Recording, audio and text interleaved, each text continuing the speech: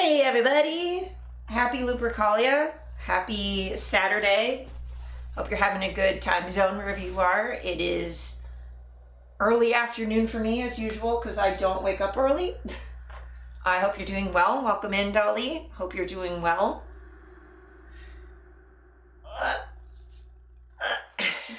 I am very tired, but you know, that's fine. Thank you. Yeah, I've got the... Yeah, let's do a fit check real quick. I've got the red and black kind of acid wash pants, red t-shirt. I've got like a lover's tarot like print on it. And then like the whole back is like a whole like tarot print as well. So yeah, we've got sort of a Valentine's Day-ish theme going on. Oh, my bones are crunchy today. Very tired. Very tired. Actually, it reminds me, I have some more Going Live stuff. I love tarot cards. The designs are so beautiful. Yeah, they've got like very consistent symbolism, but then everyone like does their own like spin on it and plays with it, which I find like really sick. Because then it's not just, you know, the exact same thing every single time.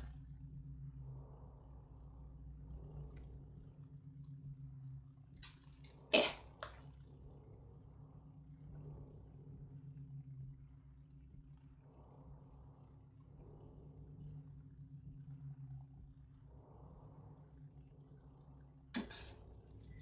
How's your day? I actually just woke up. I don't really do early mornings.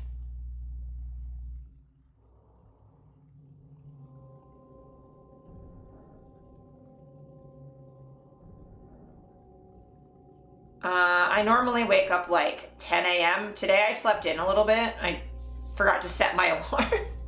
That's fine. And then, oh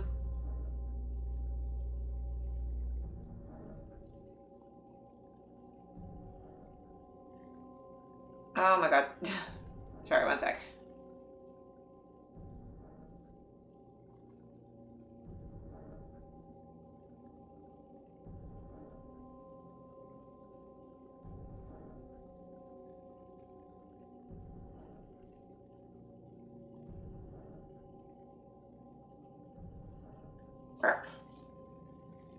Yeah, but I'm like super not a morning person. I normally wake up, yeah, like 10 a.m. on not work days and then like 8 a.m. on work days. Hello! Hi, Lucy. How's it going?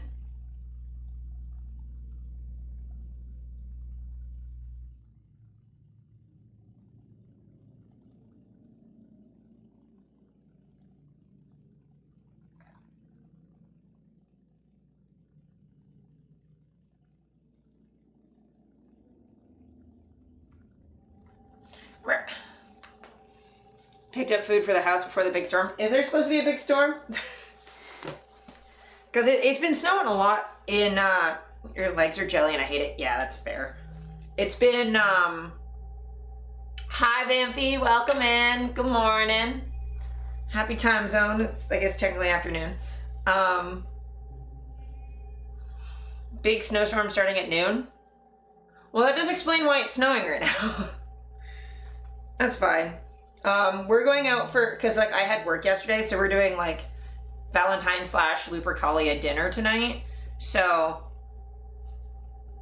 maybe we're going out to dinner in a blizzard. We'll see. That's nice. Yeah. It was really funny too, cause like I haven't been outside, cause like it snowed a bit last week, but I hadn't really been outside since like I had to go outside Wednesday morning, which is why I didn't stream. Had a work emergency, where I had to like emergency cover stuff for a bit. That doesn't happen a lot, but when it does happen, I'm usually the one who has to cover because I'm kind of the only person who can short notice. So, yeah, so I had to cover the phones went out and like Ubered out somewhere, had to Uber back, and like saw some snow, and it was like, you know, kind of deep. It's like whatever, the kind of stuff that it's been for like the last little bit.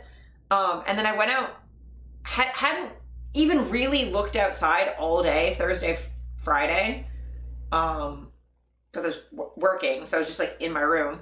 And then I went outside last night to give my boss the work phone, and the snowbanks are like up to here on me. And I'm like, sorry, what? They're like huge. When did that happen? Whatever. Anyway, shit be goofy. And then, yeah, so I spent all day Thursday, Friday working. I'm exhausted. It was pretty busy. And then with the snow, like, I didn't know it was snowing because my landlord's snowplow woke me up pretty early both days. I'm sorry, hon. Yeah, but I mean, it's work, it's whatever. I do get today off as like as a paid day off because I worked a good chunk of Wednesday. So that's nice. So yeah, I worked a lot. I'm behind on editing. Yeah, I'm glad I get like rare day off. I get Lupercalia off, which I wasn't expecting, so that's super fun.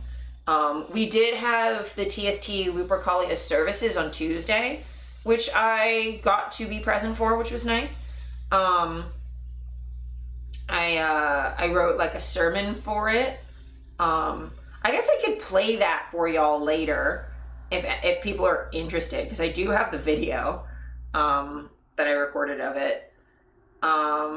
So yeah, if y'all are interested in a sermon about obscenity law, I could play that. Once the snow comes down, I'll be doing corpse paint photo shoot in the snow. Fuck yeah. Hell yeah. You going out in the woods?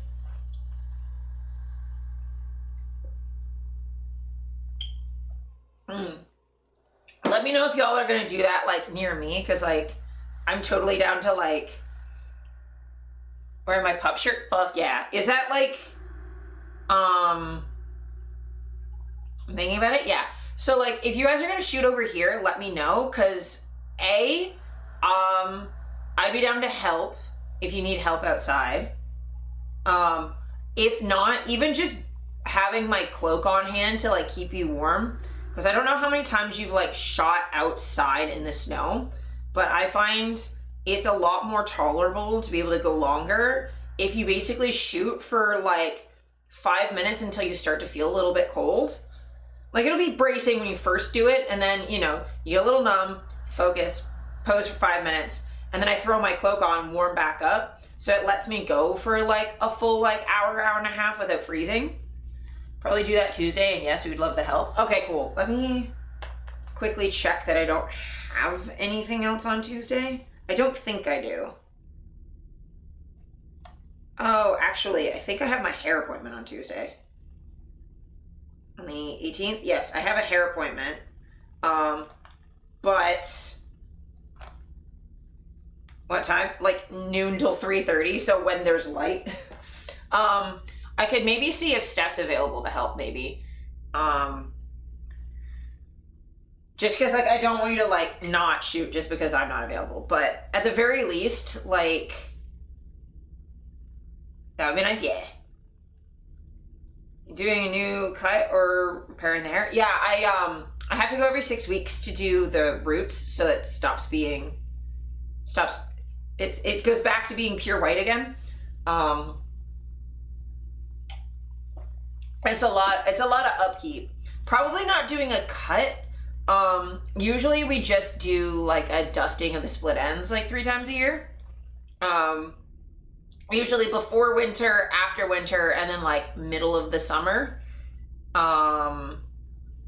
Just because like my hair gets damaged from the cold. But I mean, speaking of hair though, I finally got it. Like this is after like, you know, a couple days, but it's pretty wavy today.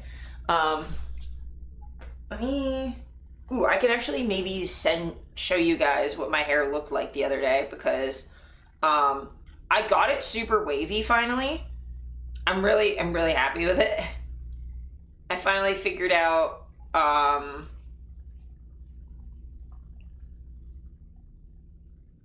to get, that is way too zoomed in.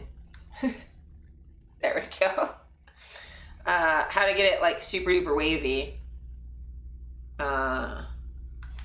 Yeah, that's what my hair looks like. This is like first thing in the morning, so don't mind my stupid expression on my face. I was just taking that for to send it to Salt and be like, look how curly my hair is. But yeah, look how wavy that is. So like this is, you know, obviously I finger combed it out like 3 times. But that was Wednesday morning? Thursday morning? I can't remember. I think Thursday morning. But yeah, I finally figured out how to like the correct amount of gel and how to put it in my hair so that my hair actually curls. Thank you. Yeah, I'm really happy with it. So like still figuring out how to sleep so that it doesn't get like super tangly. I have found though that like spritzing it with water first thing in the morning. I didn't do that today because like I don't care. I'm just on. I had so much shit that I had to do tomorrow. I had to this morning I had to emergency do laundry. It's like probably too much information for stream, but I was fucking zonked. I woke up at like 10:30 in a pool of my own blood. Let's just put it that way, and I had to solve that problem real quick. I'm fine. I always wet my hair in the morning / shower so I can style my hair. Yeah. The problem is like if I get it like fully soaked, my hair won't dry. It takes my hair like a full like 8 to 12 hours to air dry. It's that time of the month. Yes, that's what happened. And the thing is that was supposed to be done yesterday. Werewolf time. Which is perfect for Lupercalia, that's for sure. Hi, Steph. Hi, cutie. But yeah,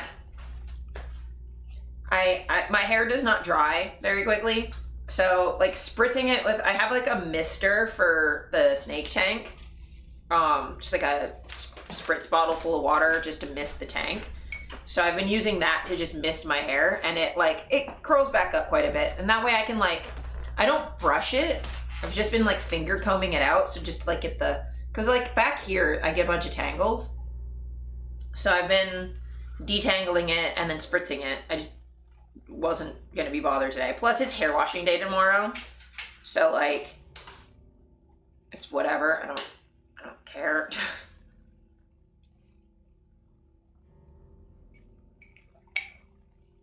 We'll see if I can do a duplicate and get it wavy again. And be come to my stylist, be look what I did. I made it wavy, look at it. Oh, I gotta show you this stupid picture I took of the other side because it was in my sleep hat, so it got all fucked up. The other side is not as good, let me just say. Look at that. Look at that weird swoop. It wouldn't get out of my eye. Look at it. Why is it doing that? I'm excited to write more of the meeting for Wednesday. I'm so excited. I think the other congregation head is busy, so I'll be hosting the other part. Since today is Lupercalia and it's about celebrating ourselves, my parents were out, so I took that opportunity to take some spicy pictures of myself. My face was so red after that, I blushed the whole way through. Never saw myself in that light, and it felt powerful. Does that make sense? Yes, that does actually make a lot of sense.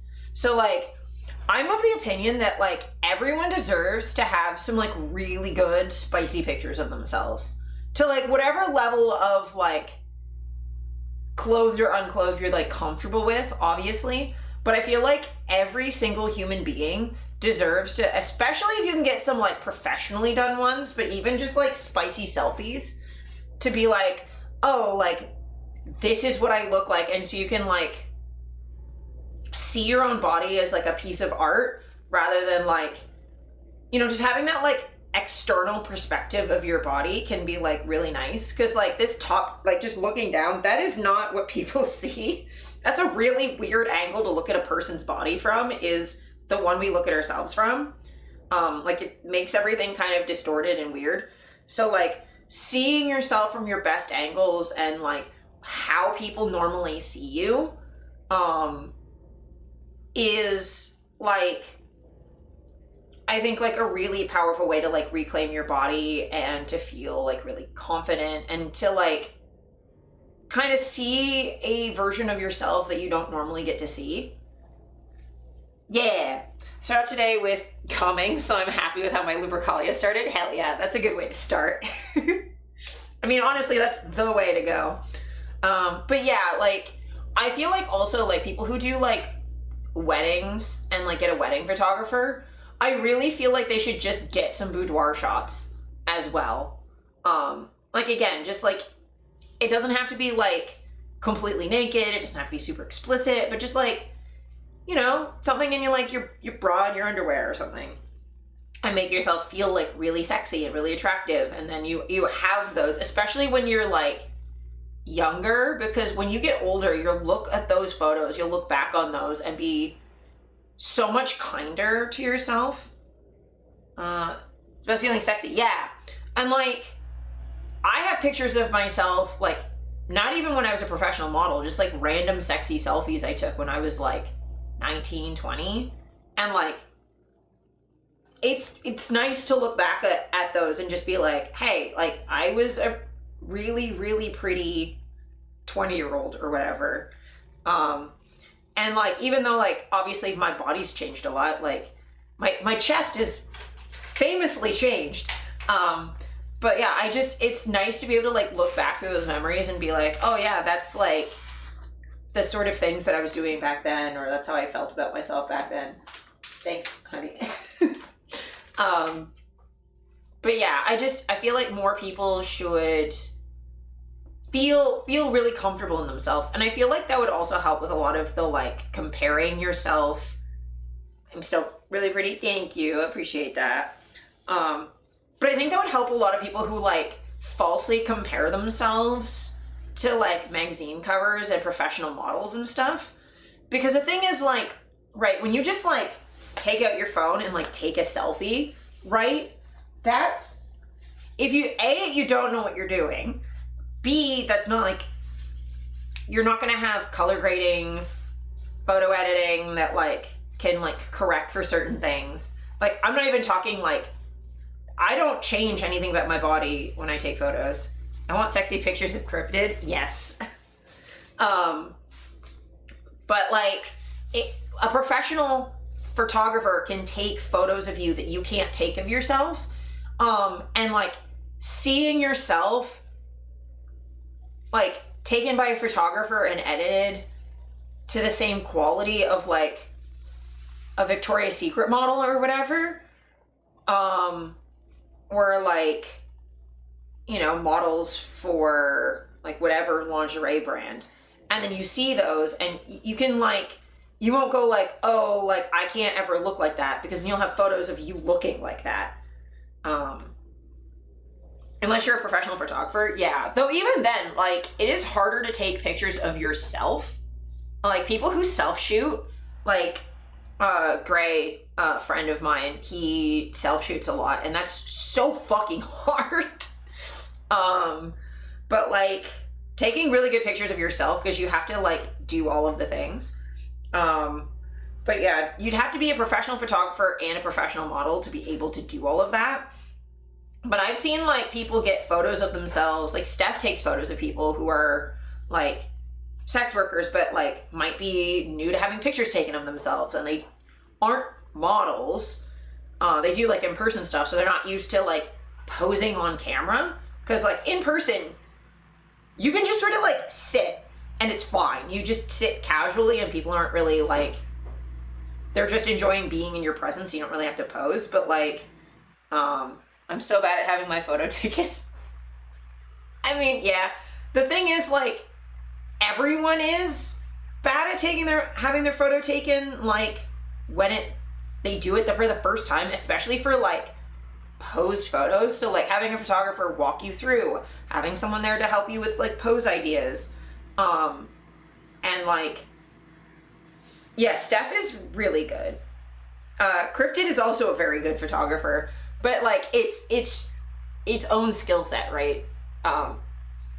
Like, I'm really good at modeling. I'm not as good at taking photos. I'm okay at selfies, but like, behind an actual camera, I don't really know what I'm doing.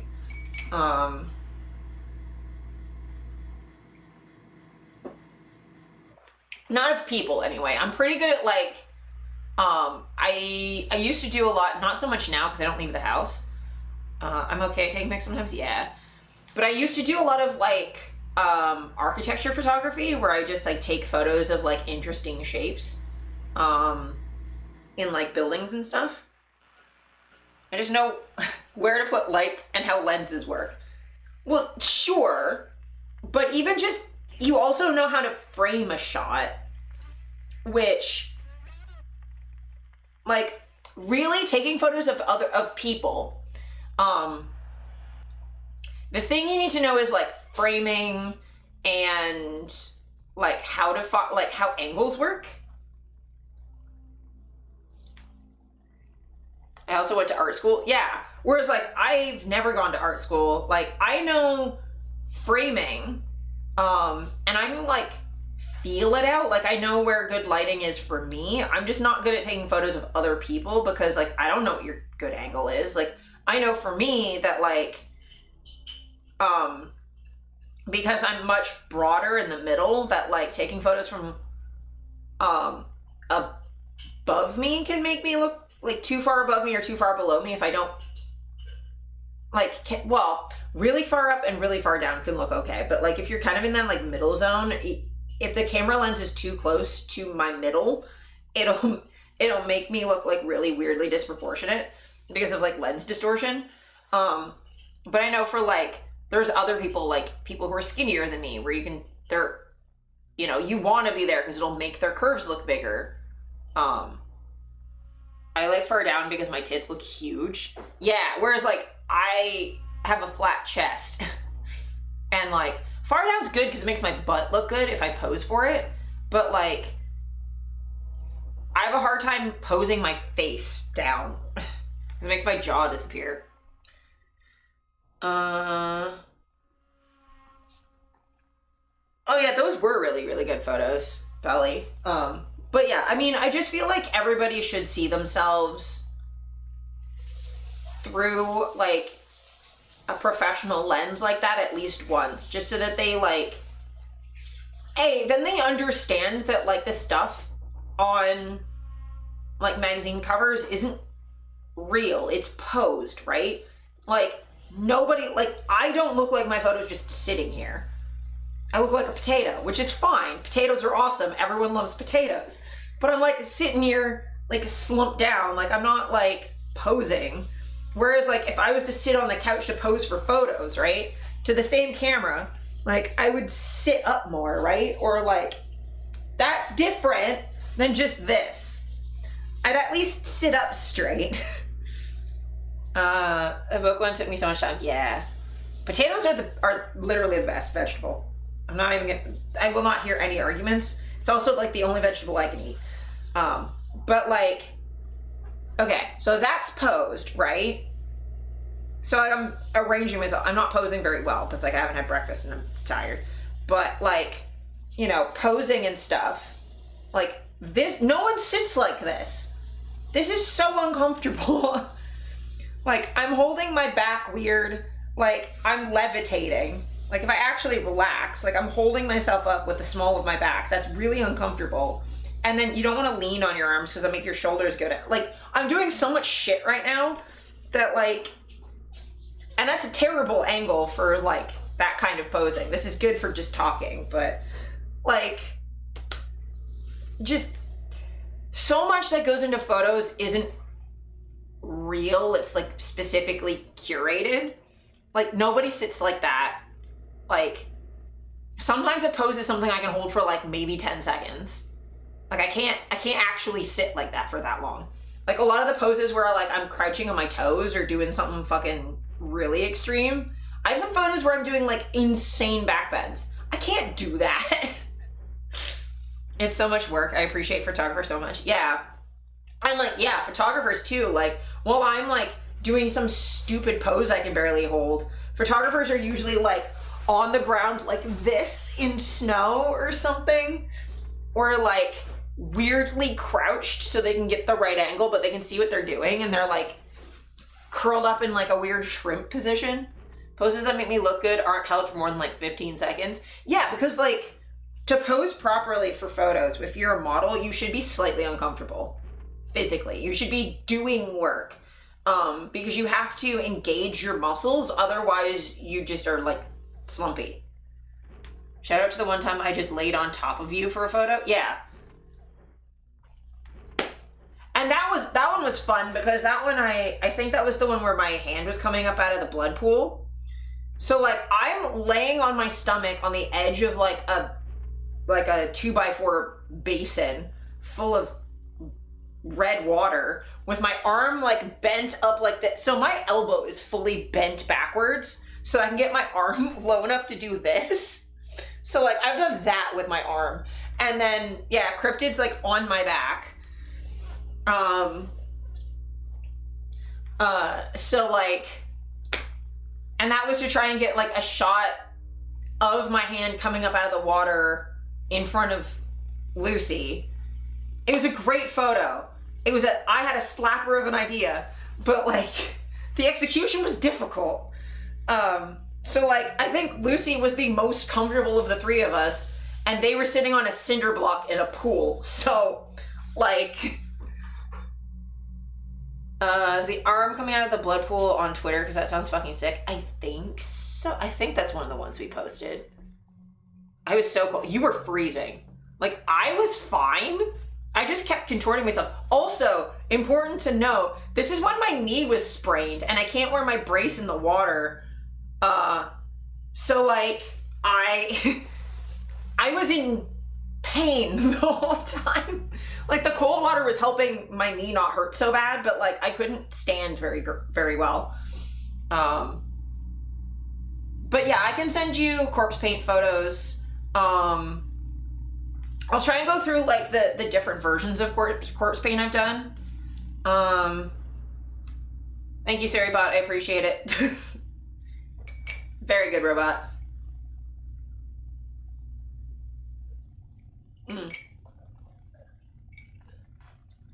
No spamming in my channel. But yeah, ow. I really think that like people they think that models just effortlessly look like that, and like, no, there's like, hair and makeup takes like an hour and a half at least. Posing takes a lot of effort. Even like my casual ones I do with Gloomth, where we're just doing like street fashion, where like I can be like a little bit more relaxed, right? Because like I'm in clothes. Sent it to you? Yeah, let me see if it's something I can show on stream, because I probably can't.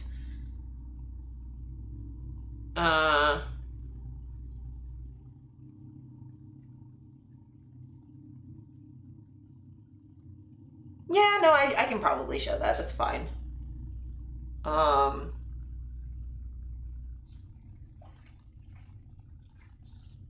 That should be okay. I mean, it's very heavily censored. It's way more censored than the way I censor. Hey, welcome in, Yoons. Hope you're doing well. I'm doing good. But yeah, like this is the photo, right? So that's Lucy. Lucy is cold. That's my arm. I'm bent backwards. I'm not holding the camera. My head's like somewhere over here. So that was a tough photo to get, because we're all just uncomfortable, and we have like a time limit. So that was a time.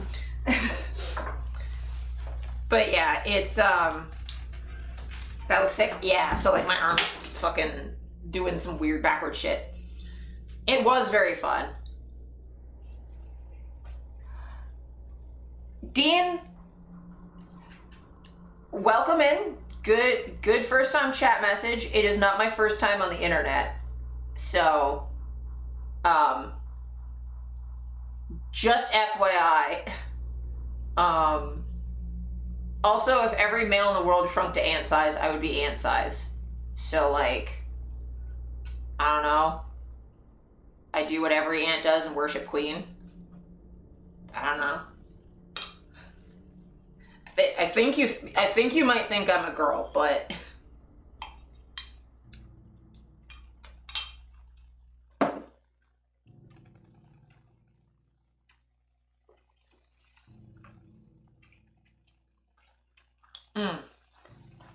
But to the people that aren't knowers in chat, that's a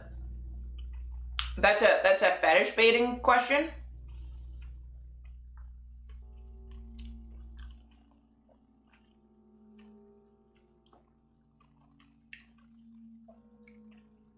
That's a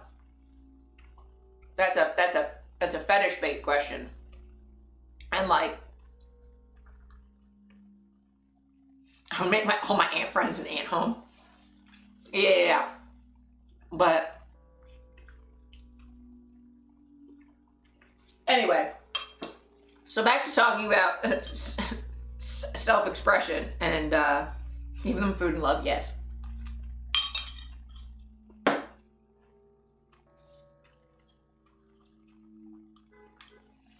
Unless that's supposed to be like the new, like, would you love me if I was a worm question?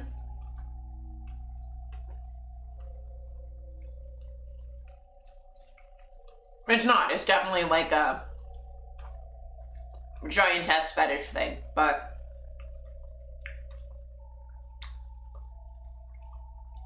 I mean, good try. Maybe if you're gonna try and ask subtle fetish questions, don't go to the chat of someone who's been a professional, like a BDSM professional for like almost 20 years.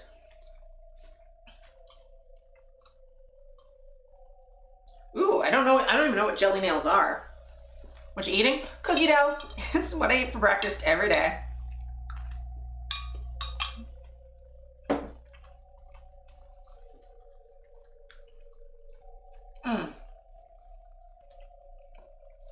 Was that for you? Yeah. I mean, it was, a thing I started doing when my stomach got really bad from gastroparesis, because it's not solid, it's just mushy. So when I couldn't eat solid food, that was pretty much the only way to get like a decent amount of calories in the day. So if you ever find yourself sick and not able to eat enough, because you can't really like handle eating solid food for a bit, raw cookie dough. Super sheer pinkish color with super glossy top coat. Oh. Yeah, that makes sense.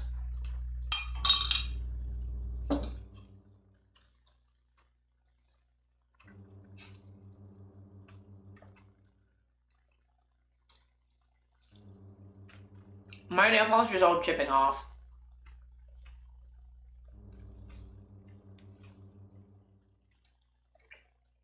Well, on the fingers I use a lot, it's chipping off. The other nails, it's fine. Like, this is my nail situation. Like, it's growing out, but it's not chipping off of, like, my pinkies. But the rest of my fingers, it's coming off pretty bad. I don't know why I thought the nails were, like, jelly construction nails. Well, I see how you'd get there. But yeah, I think, you know, a lot of people don't realize, like, all of the shit that goes into, like, modeling and posing and, like, being on camera. Cool rings? Oh, yeah, I guess I haven't shown my, like, finger braces on stream in a bit. So, these are so I can type, so my fingers don't bend backwards. So, with these on, that's my finger. With it off, my finger bends backwards. That is not helpful for typing. That is better. So, that stops my fingers from doing the weird backwards thing that they do. And then that's my wedding ring. Ugh. Yeah. Normally the finger braces don't have that like extra ring, but that's to stop them from like sticking out because I use them on the ends of my fingers. They're normally supposed to go like on the next down joint, but my fingertips are what bends backwards, not this joint's okay. It's this bit that bends backwards. So these help me type. I'm like, I can use my hands without them, but like because I'm on the computer all day for work, I was having a problem where like even just photo editing, my hands would be too tired to keep going after like 2-3 hours. So these make sure that I can be on the computer literally all day and my hands are fine.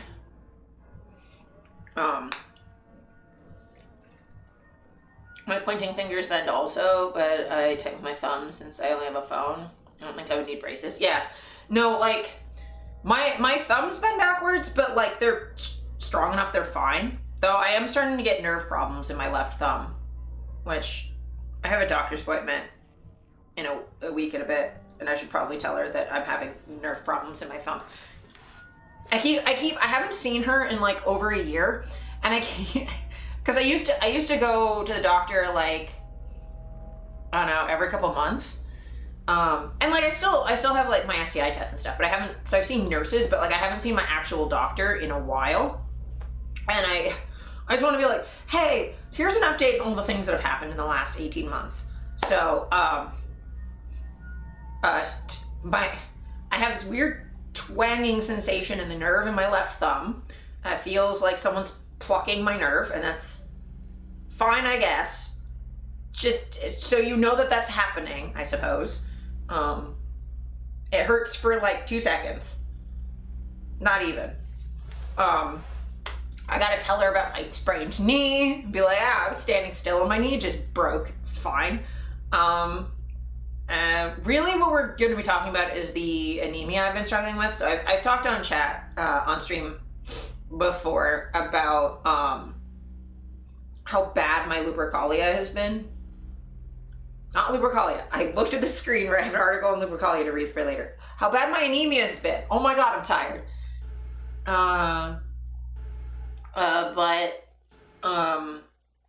So I've been on iron supplements since September of 2023. And normally those are supposed to be effective in 2 months. I'm still anemic. So I'm gonna be like, hey, what are my iron levels actually? Because I got them retested like a couple weeks ago or like a month ago. I'm like, okay, what were the results? What are my levels?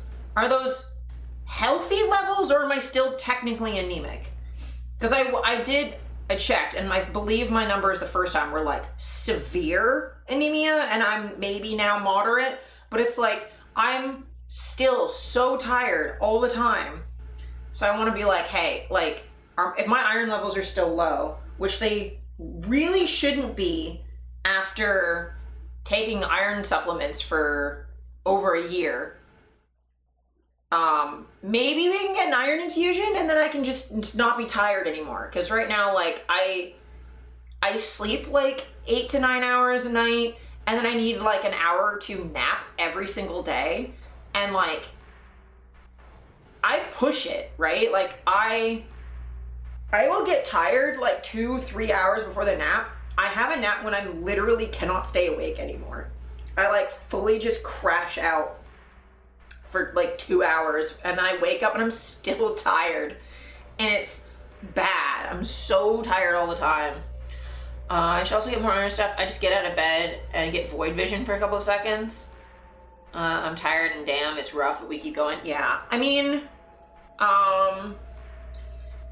yeah, I would say if you make pasta, get like an iron lucky fish. You can put those in the pot while you're boiling water to make like pasta or tea or soup or whatever. So that's like an easy way to add more iron. Iron supplements. You can get, I use blood as an egg substitute when I bake cakes, and that's been helping a little bit. Welcome in, Lexi. Yes, the EP life. How have you been doing, Lex? Hi! But yes, also, Dolly, you asked a question about food. Yes, I can eat solid food now, sort of. So, gastroparesis means my whole digestive system is like really, really slow. Just a little guy hiding from the snow. Yeah, it's definitely coming down heavy outside from what I can see through the blinds. And the snowbanks were already pretty high. But yeah, so like my digestive system's really slow. So I still have a really hard time processing fiber because it's too slow and weak to be able to push fiber through very well. So like I can't eat broccoli, I can't eat lettuce, not like I ever really did. Can't eat peas, can't eat like any of that stuff. I can have like vegetables in like a puree. Technically I could eat baby food, but like that stuff's disgusting, so I'm not going to. I tried that once and it's not good. Because there's like no sugar in it, so it tastes like ass. But like I've had like pureed squash and turnip before, and like that's, oh yeah, no, I've never really been a fan of lettuce anyway, so it's like fine. I know you said last time, and now that you use animal blood, which makes sense, iron, but it's still wild. Yeah. I mean, there are places in the world where people make like blood soup and blood puddings and stuff, so like, yeah, I just use it as, I mean, it's not like substantially different than eggs. They kind of do this, like an egg kind of has all of the component parts of blood except the iron, so like, it's whatever. They have the same proteins. So yeah. But yeah, so I can't do fiber very well. I'm not even really supposed to do things like apple or potato skins, unless they're fairly thin. I also struggle with like high fat foods, and alcohol, but not even apples. So I do eat apples. I mostly eat applesauce, and like apple juice. Like apples are my favorite thing. Like, so the thing is with me, and this like loops back to it being Lupercalia, is I try not to actually think about it in foods that I can't eat unless I'm trying to explain it to other people. Because if I'm at a restaurant and I'll just say I can't eat whatever thing that I can't have. So like sometimes I describe it that way because like medically I really shouldn't, and it will really harm me for like a couple weeks. Like if I eat a piece of broccoli like this big, I will feel sick for 2 weeks. If I eat like any tomato, I will be sick for 2 weeks and I will feel horrific digestive pain for 2 weeks until it's completely out of my system. 2 weeks, yeah. Because my digestive system's so slow that things just are in there for that long. Which is probably too much information. But yeah, so I try and think of it more of like cost benefit. So apples, I love enough that they're worth it kind of being not... I can eat apples. I go for apples that have thinner skin, so it's like a little bit easier to handle. And I just don't eat them super often. So I can handle a little bit of fiber here and there. I just can't have too much of it. So like if I want something with fiber in it, I'll have that and then nothing else with fiber in it for like a day or two. And I try not to like overdo it. Right now I'm probably getting too much fiber because a lot of my sources of iron also have fiber in them. But whatever, it's not much I can do. Or like sometimes I'll just be like, you know, I probably shouldn't eat, you know, this thing with oats in it, but it's really tasty. So like, and like it has nutrients in it that I need. So it's worth the little bit of pain to have something that like I will enjoy enough that it's worth it, right? Like that happens to me a lot with, not so much smoothies anymore because I don't have, I can't have, I'm not supposed to have seeds. But like sometimes I'll be like, you know, I really shouldn't eat popcorn. That was the thing that caused my stomach to shut down in the first place. But sometimes I'll be at a movie theater, I'll be like, I can have like 3 pieces. I'm not gonna die from 3 pieces. It'll be fine. And it smells really good, and I want like, if the pleasure is worth the pain, then I will do it. because I'm kinky. So like, you know, if you eat too many apple seeds, you'll die from cyanide. Yeah, but I also mean like I can't have like strawberry seeds or like stuff like that. Like I can't have sesame seeds. So like usually when I go to burger places, if they have sesame seed buns, I'll try and brush a good chunk of them off, or get a bun without seeds, if that's an option. Like last night, Steph and I had A&W for dinner, and I specifically picked which burger I had based on it being the only one that didn't have seeds on the bun. Because like, why would I eat sesame seeds? Why? They don't, like, on a fucking burger bun, they don't do anything. They're just a source of fiber for people who don't normally eat fiber. Like, why would I want that? It doesn't give me any benefit for the downsides. Why would I do that? Right? But like, my dad's apple pie, on the other hand, it's got apples and like oats and a bunch of stuff that's like not great for me, but I'll eat it anyway. Or like, there's a certain point where like, I don't want scurvy. So like, sometimes I have fruit that is maybe not as fiber-free as I would like. But then in those cases, I usually go for smoothies so that they're more liquidy and then it's easier on my body. But you know, you do what you must. But yeah, like I can eat meat just fine. I can eat bread and carbs just fine as long as it's not whole wheat. Because again, like the difference between a whole wheat piece of bread and a regular piece of bread is, as far as like taste and enjoyment goes, is very negligible. So why would I go through the suffering of a whole wheat piece of bread when I can just have a normal fucking piece of bread, right? Hi Kat, welcome in. Happy Lupercalia. But yeah, like I'm all for like embracing pleasure. So like if something is gonna make me feel good, then I'm not gonna deny myself just because like I might have some consequences later. Happy Devil Heart Day, guys. I have sesame seeds in the cupboard. I just shoot them down the gullet because I really like sesame. Yeah, like if you like them, that's great. For me, they just, I don't really care. And like, I do actually like sesame seeds when they're like the little ones in with like rice or something.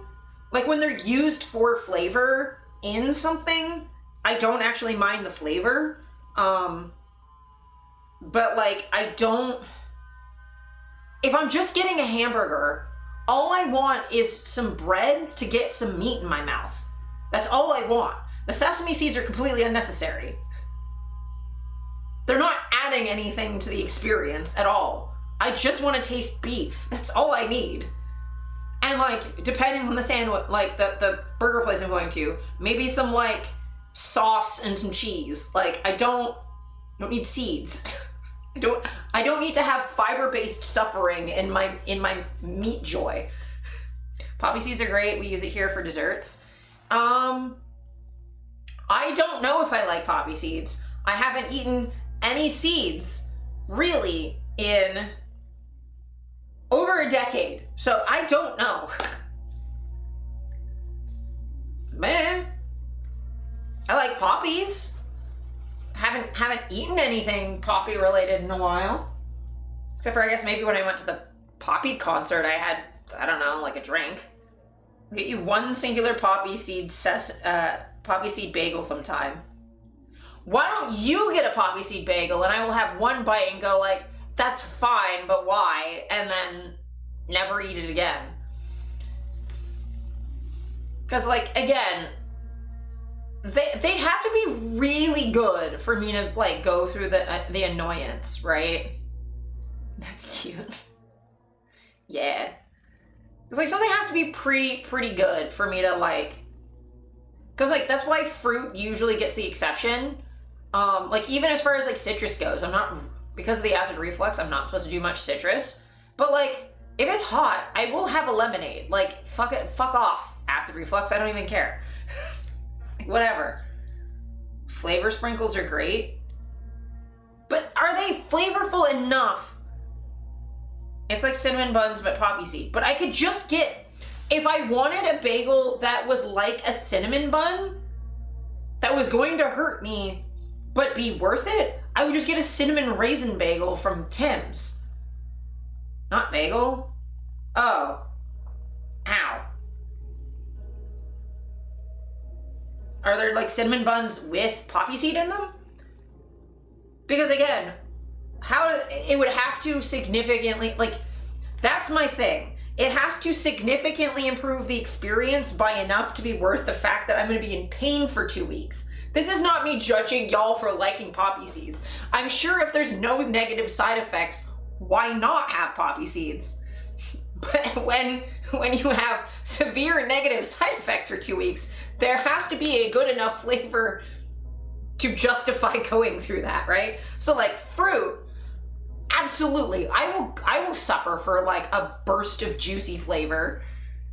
Nope, you're judging me? I will judge you, Steph. Fuck you in specific, Steph. Got you, words are hard, yeah they are. Citrus and spicy foods fuck my body up, but do I care? No, let it break my body because I enjoy the foods. See, that was me with, I have to be careful with citrus because my acid reflux is like, has gotten fatally bad almost. Like, I nearly died because of it. I can go into more detail if you want, or I can just leave the lore there and just be confusing and vague and mysterious, because I'm very mysterious. No.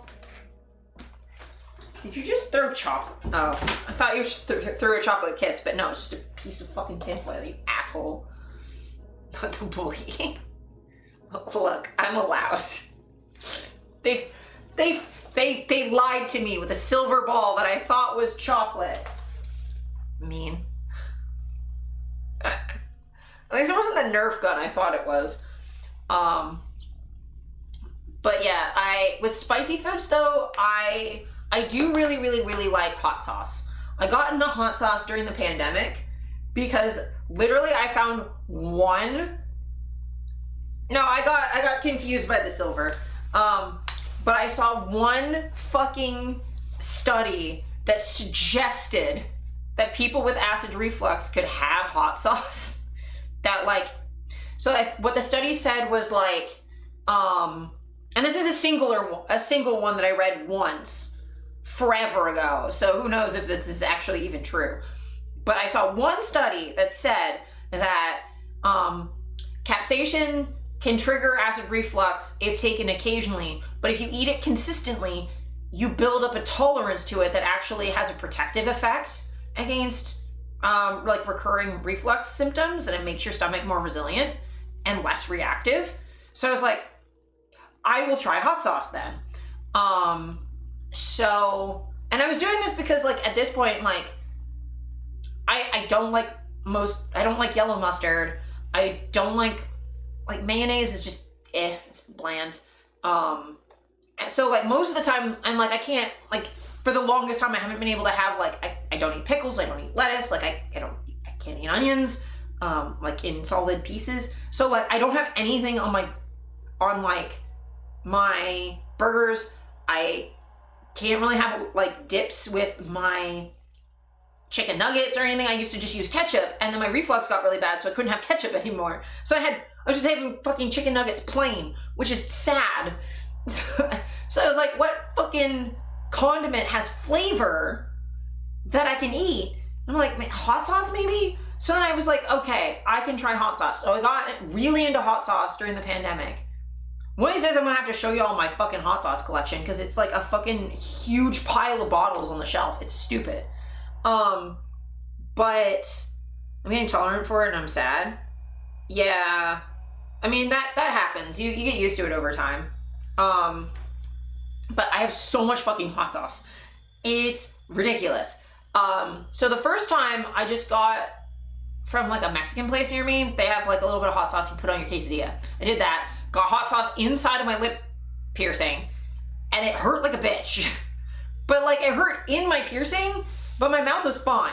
And I didn't have any digestive side effects, really. A little bit of reflux, but nothing too bad. So then I just kept doing it until I built up from their like mildest sauce to their hottest sauce. And then I was putting Cholula on fucking everything. And then as things like cleared up pandemic wise, like I bought like the TST hot sauce. I think there's clips on this channel of me like trying ghost pepper hot sauce for the first time. And I take like an entire spoonful. Like I did like a little dab of it and I was fine. So then I took like a spoon this size and like heaping piled it, like that size, piled it with hot sauce. Ghost pepper hot sauce for the first time. Gulped it and went, yeah, this is fine. Brave man. Oh my god, yeah. Let me see if I can find that clip in a sec. But, and now I just eat hot sauce like every week. And I don't have any effects from it because I guess I eat it all the time. But I don't have a lot of the same reflux triggers that a lot of other people have. Like I'm not triggered by red meat. I'm not triggered by most of the things that I eat. I'm not triggered by hot sauce. The only thing that really seems to trigger me, my reflux is tomatoes. And I think there's like a combination of things there. Getting it in the piercing must have hurt like, you're funny. You can combat capsaicin with citrus sugar, dairy, nose plugs, key lime pie, milkshakes. Yeah, also raisins. Weirdly enough, raisins are really good for helping with spice. The first time I ever had anything really, really spicy, someone gave me a super hot Indian curry, and I'd never had anything spicy before, because I grew up in the middle of fucking nowhere, surrounded by white people. So like someone gave me like, I must have been like 22, and someone gave me like an insanely hot Indian curry, to where people who like spice was like, whoo, this is hot. And I was like, I've never had anything spicy before. And I was like, I'm going to die. And they're like, okay, just chew raisins while you eat it and it'll be fine. I hate raisins. Raisins are my arch nemesis. I used to like raisins. I'm not supposed to, those I can't eat anymore. They make my stomach hurt. I mean, I can, but again, it's not really worth it. Like if there's raisins around, I might nibble on a couple, but like I can't have like a whole box of them. But yeah, raisins help with heat. But yeah, really I only get, my acid reflux is more a product of the fact that like my digestive system is slow. So like I don't have anything keeping the acid in my stomach. It's not so much that I produce too much, it's that nothing is keeping it in there. So it just poofs out when I'm hungry. You passed all your exams? Fuck yeah! I think you mentioned that you passed one of them, but I don't know if you told me that you passed all of them, but that's amazing. Congrats, Dolly! Congrats! Yeah, I haven't done exams in so long. I remember how stressful they were though. Those sucked. I hated school. I was okay in elementary school, and then like high school and university, I was like, I don't like this. If there was like a teacher like or a prof that I liked, I'd really, really enjoy the class. But most of the time, teachers just don't teach a way that works for me. Got my new classes and fuck, now we have more stuff. Yeah, that's how it goes, yeah. Yeah, let me see if I can find my hot sauce clip.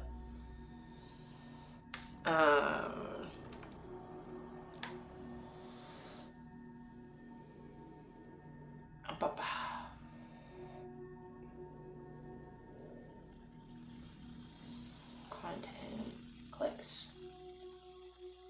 You don't even have a week free? Oh, that sucks. I don't care about badges. Stop.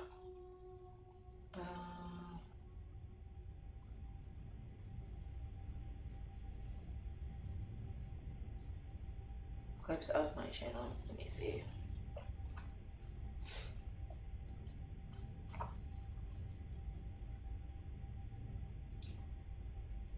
Oh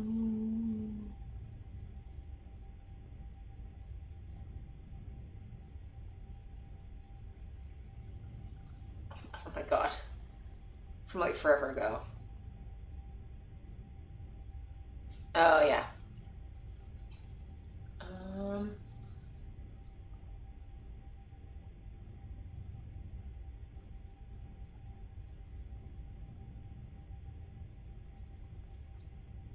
How the fuck?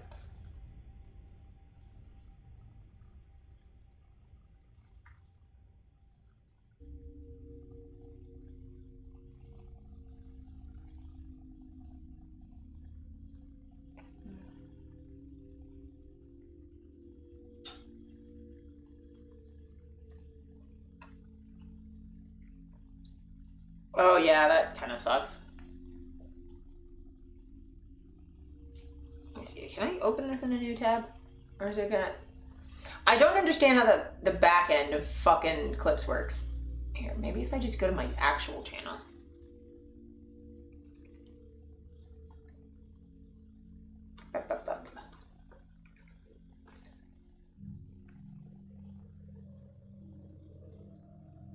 Nope, mute myself before I make a lot of noise.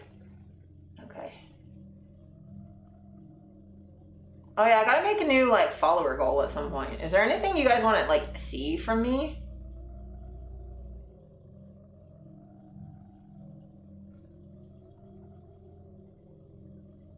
Oh my god. There we go. Because I think I might have to do like a dope monk shit. I don't know what that means.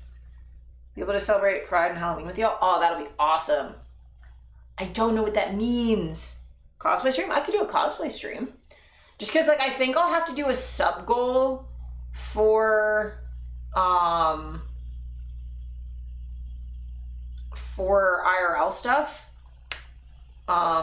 Just because it is expensive. So I might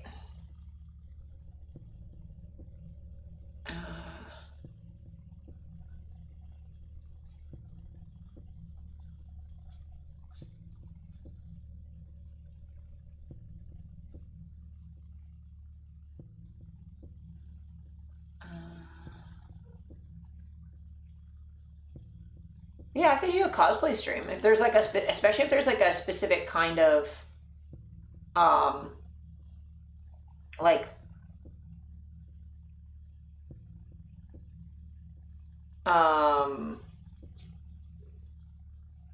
like I don't know, like a specific cosplay you'd want on stream.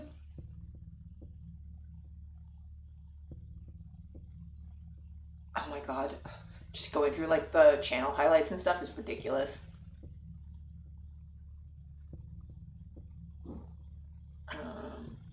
Okay.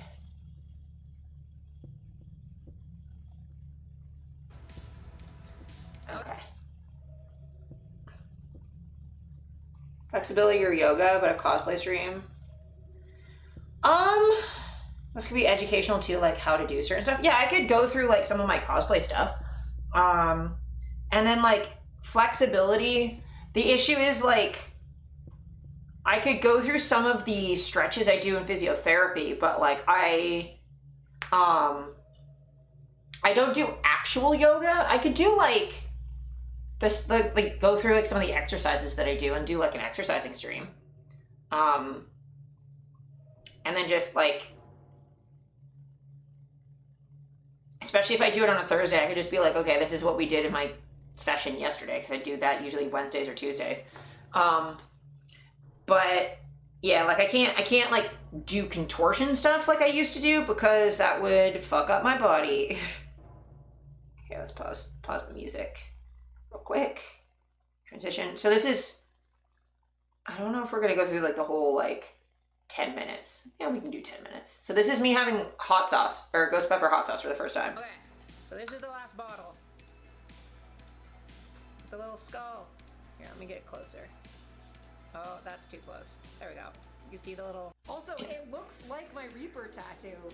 Like... Okay, I don't care about the bottle. 9 out of 10. It's supposed to be very hot. Okay, let's just... So, we'll see. It is the hottest thing I had before today, and I dumped that on chicken like it's fucking ketchup. I just dumped that shit. Okay, here we go. It's gonna be in a big bite of chicken, so I should be okay. I also have, because the other ones weren't hot. Yeah, this is my bedroom. A whole glass of milk and a whole thing. I have. You can see how much I put on. Water, same house, yeah, same house. So I should be fine. That's in my room. Okay. Back when my room was clean. Fuck. Okay.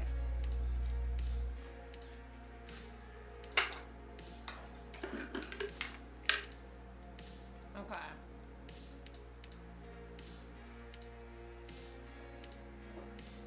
I haven't tasted anything.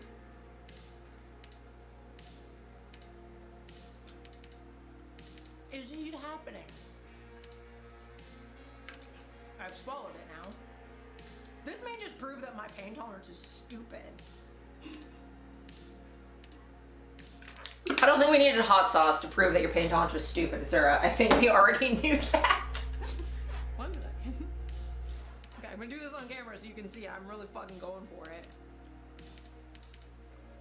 it. And this is my first time. Who are they? Thank you. Okay, I'm putting this on like I put on Cholula. This I may regret. Ghost pepper. I used to do makeup and stuff for streams sometimes, and From this, I may have to do a ghost pepper at some point. Just eat one. Your stomach is gonna hate you. The 07s. I appreciate it. I appreciate it. Definitely. This is either going to hurt really bad or I'm gonna be completely fine. As of right now, from what I just had, my mouth is like a little bit warm. But not, I can't tell if it was from the ghost pepper or from the fact that I've just had like 4 other hot sauces. So, we'll see. yeah, you would look like a little gothic prince. I should do my makeup on stream again too. I could do also like a makeup tutorial stream too at some point. Though that's really hard to do on camera. My tolerance is very high, it's not really your mouth I'm worried about so much. I mean, true. Everyone being like, normally people have digestive problems from hot sauce. I'm like, meh. A little warm. I basically flipped the chicken over in my mouth and put it on my tongue, so.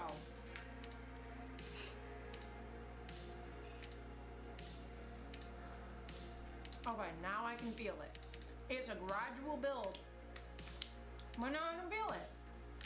This is my first time having ghost pepper, and I'm like, oh no. It doesn't taste too bad though. Why am I being yelled at? It's because you're loved, Kai. A little warm after they basically eat a river of hot sauce. Yeah.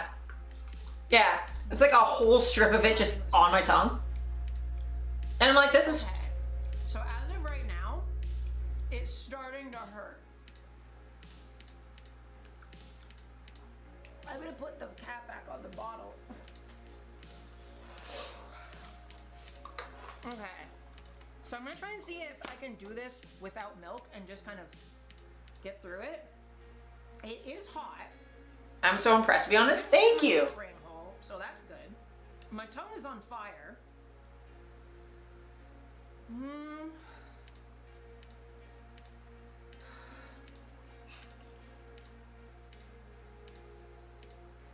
Like, I'm not even doing like my pain tolerance trick where I like meditate. I'm just kind of like sitting and thinking about it.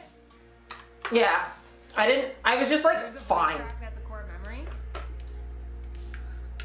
This is a quicker build-up than you usually need before absurd pain. I don't know. I mean, here's the thing. Sammy be stoic, yeah. Directly on my tongue, like it flipped over in my mouth, and I just got like a, all down the middle of my tongue. Your voice cracked when you had the ghost pepper? Yeah, I think I've hit the peak of it. I think it's coming down now.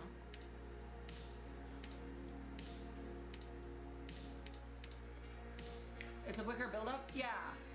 It kind of spikes and it's already coming down. Like, I'm fine. Yeah, so that's my first time having ghost pepper hot sauce. This is a bit. Cheers. Book stream? Oh yeah, I could read some books too. It's not as bad as the other one, but it's close. Let me open my notepad with stream ideas for this year. Because I have like a little document of stuff we were gonna do. You really want this sauce now? Yeah, my sinuses are bad. I feel like my body is experiencing the taxation more than my brain is. Yeah, like I just didn't notice. Okay, so you want cosplay, stream. You're curious if I've already surpassed you? I mean, I have a high pain tolerance, so I don't know what to tell you. I'm gonna put the hot sauce away because I'm out of chicken. I have some potato wedges. Imagine though, Saul got so annoyed because surpassed you, and I've only been eating like. Honestly, that is about. Your body's definitely feeling it more than my brain. It's how I experience pain literally all the time. I mean, true. Honestly, it fucking hurts. So we have Shakespeare books. Weirdly, I don't actually have Shakespeare books. I just know a couple of his sonnets.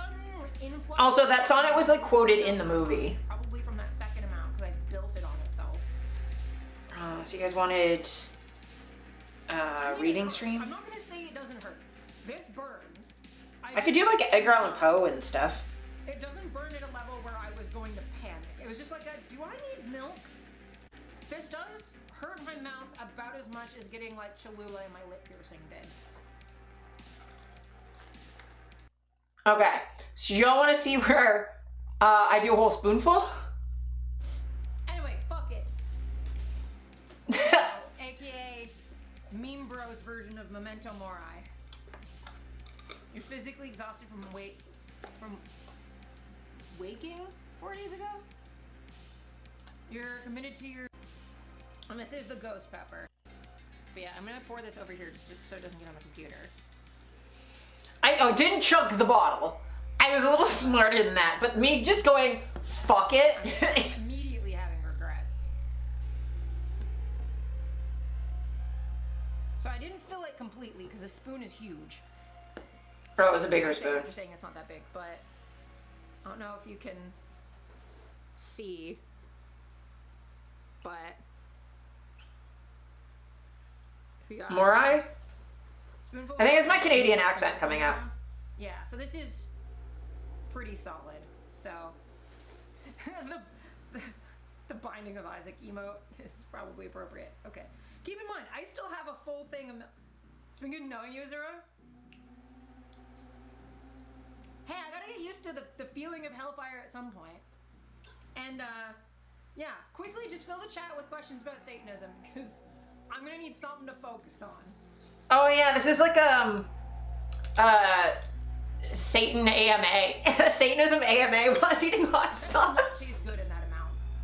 I immediately swallowed it. Is Satan sexy? Well, we're all attracted to rebels, right? So obviously. I think compassionate, rebellious. I'm just fucking yapping at this point. Definitely sexy. Ooh. So it's here. Oh my god. So that was me having regrets. Latin? Okay, so Woo, I never took Latin. I swallow very slowly, so that is just hitting my stomach now. What's my fave game that has demons and devils? Daddy Satan is hot, yes. Let me think. I can sing in Latin? That's fucking sick. Also, do you like my BTTV flirt emote? Castlevania? Gas Priestess makes it burn all the way down for longer. Yeah. This hurts. But notice I still haven't had any milk yet, like a fucking idiot. Good choices. Okay, good. Ooh. Ooh.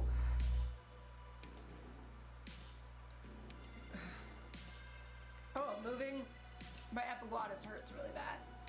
Oh, that hurts. Because it just sat there for a second. The delay, yeah. The gastroparesis delay definitely hurt.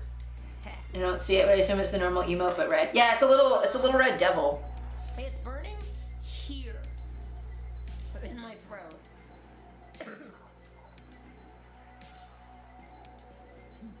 Oh, there we go. And I think, is my epiglottis calming down yet? Burping is a bad time. Yeah, it's burning here. So because That's cute, thank you. Picture Lady D sing. Yes. Oh, there is a voice I never saying, good girl. And I love it so much. And then I think it's Cassandra said, like, if you let her, like, kill you, she'd be like, good boy. And that also makes me pleased. Also, yeah, because I swallowed it so fast, there's a little bit of burning on my tongue and the roof of my mouth. But it's mostly burning here and here. And because it's internal, it's completely fine. Like, it burns, but I can completely handle it. You love that? Oh no. Chest burns are bad. Oh, neat. I mean, it's not as bad as having acid in my lungs, so like that's a plus. Epiglottal and epigastric burning. Yeah.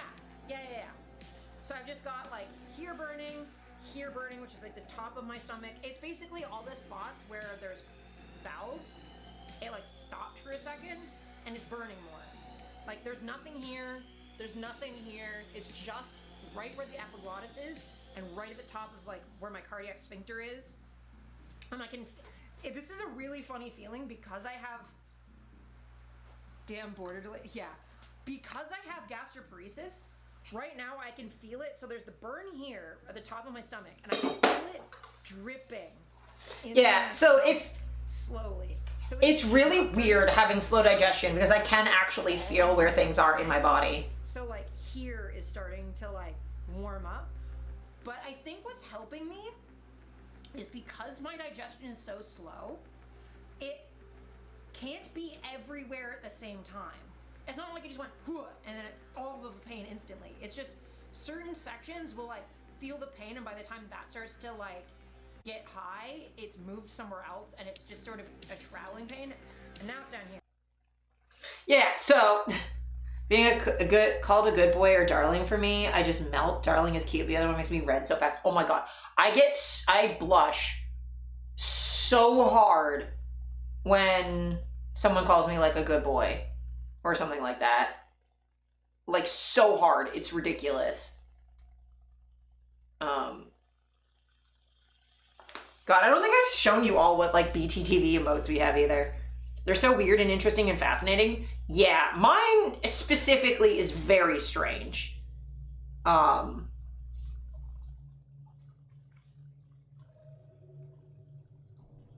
Yeah, I'm like, bark, yes, sir. Yes. Let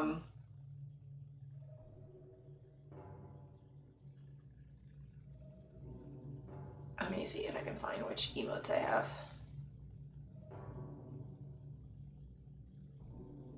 Yeah, so these are the BTTV emotes we have in channel.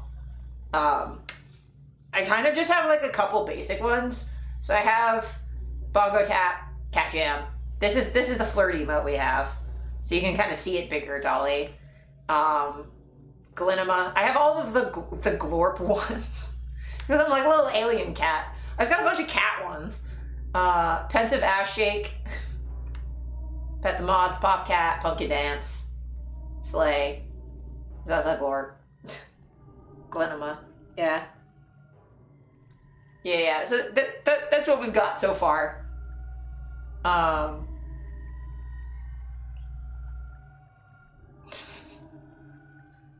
Cinema is my favorite meme. Yeah, it is.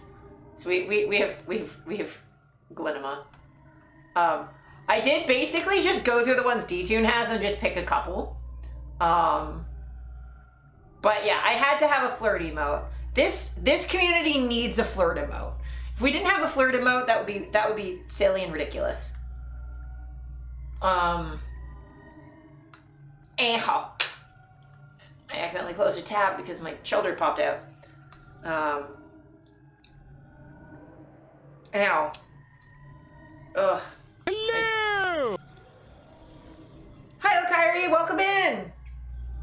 Welcome in. Happy Lupercalia. Hope you're doing good. Ow, my body hurts. Well, so it has been like an hour and a half of stream. I was thinking I could read a little article on Lupercalia, answer some questions about what Lupercalia is and how, at least how I celebrate Lupercalia. And then we can maybe do like relationship advice stuff now, because like I think most of the votes in the Discord were for like just chatting and hanging out, which obviously, and like a little bit of like relationship stuff. So like either you guys can ask me questions about like a situation you're having, or about what my relationships are like, about polyamory, about asexuality, like that sort of stuff. We could also do like if you have some like am I the assholes or like Reddit relationship shit, I could read through and then like give my impression on it. Always missed your stream, glad I caught you today. Yeah, I'm glad you're in. I'm like streaming on a weekend for once, which never happens. Yeah, I haven't been on Am I the Asshole in forever, so like they'd all be like fresh to me, so be getting my like fresh first impressions. I know it's my phone, so I'll take notes. Hell yeah. Very easy to make me laugh or impress me. Maybe it's because I see the world through the lens of a child. Everything is just so fascinating. I mean, I think keeping that like really open, curious mindset is like a good way to be though.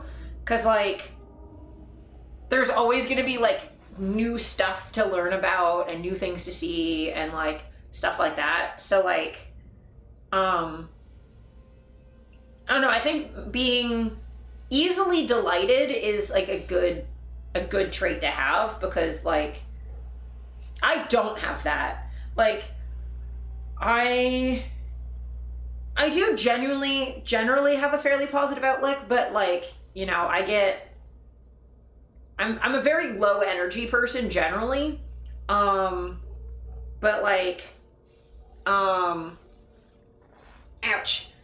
But yeah, I people who are like happy and positive and curious and open, like those are always like good traits to have. I have to look a bit doing house chores, but I'm always down to relationship conversations. Hell yeah. I know a bit about poly because I asked you the other day, and I think my characters are definitely open poly. Hell yeah. Yeah. Ow, my back. Ow. Yeah, we have to have a flirty moment. I flirt with fucking everything. Ow. But yeah, so we'll start with like a little bit of like what Lupercalia is, because I'm assuming most people aren't as familiar with like Lupercalia, because it's kind of related to Valentine's Day, but it's like its own thing. Flirting is just fun. It really is. Also, thirsting after monsters is just correct. And that's on being attracted to cis men. But yeah, so Lupercalia, this is from like Encyclopedia Britannica. So it's going to be like a kind of a short overview, and then I can answer like more questions if you have any. Lupercalia, ancient Roman festival that was conducted annually on February 15th under the superintendence of a corporation of priests called the Luperci. Luperci. The origins of the festival are obscure, although the likely derivation of its name from lupus has variously suggested connection with an ancient deity who protected herds from wolves, and with the legendary she-wolf who nursed Romulus and Remus. As a fertility rite, the festival is also associated with the god Faunus. They're just being nice to me. Yeah, when flirting is directed at me, a lot of the times I'm like, no, that's just fun. Each Lupercalia began with the sacrifice by the Luperci of goats and a dog, after which two of the Luperci were led to the altar. Their foreheads were touched with a bloody knife, and the blood was wiped off with wool dipped in milk. The ritual required that the two young men laugh. The sacrificial feast followed, after which the Luperci cut thongs from the skin of the sacrificial animals, think floggers, little whips, and ran in two bands around the hill, striking with the thongs at any woman who came near them. A blow from the thong was supposed to render a woman fertile. In 494 CE, the Christian church under Pope Gellius I forbade participation in the festival. Tradition holds that he appropriated the form of the rite as the Feast of the Purification, celebrated on February 2nd, but it is likely that the Christian feast was established in a previous century. It has also been alternately suggested that Pope Gelasius I replaced Lupercalia with St. Valentine's Day, celebrated on February 14th, but the origin of that holiday was likely much later. So, it's essentially a fertility festival where the most common symbols are the wolf, the goat, floggers, whips, milk, honey. You're supposed to have like a feast. But the entire point of the festival is fertility, sexuality, and like kink, revelry, pleasure, all that sort of stuff. Yeah, I do. I have a bunch of picks as Asterion. I have a lot. I've cosplayed him a couple times. Milk with honey is interesting. Yeah. But yeah, so essentially, Lupercalia is like a pleasure festival. Yes, I know. It's a bit of like Silent Hill music. This song in particular is a bit of a lot. I might switch to a different playlist. Let's go to the chill stuff. Oh, why is that so loud?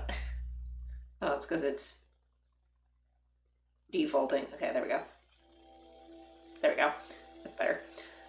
Which is the little wooden whips for fertility is one of the trad Ukrainian things for pre-Easter week, which is 100% because of Lupercalia, I'm realizing. And honestly, it might be. Because, like, the timing is kind of close. Little whips for fertility is also, like, a Krampus thing. That's, like, completely unrelated to Lupercalia. The Sunday before Easter. Yeah, so that's, like... That's not for, like, another month or so, though. I think, honestly, just, like, whipping for fertility is just a pretty universal kink thing. I love Krampus, yes. Spotify for 2 months for free? I mean, might as well. I mostly don't use Spotify because they don't pay artists as well as I would like. But, like, I mean, I have no issue with other people using it. Especially, like, if it's you're getting it for free, right? Sometimes Easter is in early March. Yeah, because it's lunar. Oh, Orthodox Easter, right. I keep forgetting that's also a different thing. It's at a different time. So yeah, that would make more sense. But yeah, so like in TST, we celebrate Lupercalia. But for us, because I think the first year we celebrated it, there was like a little bit of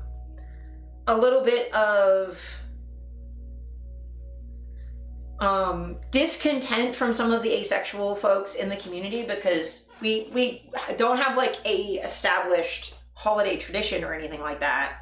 So some people were doing like sexy selfies on Twitter and like nudes and stuff, and it was like fine except for the like it was really difficult to opt out if you didn't want to see stuff because everyone was just retweeting everybody. So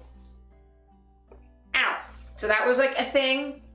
And then also like just having Lupercalia only be a sex thing felt really isolating to a lot of asexual people. So the second year we did like a panel on asexuality as part of the holiday.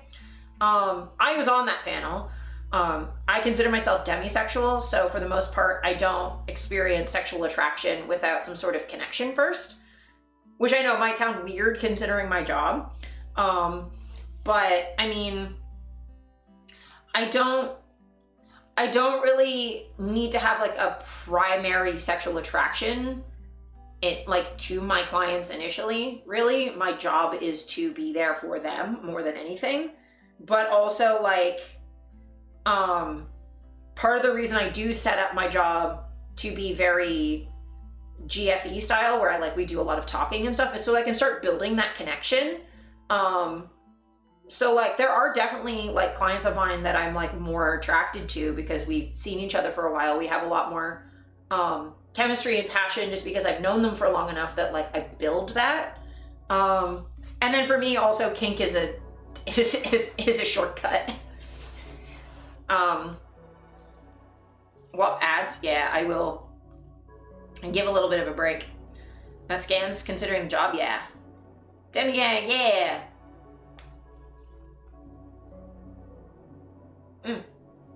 Hang now.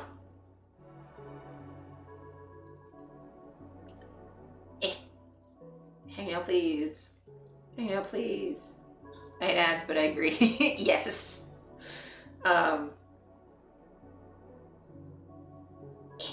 I got the hang now off. 6 seconds left of ad. Yeah, ads are done. Okay, cool. You didn't miss a lot, Okairi. Essentially, I was just saying that like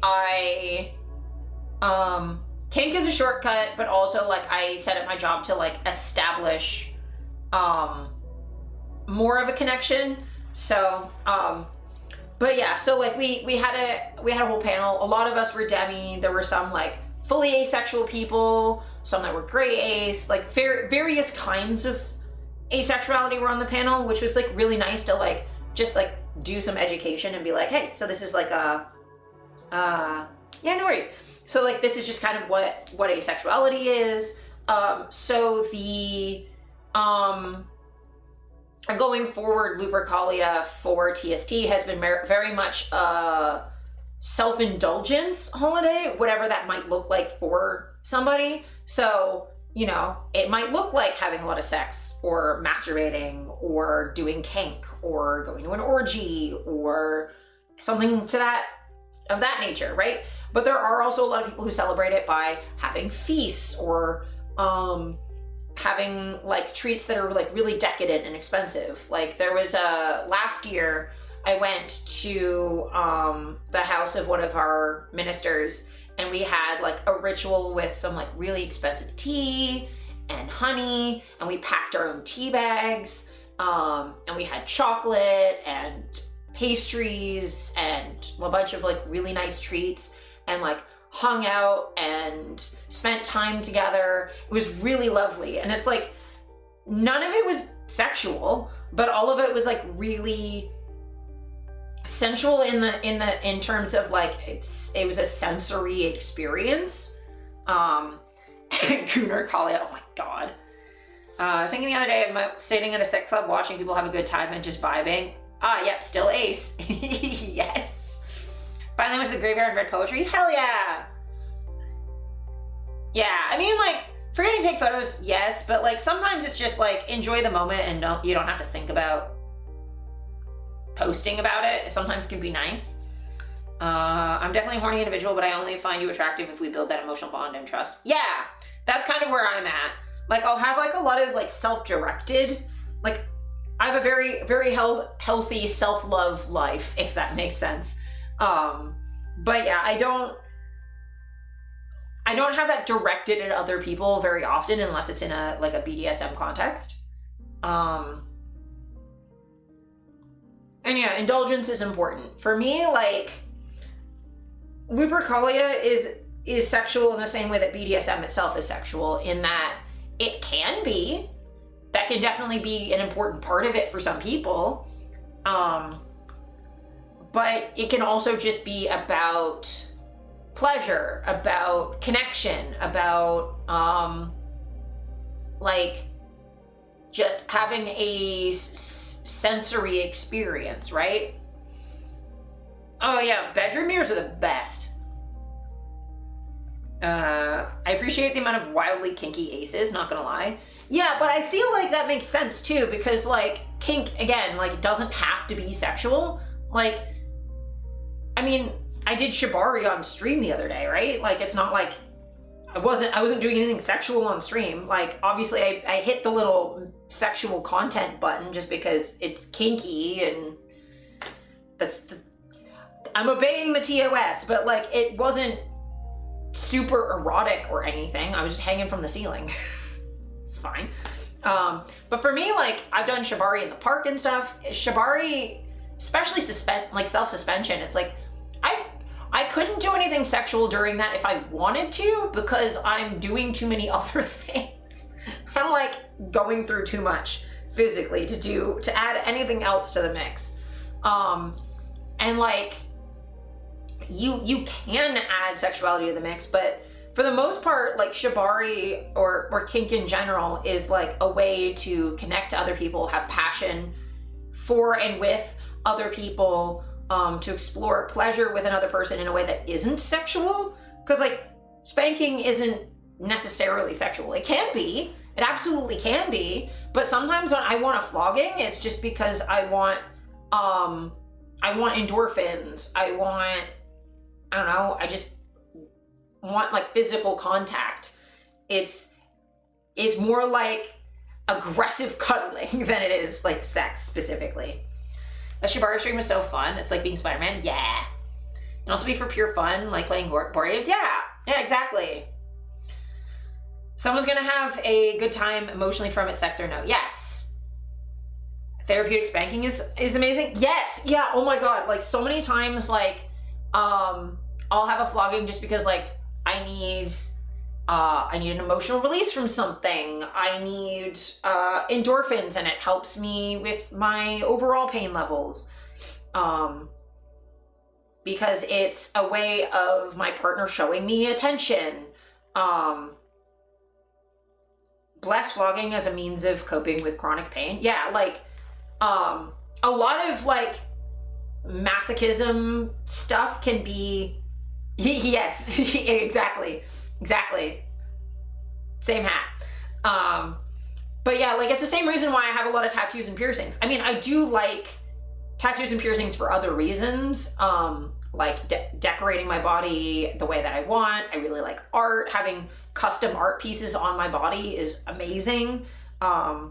It's gender affirming for me. But like, there is an aspect of like transforming my relationship to pain, not just because I get endorphins through the acute pain that kind of also numbs the chronic, but also because it's a pain that I'm choosing that allows me to see my body as a collaborator rather than a competitor. Like, I'm not fighting my body.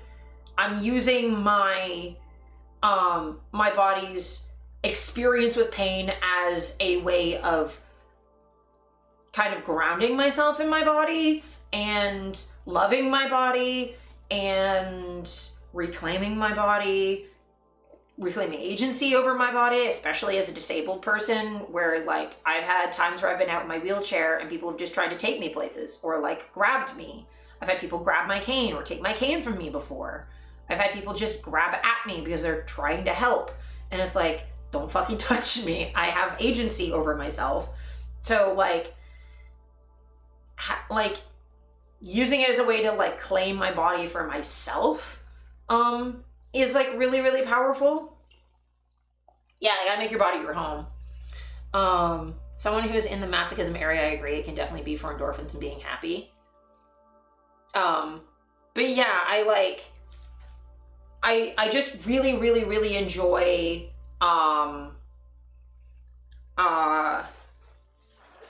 like using, like kind of transforming that relationship to pain, both with body mods and also like with BDSM. So like sometimes Lupercalia for me is about that aspect of things, about reclaiming my body for myself. It's also really powerful because Lupercalia is legit. The anniversary of top surgery for me is 9 days later, 8, something like that. It's like a week later. So I had top surgery on February 23rd.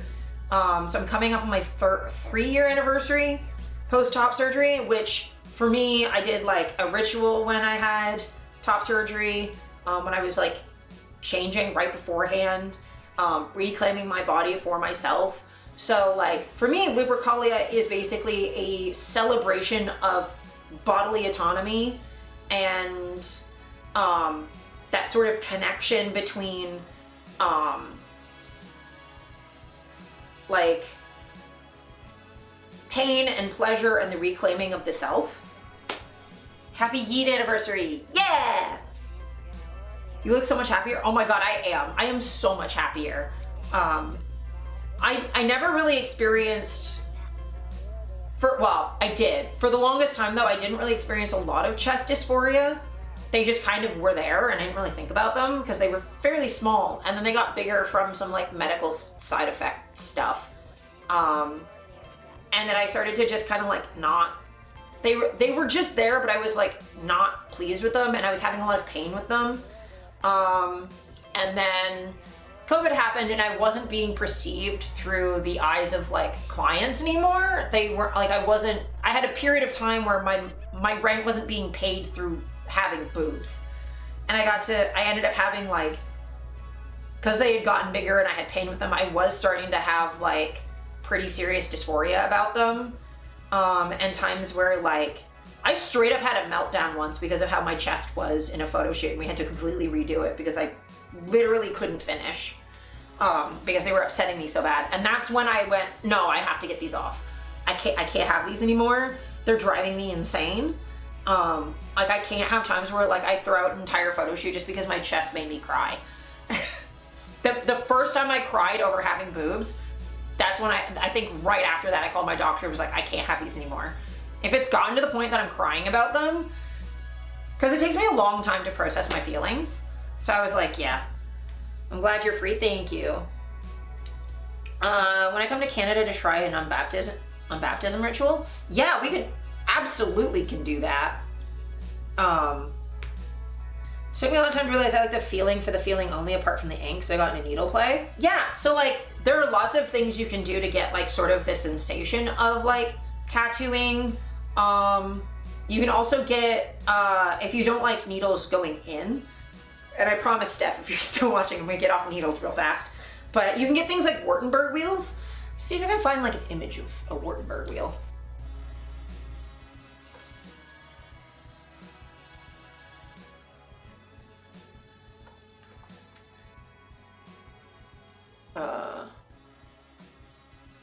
Yeah. So these things. So it's like a little, it looks like a pie cutter that, Wikipedia stop. It's like a little pie cutter, but it's got like little points on it, and you just kind of lightly run it across your skin. It is a medical device, so it's used to test nerve sensitivity. And they're not really used anymore because it's hard to sanitize them. You'd have to autoclave it every single time. But you can use these for, okay, you're photo editing, that's good. Sup, Andrew, hope you're good. Yes, you can use them for pie. I guess be careful so you can like clean it well after. But yeah, Wartenberg wheels, they're like little spikies. So like you can see like it's sharp, but it's very small and light. Like this is about the size of like a pen. So it's not like heavy, and it's not gonna pierce your skin unless you're being a dumbass with it. But you just kind of like run it along your skin and it will give you some of that sensation. It's not very sharp, yeah, it's sharp, but it's not meant to actually harm you. And you just run it along your skin and it'll give you like that little pinprick sensation. And you can push more or less with it depending on like how much of the sensation you want.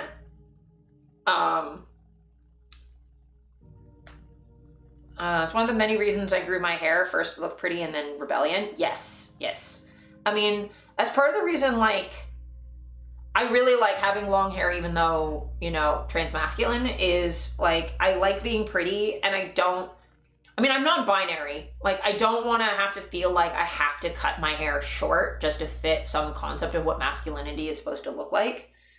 I like men with long hair. So I'm gonna be a dude with long hair. I don't need to have short hair for my masculinity to count. I don't have to be on testosterone for my masculinity to count. I'm gonna have long hair. I'm gonna have the hips that I have. Like, whatever. Like, I don't have to look any particular way. And like, it's been really freeing to just sort of let go of like the idea of passing, because like, I never will. And like, I don't care. Men with hips go hard also. Yes. And I mean, at this point, like, I don't really pass as female either. Not particularly, like, kind of. But like, I'm very obviously some shit's going on. Like, whatever. You pass as creature. And that's what I'm going for. I'm letting my hair grow, and the level of misgendering has raised so much. Yeah, I really wish people would just disassociate hair length from gender, because like, I mean, I spend a lot of time in the metal community. Like, all the dudes in the metal community have long hair. Like, hair as long as mine. Like, I get the most gender envy from dudes with long hair. We've got a lot to learn still. Yeah. And I feel like, you know, we'll get to that point. Things will expand while people get more used to there being like a diversity of things, or we'll understand that like what people are actually using to flag gender or not. Or at least like ask. But like, yeah, I don't know.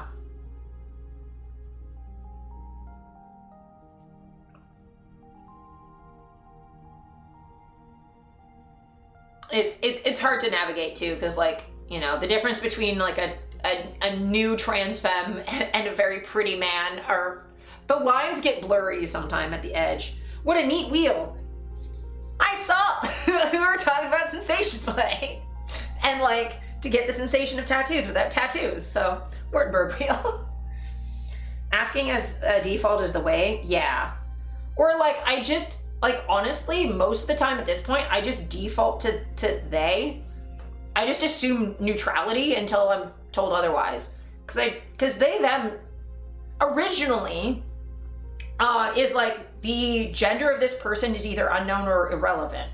So the gender is irrelevant until you tell me otherwise. The only way I'm gonna gender someone on first meeting is if it's really fucking obvious that they're trying to go for something in particular. Like if I see someone with long hair, makeup on, and a trans flag pin, I'm gonna probably go with she, her. Like there's certain things where like, you know, like if I can see a binder on someone in facial hair, I'll probably go with he, him.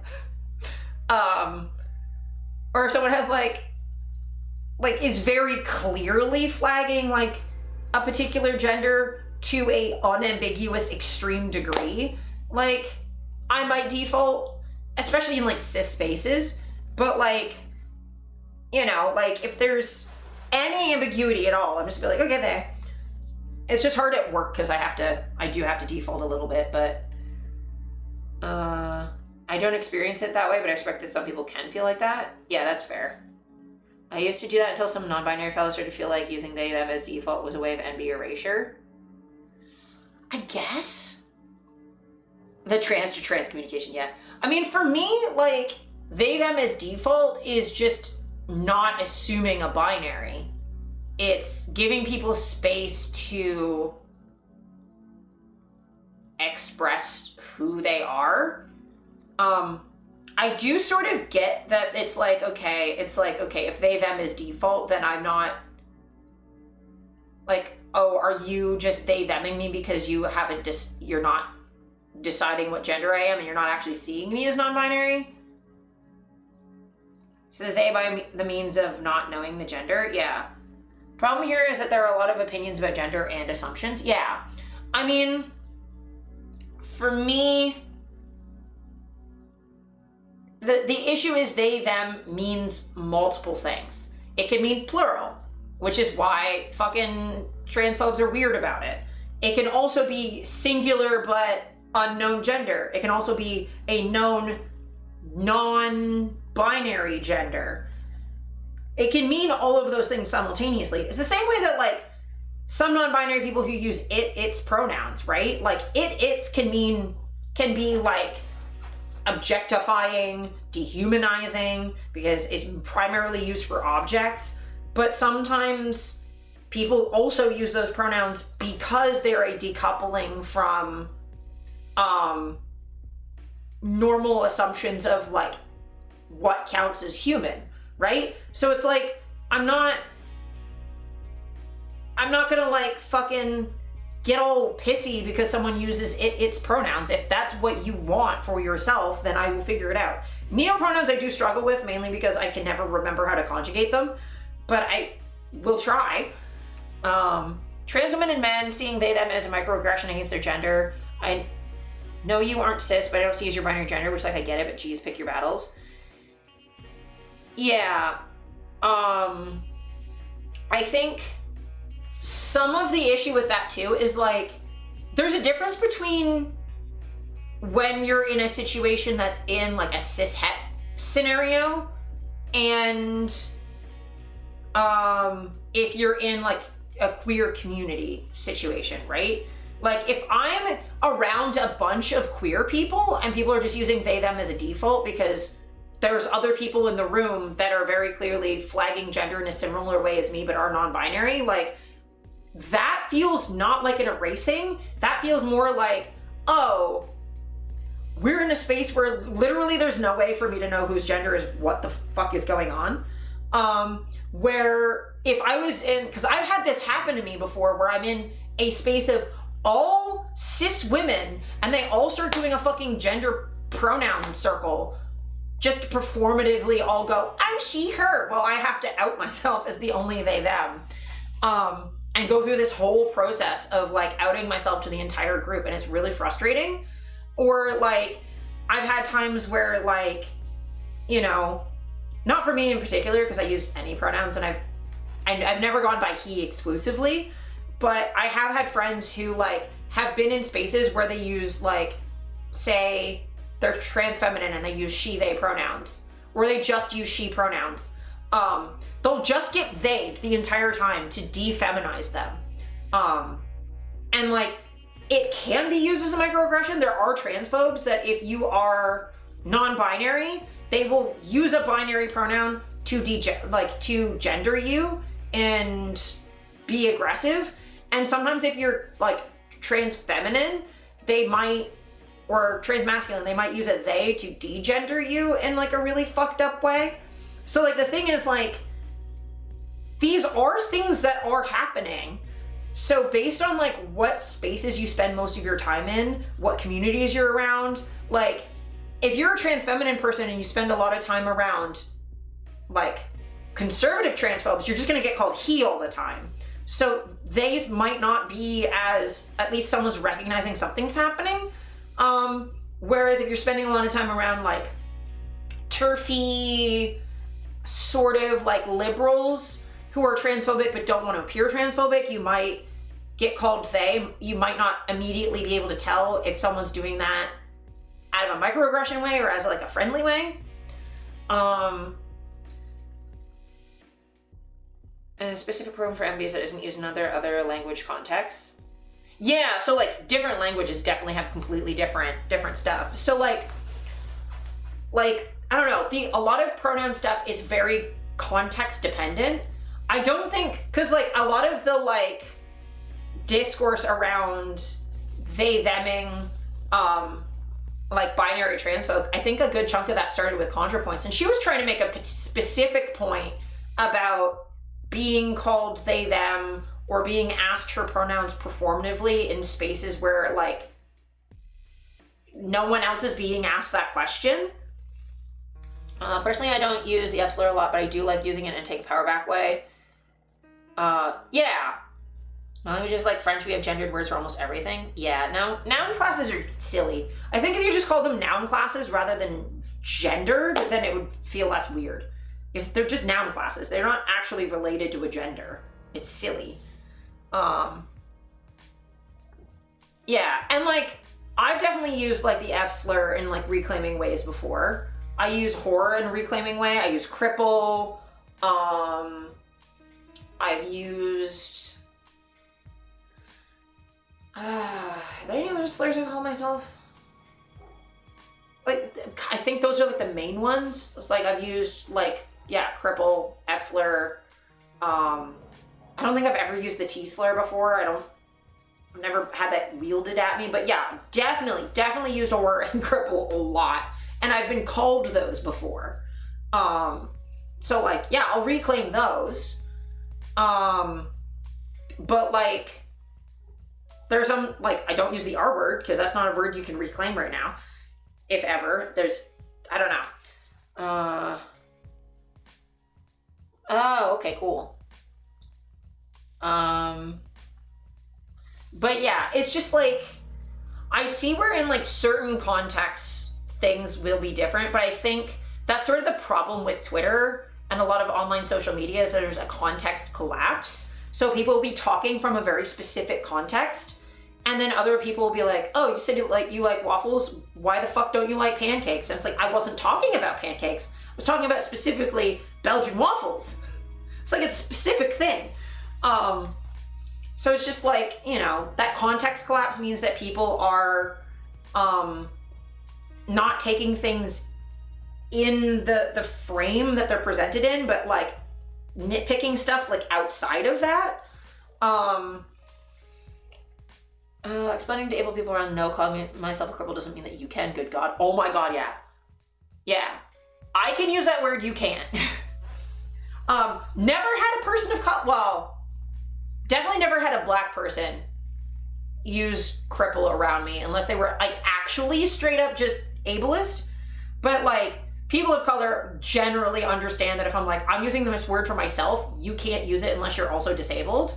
And even then, I wouldn't call other disabled people cripple. I wouldn't call other sex workers whores.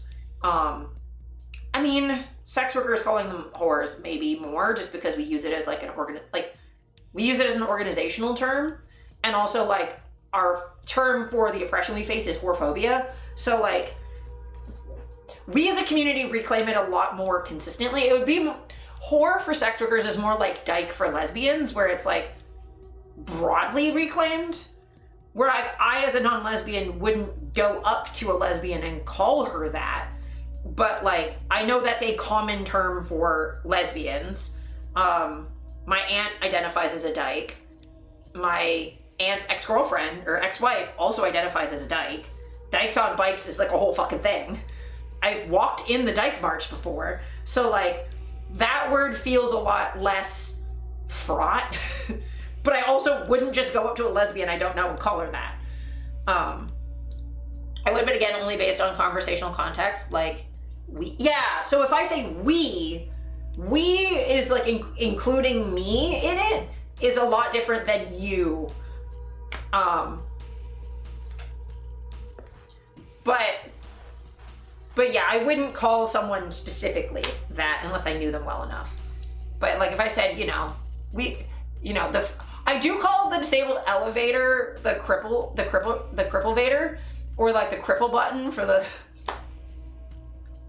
doors, cripple doors, cripple bathroom. I do that all the time. But yeah, like, yeah.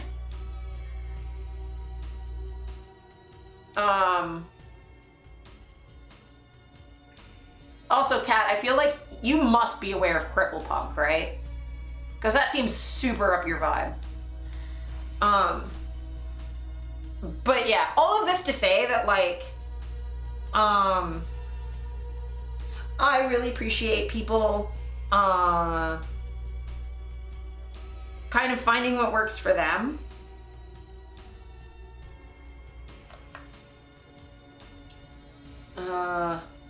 Didn't hear the question. Oh, are you aware of cripple punk as a thing? Yes? Okay, good. Cause I'm like, that sounds like a thing. Like a very you thing. Motorcycles are so cool. Yeah, they are just very dangerous. Like stupidly dangerous, especially in like a city. My aunt used to ride her motorcycle in the city, and she would struggle with streetcar tracks, the like little divots in the road made by the buses. Just generally like driving a motorcycle in the city is like super dangerous. Cripple punk. So cripple punk, I don't know if you're in Adsville. Maybe I'll explain that when ads fucking end. And my back and my body. Back and body. Cripple punk, my beloved. Yes, I fucking love cripple punk. Or there was a period there where there was like a trend going around called hospital glam, where people would take like really pretty like glamour Vogue photo like selfies in their hospital rooms while they were waiting for the doctors to come back. I don't get ads, I'm too powerful. Fuck yeah. Might just be there aren't any like targeted ads for Romania. I I should do that. Yeah, so like it's a really good way of like claiming your space, and like being strong in the, so like when they like leave and have you change into like a gown or whatever, is like taking that time to like take like a quick photo or whatever to claim that space is yours and to claim your body is yours in the space can be like helpful for getting through the appointment. And it's also like a way of sort of fighting back against a lot of the like desexualization and the infantilization of disabled people by like being sexy or beautiful in a like expressly sick space is like really powerful. So many glow sticks in my cane before a rave. That's awesome. January, February are bad months for capitalism, so ads are always down. Yeah, that is true. I'm just also not used to streaming without, because normally if I have like the sexual content or the political content flag on my stream, just one of them I have like no ads, and both I literally have no ads. If you tag both, you will have no ads on your stream. It's like the one way you can just like ensure that there'll be no ads on your stream. The problem is your discoverability is also ass. Just bouncing that anyway. Yeah, I'm an anarchist punk for anyone wondering, but I'm also a goth twink. I'm just a fae being trying to be myself and happy too. Yeah, just being a creature. But cripple punk is essentially like, it's like this interesting mix of like cyberpunk kind of, with like punk ideals and stuff through a disabled lens. Lot of DIY, disability, like mobility aids and stuff. A lot of discussing about being cyborgs and being embodied through our mobility aids and like our devices and stuff. 4 people approached me after saying dancing with the cane was cool. Radical disability acceptance, yes.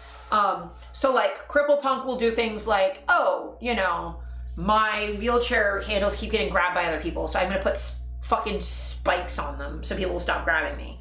Or I'm gonna like take the handles off or do whatever, and like I'll modify my mobility aid so people stop touching it. Or like I'll wrap my cane in spikes so that when people try and like kick it out from under me that they can't.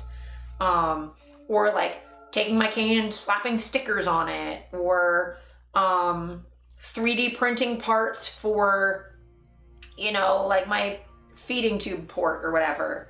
Punk in general is very political and about acceptance. Yeah, so like cripple punk is like a way of doing that for disability stuff. Discussion of mobility and health aids as extensions of our bodies.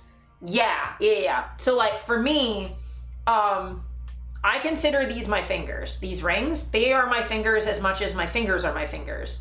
They're like the exoskeleton for my biological fingers, but they are part of my fingers. Like sometimes I will just be like, hey, can you get my fingers from the other room to Steph? And she knows what I mean. Or like, if I say like, oh, hey, can you go grab my leg? I mean my cane. And I have sensation through my cane, not the same way that I do through my biological legs, but I have an like a proprioception and awareness of it. Yeah. I get finger armor and that's cool. Yeah. So like I have a sense, it gets incorporated into my sense of self.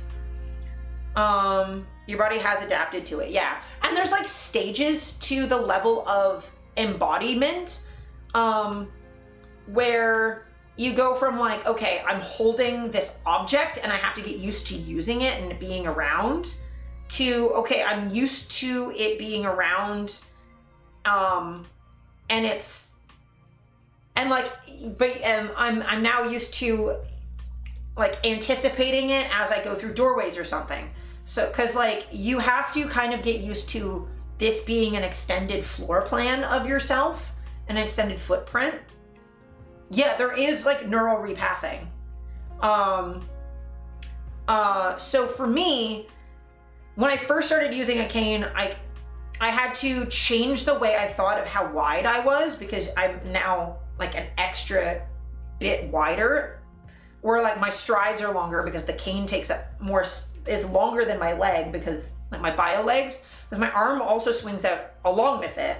So you get used to your personal space bubble being a different size or shape, and like moving differently. And then eventually you get used to like using it. So you go from being kind of awkward with a cane, where you're like kind of deliberately setting it, to you move it without thinking, like you do your other limbs. Like the same way that like I walk forward by just thinking about going forward. I don't really think about what I'm doing with my cane. Even as I've been using it for so long now that even when I have to adjust to a different, whether it's my left knee, my right hip, something in my legs being off that day, because for me it varies, I can immediately adjust to that, and I don't really think about it based on like how much support I need when, or whether I need more for speed or balance or to take weight off of something specific. I adjust to that immediately now, because I've had it for so long that now it's so incorporated in my sense of self that I don't think of it as an object. I think of it as a physical part of my body that I can just remove. Yeah, you gotta make sure you don't smack people. So like I walk completely naturally with my cane, to the point where like if I go out without my cane, which I have recently because I was just taking an Uber somewhere and then Ubering back, so like, I didn't need my cane, I feel weird not having it. I definitely don't think I'm disabled if you don't count autism as a disability, but I never thought about it like that since I can do shit. But I do have some problems with my body sometimes. Like it would just move without me wanting to. Like I would fall in the streets or drop stuff or snap my body parts. It's weird. Could be that I just got beat up a lot and so much worse shit. Yeah, autism is a disability. It's a disability predominantly under the social model of disability, which is you are being disabled by your environment. So like in a world full of ramps, having a wheelchair wouldn't be a disability the way that it is in a world full of stairs, you know? Same way that like having glasses is a disability. It's just a socially accepted one. But like without your glasses, like you are experiencing lack of access to the world, because things aren't designed for people who can't see to a certain degree. And like it's gradual, right? The higher your prescription for glasses, the more blind you are, the less socially acceptable it is, right? Like people just having like normal flat glasses is one thing, but when you start to get those Coke bottle lenses, people start to make fun of you. So it stops being socially acceptable at a certain point.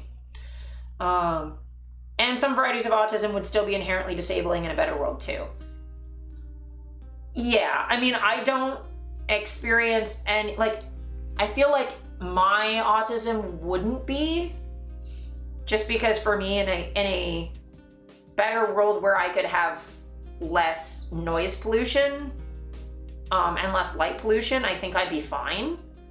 And like also if we were in a better world where the times where like I can't speak or I have to have meltdowns, I'm not in danger.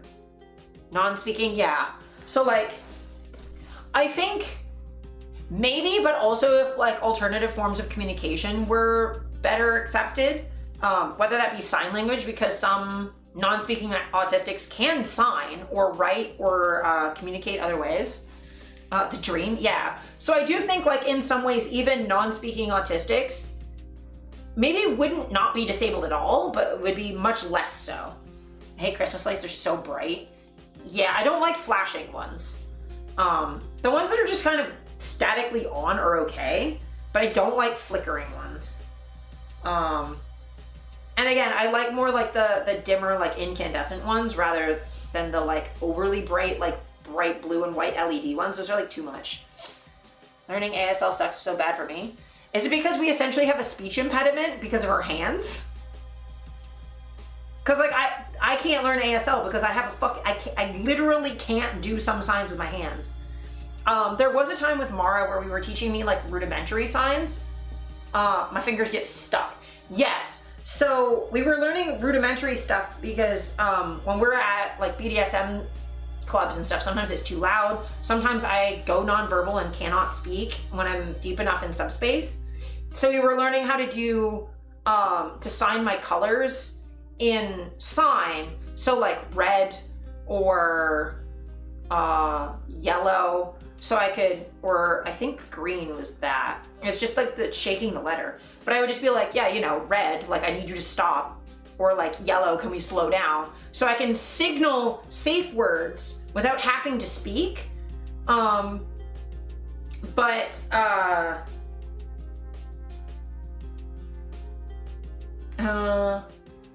Still need to come over for a ring measurer? Yes. Or actually what I'll do is I'll make a note for next RPG session to bring it. So let me just pop into my calendar and I'll make a note to bring it. Cause that's just easier because I'll be at your house.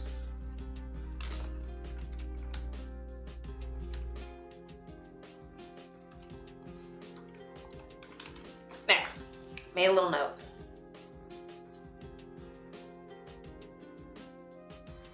Because that's just easier. I want to visit. I mean, you can do that too, but that way we don't have to like wait for you to get finger braces until we can figure out you coming to my house. You can also come to my house, but oh yeah, fingers getting tangled is a thing. Oh yeah, your birthday's right around. I was like right after Victoria's. My snack. But yeah, so like I have a concept of like where my stuff is, or like my knee brace is my knee. When is hers is I think May like 4th or whatever. I kind of celebrate her birthday. I celebrate her like the Got You Day, and like because Victoria Day is also like in May, I sort of celebrate her birthday again. It's not like she doesn't know. Yeah, I think she's turning 10. Yeah, so I just kind of like give her birthday. Yeah. But yeah, so like I just think of all of my mobility stuff as part of my body, or even like the medication I take is like, it's part of how my body functions. I don't think of it as I'm taking a pill, and more just like, you know, I consume this thing to make this thing happen in my body because my body doesn't make the thing. Yeah, it's literally, because also most of the medication I take is for eating food. So it's like, it's the thing I take to make the thing go. But like, I don't think of it like, oh, you know, I'm putting this foreign chemical in my body. It's like, no, I don't produce dopamine properly, so I have store-bought. Or like, you know, I don't naturally have white hair, so store-bought it is. Like I'm very much in the transhumanist side of things, where like I don't, like, my body is my canvas. It's not a prison. It's just the thing I live in, and I can express myself through it as much as I want. Yeah. I'm very pro transhumanist. But like, yeah, so like, you know, if I want my body to do a thing that it doesn't do, then I change it so that it does. Ooh, that sounds nice. But yeah, I really like just sort of like making my body reflect my will, you know? And that's essentially what Lupercalia is about too, is that like making your body your own and celebrating your body and taking care of it. And taking care of yourself has this connotation in modern society of like strict asceticism, where you like deny yourself pleasure, and like it doesn't have to be that. Taking care of yourself can be eating an entire tub of ice cream, because that's what your body needs right now. Like for me, taking care of my body is eating cookie dough for breakfast. That is taking care of myself. taking care of myself means I never deny myself a food craving unless I financially can't afford it. But like if I have a craving for something, for like a treat, I have it. I might have a smaller portion of it so that I don't go too overboard. But like if I want chocolate, I eat chocolate. If I want pizza, I have pizza. If I want fucking mac and cheese, I'll have mac and cheese. I will eat whatever the fuck I want whenever I want it. And it's, I mean, I guess I have the benefit of like, I can't really eat vegetables anyway, but like, it's never really been like, one to like deny myself pleasure. Like if I want something, why would I deny myself that unless there's like too many costs for what it is? And I would much rather live like 70 years with pizza and chocolate than 100 years subsisting only on lettuce. Like 100 years of suffering sounds terrible. I'd rather, like, I don't want to just eat broccoli and chicken. Fuck that. Fuck that noise. I'd rather live 10 years, 20 years less, but have the years that I am living be full of joy. It's the same thing, like, you know, I take memento mori, the, like, remember you were going to die, like, none of this fucking matters, we're all going to die, nihilistic nonsense, and do it in this really wholesome, positive way of, like, nothing fucking matters, I'm going to die anyway. Like, I am not going to live to be 5,000 years old. As much as I look like a vampire, I am not. So like, none of this fucking matters. I might as well spend the tiny brief blip of time I get to exist, claim my temporal space, the small amount of it I have, and fill it with joy for myself and others.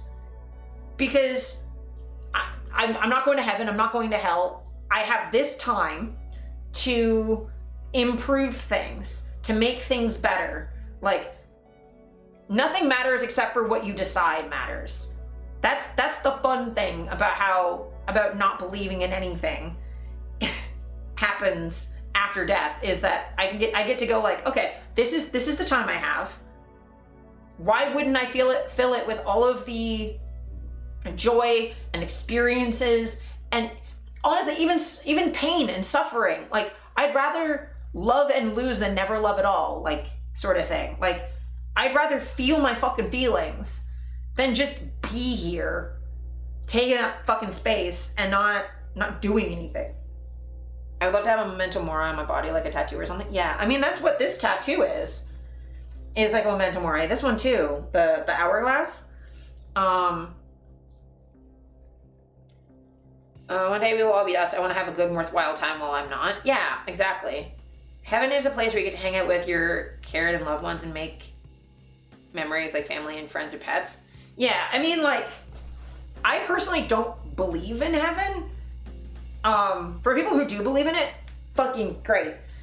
But for me, I don't have any evidence that that's a thing. And like, if heaven is a place where I hang out with my loved ones and make memories, that's here. This is heaven. I'm living it right now. So that's part of why, like, anytime someone is like, hey, do you want to do this thing? Unless I have a really good reason to say no, if I don't have a good reason to say no, I say yes. Like, if someone's like, hey, do you want to try this thing? I'll be like, yeah, sure. Do you want to, like, a fucking friend of mine was like, do you want to just go to Mexico for like 3 days? And I was like, fucking sure, why not? And then I was like, I mean, we're in Mexico and it's Day of the Dead. Why don't we go to a cemetery? That sounds like a fun time. Or like, oh, do you want to go to Japan? Yes. Do you want to fucking go to the show? Yes. Do I know the band? No. Do I fucking give a shit? No. Like, do you want, like, anytime someone asks to, like, collab with me in, like, modeling stuff, I don't think I've ever said no. Often it doesn't end up happening because while I won't say no, I'm also not fucking chasing people. If people want to collab with me, great. I will do the work to get me there. 50% of idea collaboration or whatever, try and schedule stuff. But like, I'm only gonna come 50% of the way. You gotta meet me the rest of the way. I'm not doing all the fucking work. But like, if someone asks me to like shoot with them, I don't think I've ever said no. Ever. Like, I pretty much always say yes to things, like, unless A, I have a really good reason to say no, which is like scheduling. I'm too sick, too exhausted. And like by too exhausted, I mean like I literally can't keep my eyes open. There's no way I can actually do this. Or like, you know, I literally can't afford it. Or like, I don't know, like some stuff like that, right? Like if I like legitimately can't, or I've tried it once and I know I really didn't like it, then I will be like, no, I did this once and I really didn't like it. But I mostly try everything. And like, I feel like it's a good policy to have to just say yes, especially to experiences, because those opportunities don't always come up again. Like, and legitimately, like my career, like what I'm doing now came from me just saying yes to things. Everything I've ever done that's been fun or worthwhile in my life has come from someone offering me something and me just saying yes, because why not? Like me working as a scare actor, someone was like, oh, hey, I'm gonna do this. Do you wanna come? I'm like, yeah, sure, why not? Me, yes-anding basically. Yeah, my entire life is a giant yes and.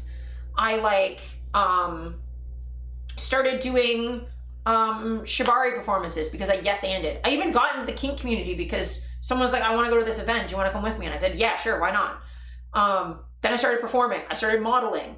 And like the modeling originally just started as people being like, oh, I'm doing this like rope bondage and disability project. Do you want to like be involved? I'm like, yeah, sure.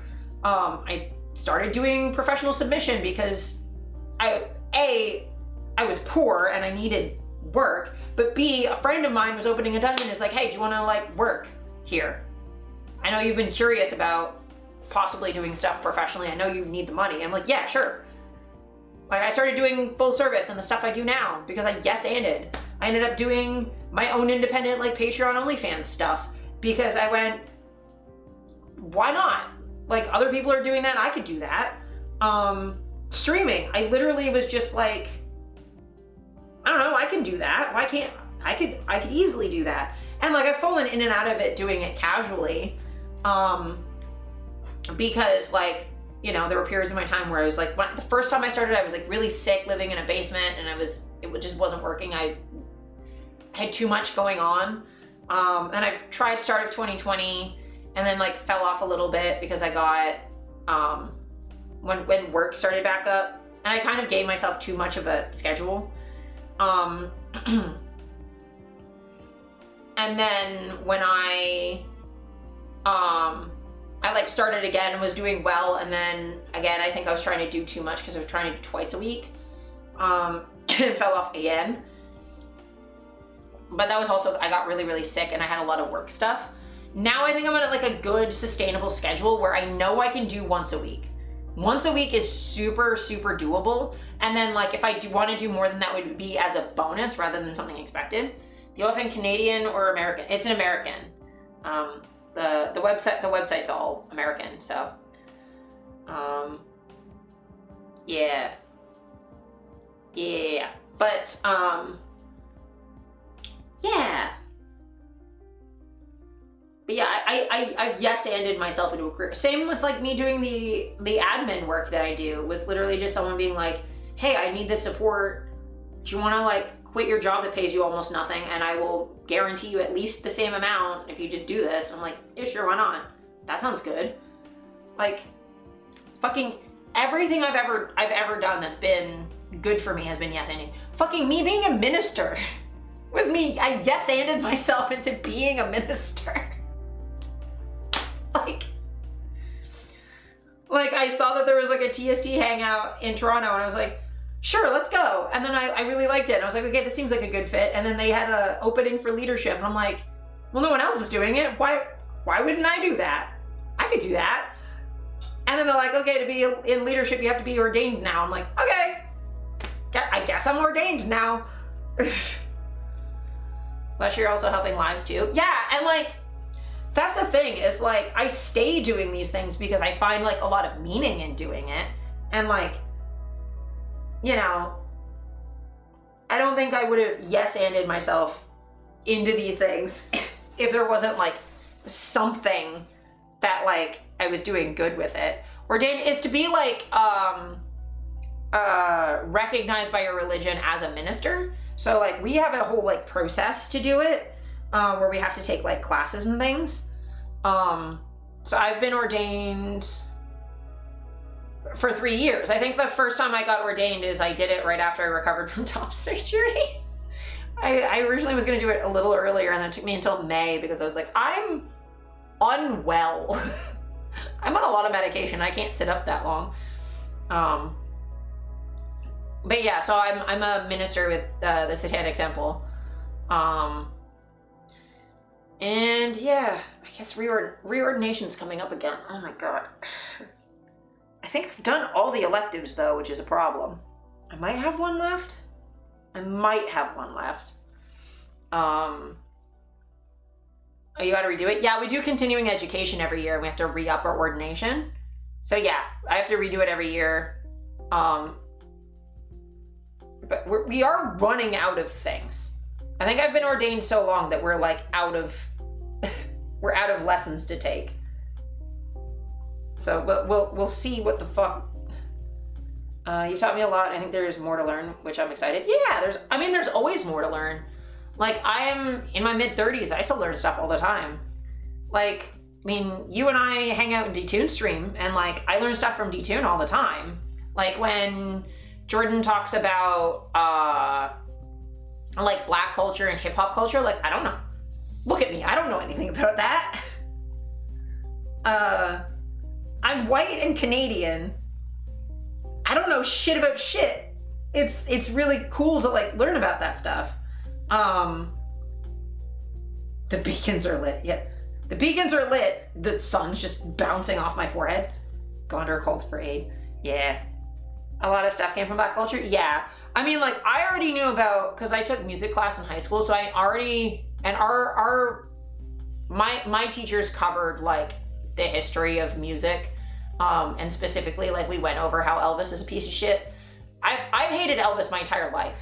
I've never liked Elvis. I can't go into why, but I've always hated Elvis, and the more I learned about him, the more I disliked him. So like I have straight up like a thing where like I think I went to a restaurant once. It was like a Jack Astor's, and they have like different like music themed like displays and stuff.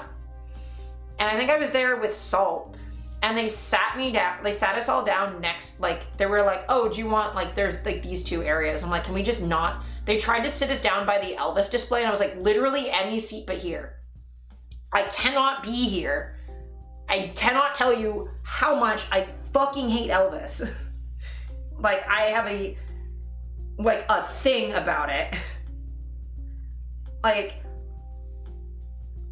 that's so much. Yeah, it was like a whole bust encrusted. It was like a gold disco ball Elvis bust with a bunch of other stuff. And I was like, I can't. I literally can't. I can't do that. So like, I fucking hate Elvis. Straight up, like my school went on like we used to do band trips every year, and we went to a Planet Hollywood once, and there was like an Elvis display, and I think a bunch of us took selfies flipping off the Elvis display because like a bunch of us don't like Elvis. Society no longer has need for Elvis Presley. I don't think we ever did, but we certainly don't now. But yeah, I would rather walk on broken glass than listen to an Elvis Presley song. Yeah, like, helps that I do know how to walk on broken glass safely, but also like, even if it was the wrong kind of glass and not safely, I still would rather cut my feet open. Yeah. But yeah, Elvis Presley songs, if you like any of those songs, listen to the original versions by the black artists who wrote them, and they're better.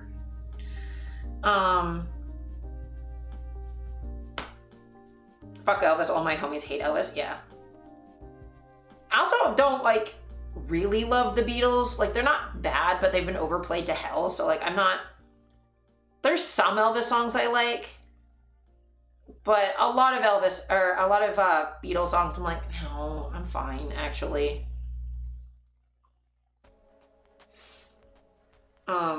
There's a certain point where if things get, like, overplayed to, like, an extreme degree, I just never want to hear it again. Or, like, people are like, you know, you have to like this band. Like, I'll be like, no, I don't, actually. Or, like, you have to watch this show. I'm like, actually, no, I don't.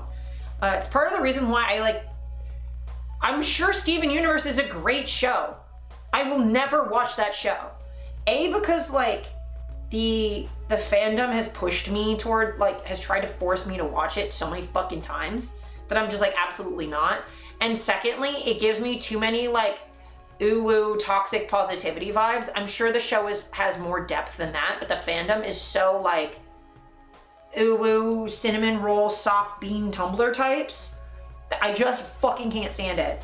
Like, that kind of vibe makes me want to actually go to sleep in a snowbank.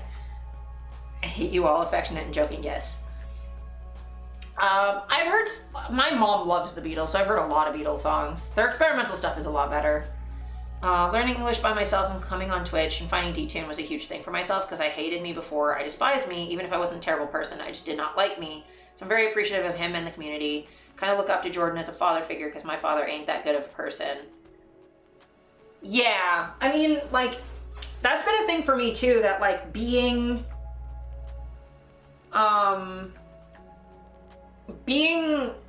online is really, really helpful, like, learning from certain people. Like, I've learned a lot from, like, the spaces I am in online. Difficulty of suggesting media was not a real problem, more of a puzzle. Yeah. I mean, back to Logic Green. Have a good one, Okari! But yeah, like, I don't know, like, D-Tunes taught me a lot, of stuff. There are a lot of, people I followed on social media for a long time that taught me how to do better media analysis and, like, understand stuff. Like, fucking Crutches and Spice, Imani Babaran, fucking excellent voice on, like, disability and racial politics, especially how those intersect. She's fantastic. Or, like, oh, what the fuck? Anna Mardal, which he used to get a lot of fucking slack on Twitter, and people are fucking shitty to him, but he taught me so much on, like, how to critically read media and how to, like, think differently about certain things and be like, okay, understand that, like, something is problematic not just because someone said it is, but because of, like, what it implies, and it doesn't make you a bad person, but, like, learning moments and stuff. Like, I fucking love that dude, and he taught me how to, like, think things through with, like, nuance, and because he was, like, a soft-spoken, gentle transmasculine figure, people fucking didn't like him because they just saw him as a woke scold or whatever, and it's like, no, he's just fucking has compassion, you asshats.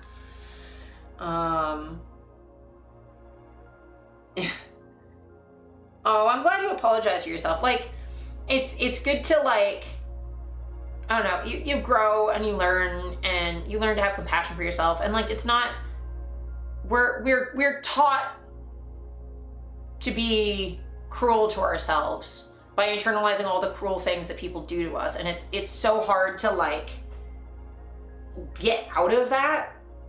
And it really takes, like, you need to see that that's an option first, and then, like, learn through example of, like, people being kind. And, like, having that kindness reflected back at you so that you're not just doing it in a vacuum and trying to learn to love yourself while everyone's being mean, but, like, having that, like, support to, like, grow together. That's why, like, a lot of Twitch communities are, like, so great, because people have these spaces to, like, ask questions live and, like, have that support to just be themselves. And yeah, the Lockheed Martin thing was fucking awful. It's like, first of all, it came from a Kiwi Farms docs. So any information that comes from Kiwi Farms, no, it didn't. I fucking throw that out of my brain. Never happened. And then, like, Secondly, yeah, people work at shitty companies all the time. That doesn't make them a bad person. You work where you have to survive. And there aren't that many places that give you like work from home full-time hours with good health insurance when you're a fucking disabled person. The unemployment statistics for disabled people are fucking ridiculous. Like, especially for more severe disabilities, like unemployment is around 50%. And then you're in America, so you need health insurance. Support systems don't pay enough. And then he's trans on top of that with a trans partner, so they need trans coverage and a job that's not going to discriminate against them for being trans. So it's not like they have a fucking plethora of options. I don't get mad at like 17-year-olds who work at Chick-fil-A. I don't think they're transphobic because they took a job at Chick-fil-A. You're working the job that you got. Like, fucking capitalism sucks. We all work jobs that we don't want to work. I'm a fucking sex worker. Like, I would have no place to judge people for taking jobs out of survival. I started doing this job out of survival. I have the benefit of I do like my job, but there are plenty of people who do sex work who do not like that they have to do sex work, but are doing it because it's the least bad option. I would never judge someone for the job that they do, unless they're like a fucking C-suite executive, in which case go suck my dick. If you're making billions, you have options. You never have to work again, fuck off. But like lower level day-to-day employees have no fucking power to change anything. Or if they do, it's like fucking, I've had friends who worked in the government and they fucking hated that job because it was shitty and ableist and awful, but they did extradite every trans name change form they got because there was a little bit of resistance they could do from inside. Like, I would never judge people for doing what they have to live. This fucking, like, some solidarity in the class war, please.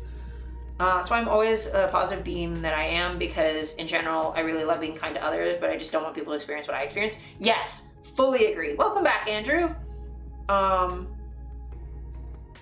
Yeah, missing out on really good thoughts, but then not having to interact with social media style communication. Yeah, I think that's why I like Discord so much, where you can sort of share the best stuff and talk about it and have conversations about it and dig deep. Or like media sharing here on stream, like we can talk about stuff without like the doom scrolling. So we can have the thoughts without having to deal with the context collapse, because we have the context of stream and of our community, or we have like the context of like a Discord and that specific community where like we know each other, and we can like course correct without being just like fucking dogpiled by random Joe Public. Did you grab the link I media shared? Oh, I should scroll up and get that. It'll be in my activity feed, I think. All my friends hate CEOs. Shout out to Luigi. Yes. Let me see.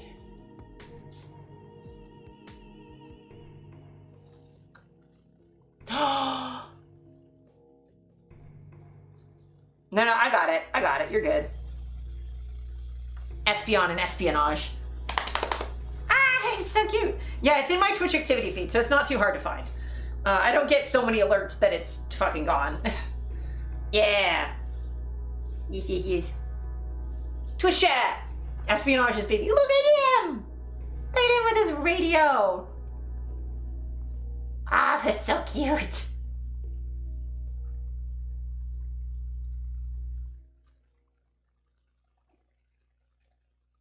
This street is a powder keg waiting to explode. I can't do noir voice.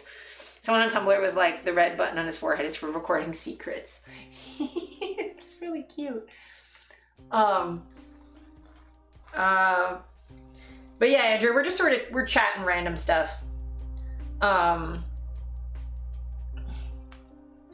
Do we want to do,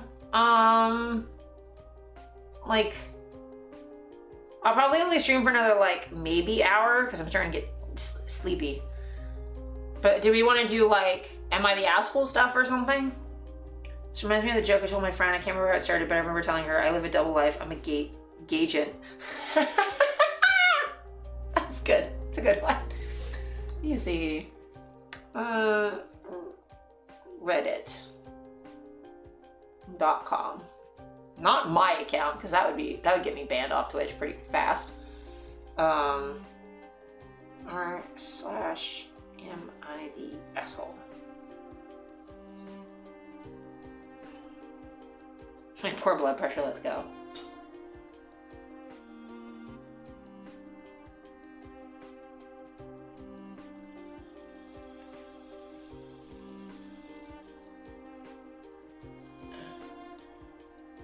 Stretch. You do more Lupercalia and am I the asshole? Yeah. Thank you for the big stretch.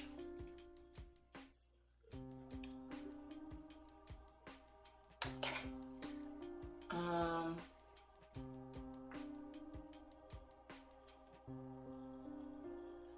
Love your pants so much. Thank you. Thank you. They're very comfy.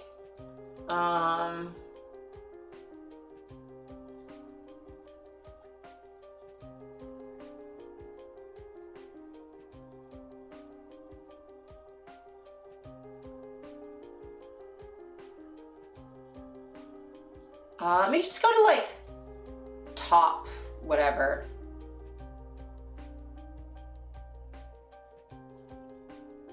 Best.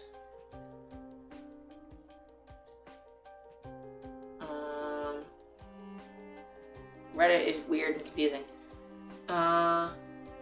Texture, yes, they're very good texture. Love you too. I've been really enjoying getting to know you and having you in the community and like seeing you in like Jordan's Discord and stuff.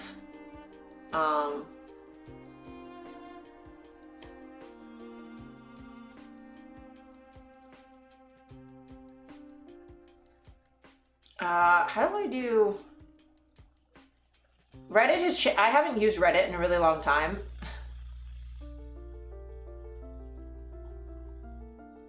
Is there really no like top of all time or anything anymore? Is it just top? No, that's still, oh yeah, top of today. Let's go top of this month.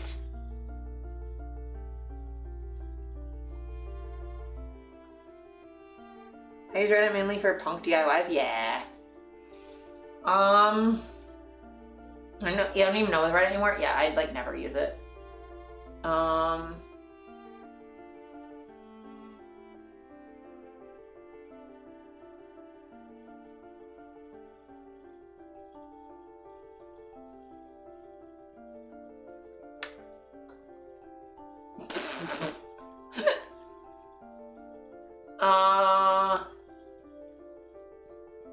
Let me see.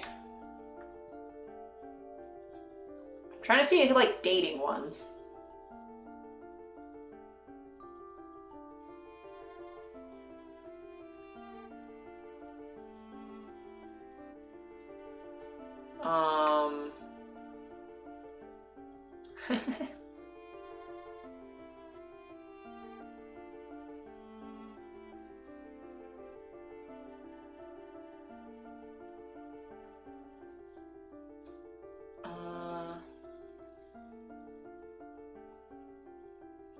Oh, the Tumblr? Yeah.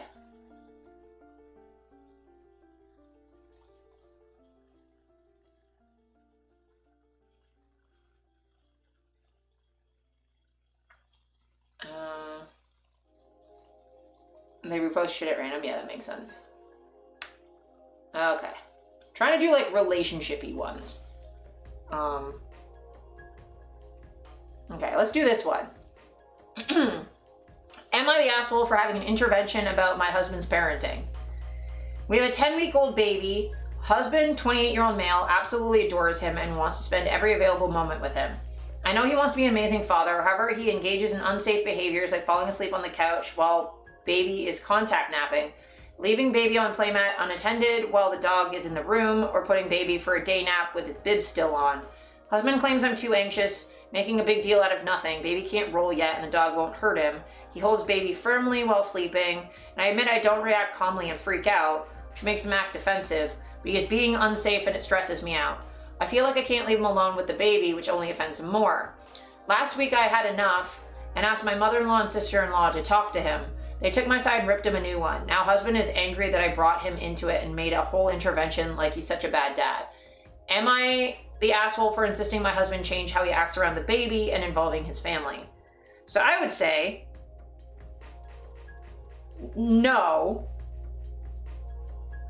I would still say no, not the asshole, because 10 weeks, you're leaving your baby unattended at 10 weeks old when, so like for me, the reason I would go not the asshole, right, is not having like a calm conversation.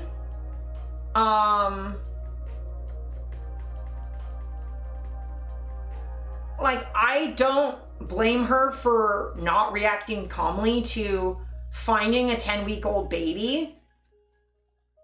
And like, if this has been happening, it's not been like for a day. So you're having someone, like a baby that's like 2 months old or less, just around a dog, or like completely unattended or with something around its neck. Like, this is a woman who just spent 9 months suffering, is probably still recovering from surgery and being like, hey, can you take care of the baby so that I can have some like fucking rest? And her husband is doing such a piss poor job of it that like she's like stressed out. Like, she's already going to be stressed. The in-laws ripped him a new one, not necessarily an asshole, but not a productive approach. Yeah, I mean, yes, I do think that maybe saying something calmly, but like, yeah, her being stressed is fine. I don't think she's the asshole. I think maybe they could have like been more calm, but also I think like,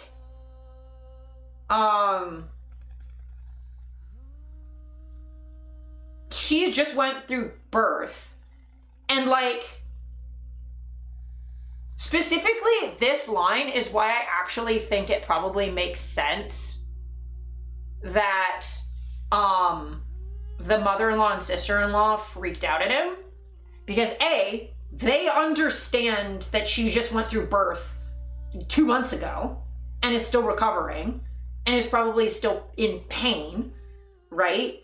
And is like, she's probably waking up constantly to breastfeed. She's not really getting a break. And the rare time she does get a break, to have the husband take care of it, he's doing stuff that's like, yeah, saying like, oh, you're too anxious, you're making a big deal out of nothing. And then like minimizing it, saying like, oh, the baby can't roll over, so it's fine. The dog won't hurt him. It's fine. I hold him firmly while I'm asleep. It's like, hey, how the fuck do you know that? None of this is like, hey, I'm sorry, like, I thought this was safe for like these reasons. Like,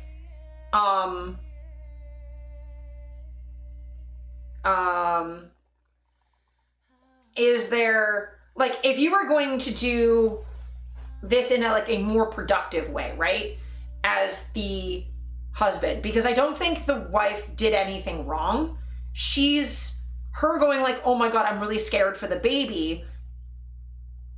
Of course she is. She's had to spend 9 months being scared of everything she eats, being scared about making sure she doesn't drink alcohol, because anything that happens to her physically could hurt the baby. Her being scared, not just for the baby, but if something happens to the baby, it killing her too. She's like, yeah, it's pretty fun. But like, if she's been stressed about this baby for almost a year now, right? So like, she did nothing wrong. Of course she's worried. She's had to be worried this entire time and going to medical appointments. That's not going to suddenly change overnight to her being like, okay, yeah, me eating seafood will kill our baby, to, yeah, it's fine if this baby is just like laying on the ground next to a dog unattended. Like, that's not, pretty chill. Yeah. But like, even if he thought he was doing nothing wrong of like, oh, it's a, you know, I didn't think like I don't think the dog would hurt him. Like the baby is not like, I didn't think it was an issue. Like, is this actual, like, is this a real problem? Like if I was being told that what I was doing with someone's baby was making them scared and anxious, even if she was overreacting, she just had surgery. She's not sleeping. She's had distress for months. Just maybe so much is bad to eat when baby. Yeah. And the thing is like, sure, he can't roll over, but like he's leaving the baby to sleep with a bib on. So with something around its neck, the baby can kill itself doing that. It's like, okay, falling asleep with the baby and like holding the baby. It's like, sure, you may think it's okay, but all it takes is you rolling over in your sleep the wrong way and you've killed your baby. Like babies are actually like, again, we're talking not like a 2-year-old, we're talking a 2-month-old. Skull is still fluid. Baby. Like, yeah, should show some compassion and empathy. Yeah. 10-week-old baby. So like a 10-week-old baby, like if this was a 2-year-old, I'd be like, you're maybe like freaking out for like falling asleep holding the baby. But like, a baby should never sleep with anything around its neck. A baby should never be left unattended anywhere, honestly. Yeah, no, you're good. But like, you should never leave a baby unattended anywhere. And I know this and I fucking don't like kids. And I don't know fucking shit about babies. But I would say like, if he's not listening to her and she's scared her baby might die, going to the women in his family to be like, hey, this is what I'm worried about.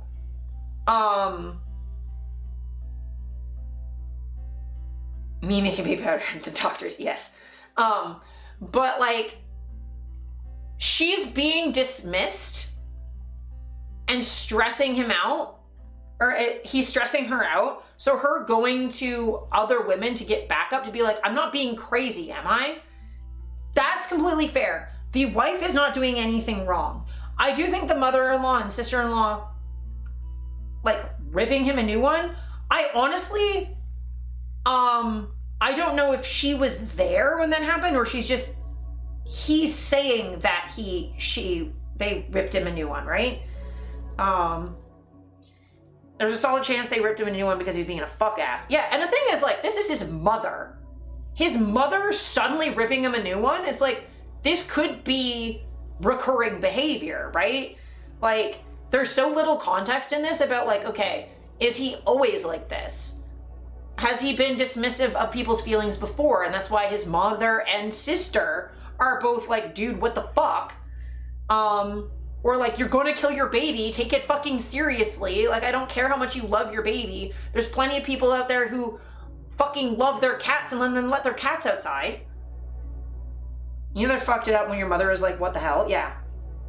Appreciate being pointed wrong. Yeah. But like, I get what you mean that like, having a productive conversation is always the best first step.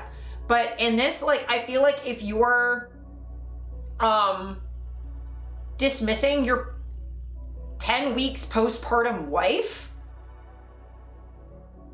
about her feelings on something this serious, there's no way he hasn't done shit like this before.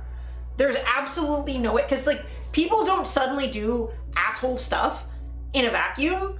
You don't find like a super understanding of your feelings man and have him suddenly like blow up and be like, it's a whole intervention. Why are you saying I'm a bad dad? Out of fucking nowhere. I've never known someone to like suddenly have a reaction like that. Have your cat only if they're on a leash? Yeah, or if it's like, oh hi Blanche. Or if it's like a barn cat or something, like it specifically like has an outdoor job or something, like it's supposed to be outside. Because obviously like barn cats are outside for a reason. They're there to deal with mice. Like they have a job. But like, yeah, your pet cat, if you care about your cat, like, cause there's coyotes in my neighborhood. and a balcony and catio. Yeah, like an indoor, like a contained outdoor sort of situation where they're not just free roaming. Oh, hello, Alice. Welcome in. But yeah, like you shouldn't, like there's missing posters for cats all over my neighborhood because people just fucking let them out and then have missing posters up for a year and a half. And I'm like, that cat's been eaten by a coyote. There's coyotes everywhere. What do you mean? You can't just let your fucking cat out. Or like off-leash dogs. I'm like, what the fuck is wrong with you? You might think you really, really love your pet, but you don't. Or people who have snakes who think they really, really love their snakes and then like fucking, they're like, oh, my snake is so cute. I love them so much. And then just like fucking leave a live rat in there and you live feed for some fucking reason. It's like you may adore your pet, but you're not giving them the care that they actually need. You care about them in this like shallow way in what they can do for you, and not actually caring about them as a creature with their own needs. A couple of cat and dog posters in my neighborhood, I'm sad, yeah. Don't get me started on snakes. Oh my God. I could rant for snakes for forever.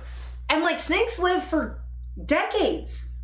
You can't just, people get snakes thinking that they're cool looking and it makes them seem cool and they're low effort, and it's like, no, like a snake can be a lot of work. Like you gotta make sure that the tank is set up correctly and keep on top of it. You like, the amount of times I've had to be like, oh, well, it's been more humid, so now there's mold in the tank and I've gotta fucking clean that out. Or, oh, she's doing this weird fucking thing. Or like, oh, like there's, like I fucking have to constantly be doing stuff. And like, is it less work than like having a cat or a dog? In some ways, yes. Like, it's not like I can go a month without feeding her and she's fine. She only eats once a month. That's fine. Like, I can travel and it's completely fine. I just have to make sure her water bowl's full before I leave. But like, I have to make sure the tank is good. I have to keep up with her humidity. I have to make sure that she's shedding fine. Like, I have to still handle her often enough that she's used to that so that she doesn't get all fucking weird.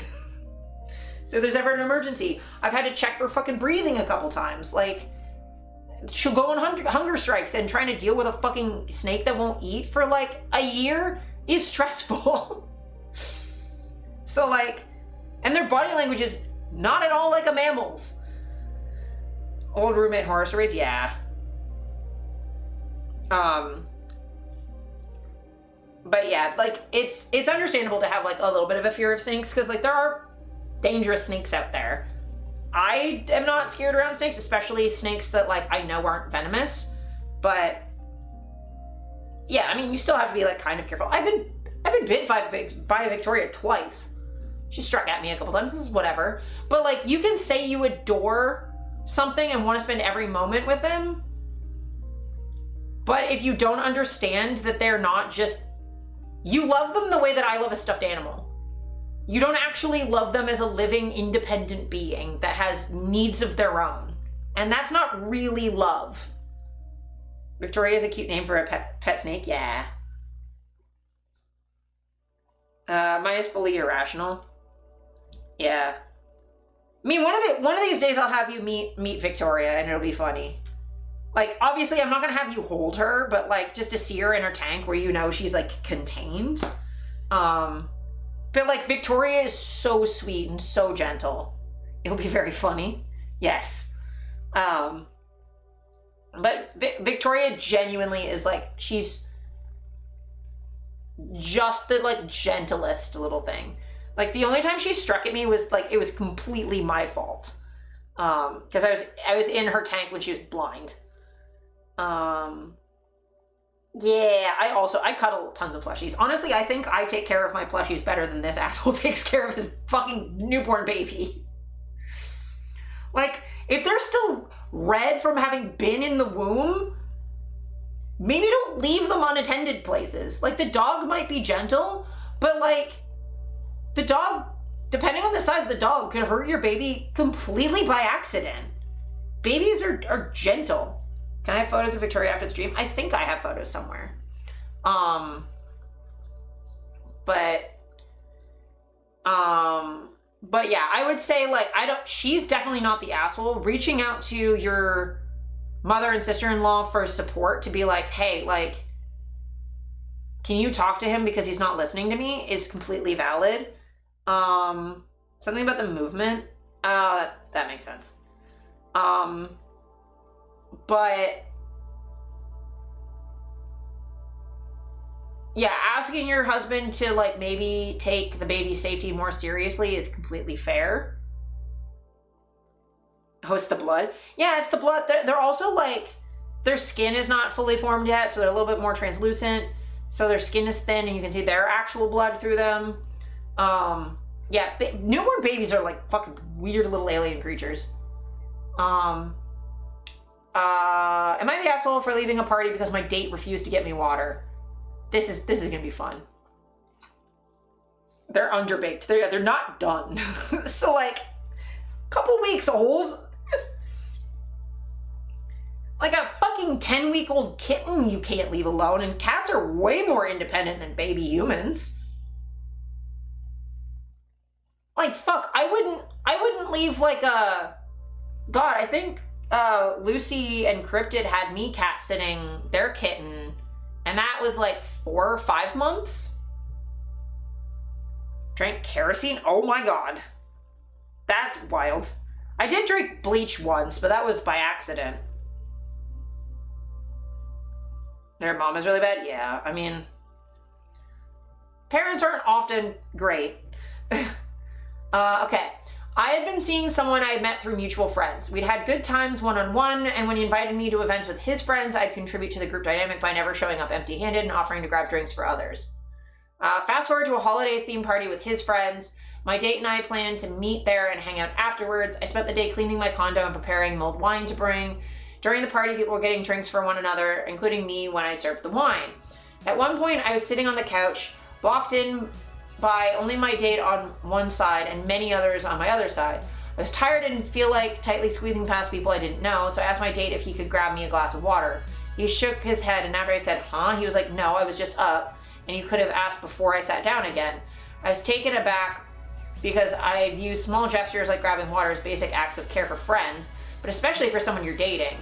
That moment, combined with a long day of preparation, left me feeling drained. Since the party was winding down, I didn't have the energy to engage further. I said my goodbyes and called a ride. My date offered to walk me out and said he felt hurt that I was leaving. I explained that I needed to recharge, but that he was welcome to come over after the party. As we walked out, I jokingly mentioned how him not getting me water surprised me. He replied, wow, that really upset you, huh? I have to be guarded about these things, you know?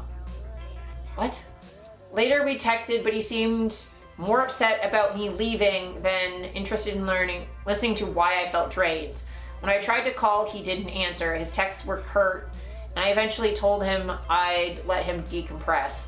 2 days later, I called to discuss what happened. He said he'd call that evening, but didn't reach out until 3 days later, saying, I'm not dodging you, I've just been busy. At that point, I was over it, especially since he never acknowledged the misunderstanding or my attempts to resolve it. A month later, we finally had a conversation.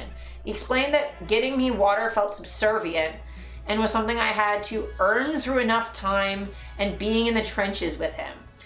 He also said I didn't understand how busy his life was. For context, I work multiple jobs. I commonly explained that grabbing water for someone isn't about being subservient, but a small act of kindness. After reflecting, I feel like his responses and handling of the situation were disrespectful and indicative of a bigger issue. So is there an asshole here? I appreciate the perspective. He is absolutely the asshole. Get the fuck out. A month later, holy fuck, dump that man? Yeah. Well, so I'm gonna take a very whole man disposal here. Where do I pick him up? Yeah. So for me, the important thing here is there's some big red flags. You know, already there's a wide diverging of values and like how they're approaching relationships. One is like, I care for my friends, so I would expect that same amount of care from my partner, right? Yeah, that man's awful. So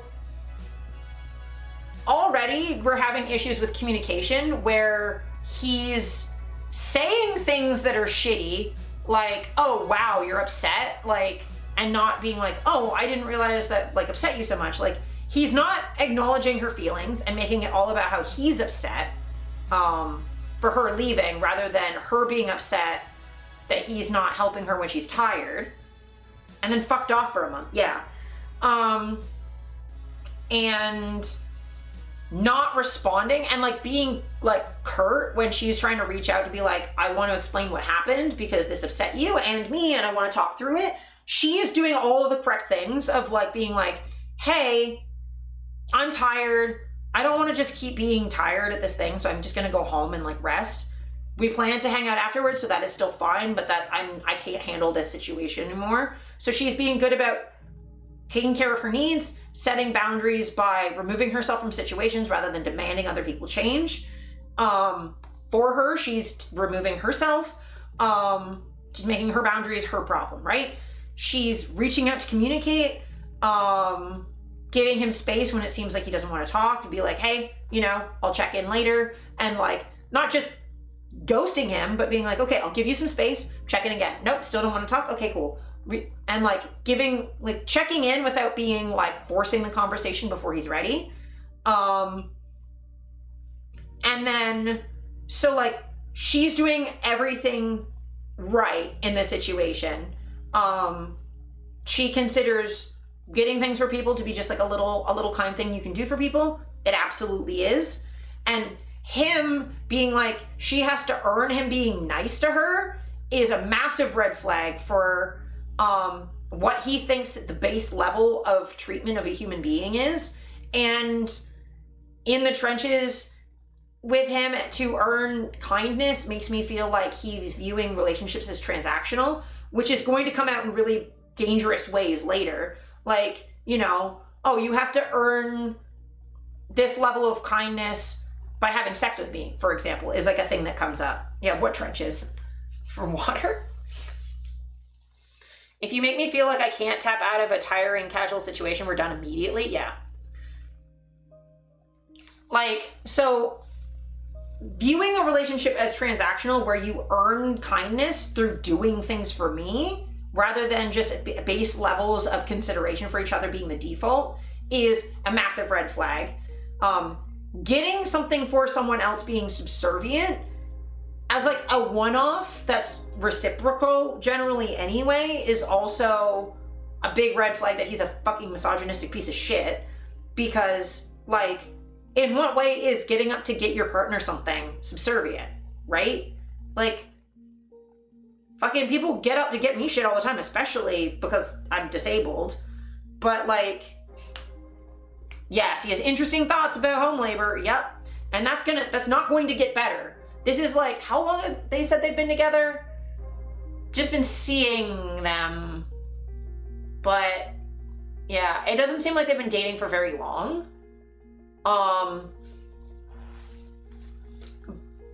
Probably only a couple months, yeah.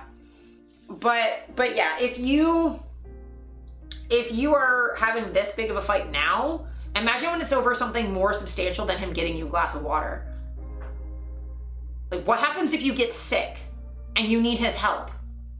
What happens if you get in a car accident and you break your leg and you can't get up and you need him to get you things?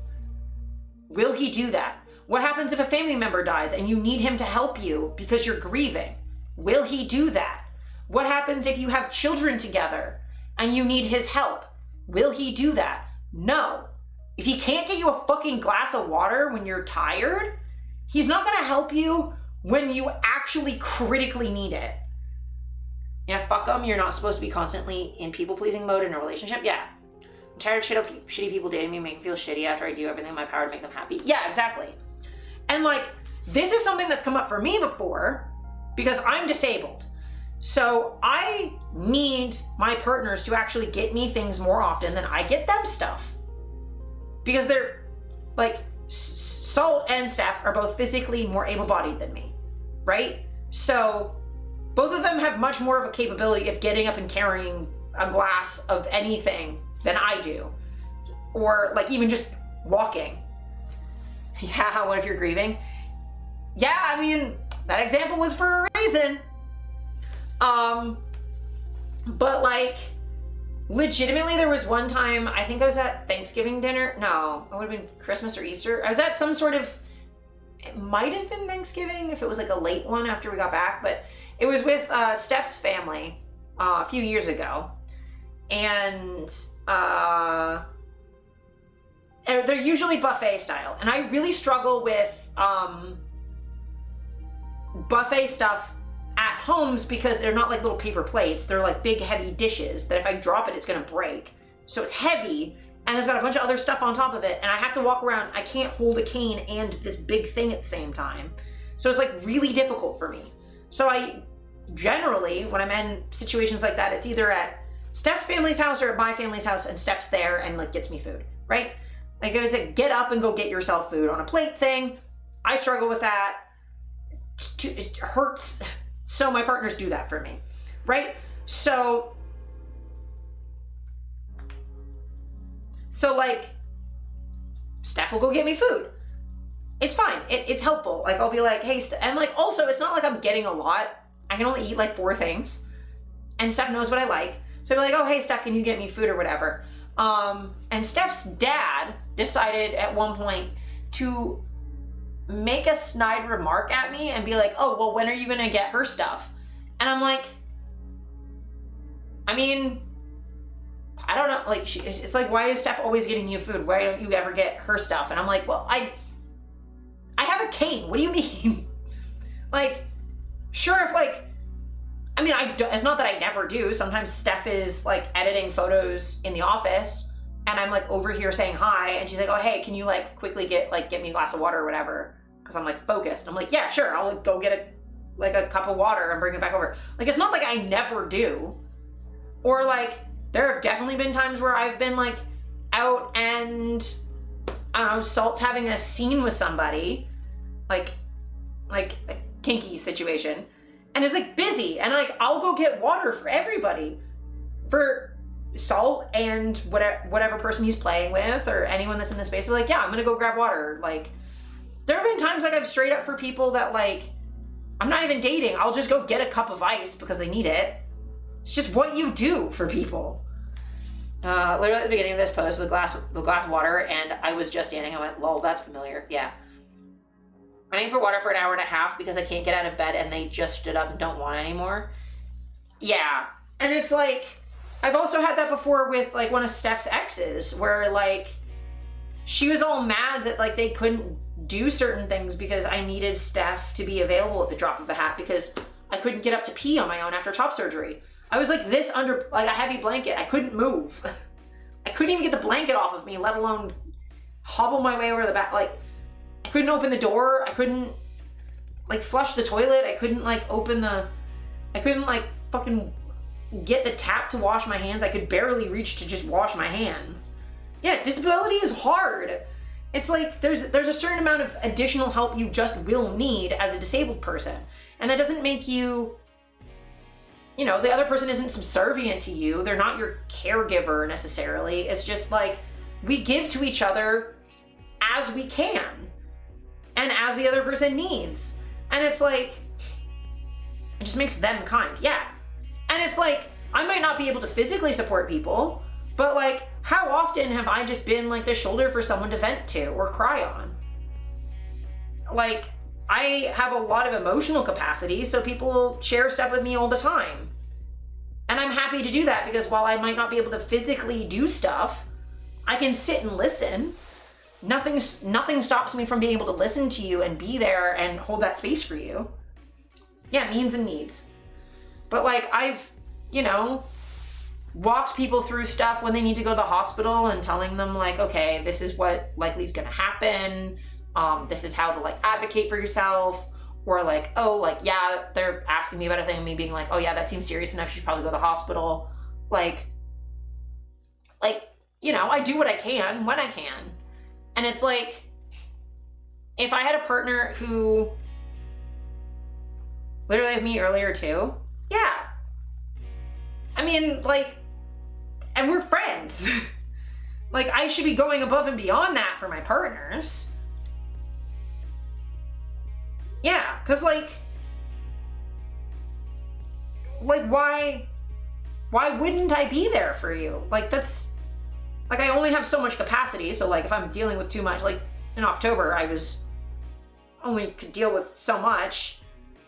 Because I had, you know, had an injury, and October was a lot. But, like, a labor that's good and important. Yeah. And, like, and it's a labor that enriches me. I feel better doing it. Like, I don't think about it in terms of, like, a power dynamic or, like, a hierarchy of people. It's just, like, you know, I care about you. How can I demonstrate care? And, like, again, if the dude had just gone, like, oh, hey, I just stood up, I'm also, like, really, really tired. Like, can you at least, like, wait a sec so I can, like, I just sat down. Can I have, like, 5-10 minutes to just sit for a second, then I'll get up and get you some water? That would be totally fine. If he was just like, sorry, like, I'm also tired, I'm also busy, I just sat down, can you, like, give me a sec? That would have been completely reasonable. Or, like, there are ways to be like, hey, I can't do this for you right now without being an asshole, right? There's ways of saying, like, I'm also tired.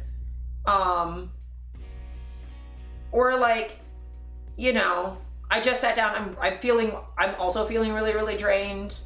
Yeah, like, can you wait a sec? Or, like, if you desperately need it, can you get it? If not, like, I can get it for you in a couple minutes. Like, that would be completely fine. Or, like, if he had just gone up to get himself water, be like, hey, I don't want to get up again. Do you want to just share mine for a little bit? Because, like, I'm also really tired. But just, like, the problem is he had never once acknowledged her need or why she was asking or why she was frustrating. He never acknowledged any of her feelings at all. So, like, that's a red flag. He made an issue all about himself rather than listening. That's an issue. His weird power dynamics approach, weird, and an issue. His lack of communication and, like, not just bad communication, but, like, fully just ghosting and avoiding someone who's trying to address an issue with him. That's a fucking problem. There's, like, so many layers of fucking bullshit. Just, like, they're just, like, a ream of red flags. And again, this is over such a minor situation. If he's gonna ghost you for a month over you going home early from a party because you're tired, there's no way that this relationship's gonna work. The fuck does it have to be? I have to be guarded about these things.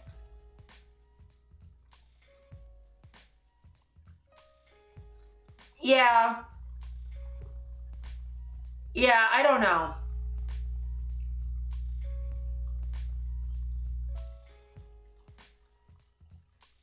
I guess, like,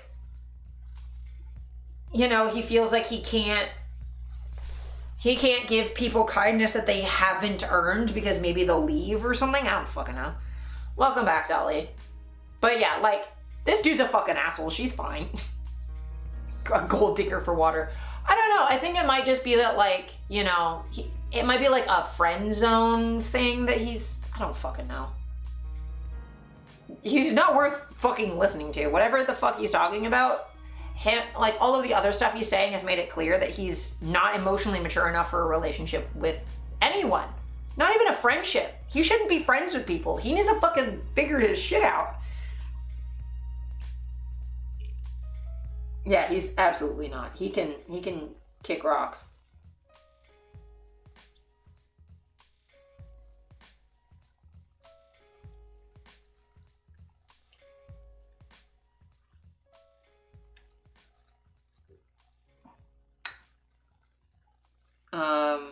Remedial course on how to be a fucking person, yeah. Like, since it's Lupercalia and it's about celebrating ourselves, should we say one thing we love about ourselves? Yeah, we can do that. Rather than just talking about assholes the whole time.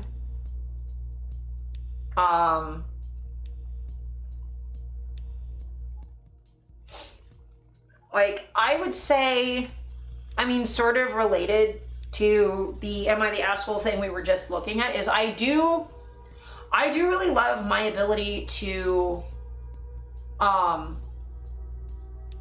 two things, I guess. They're kind of related.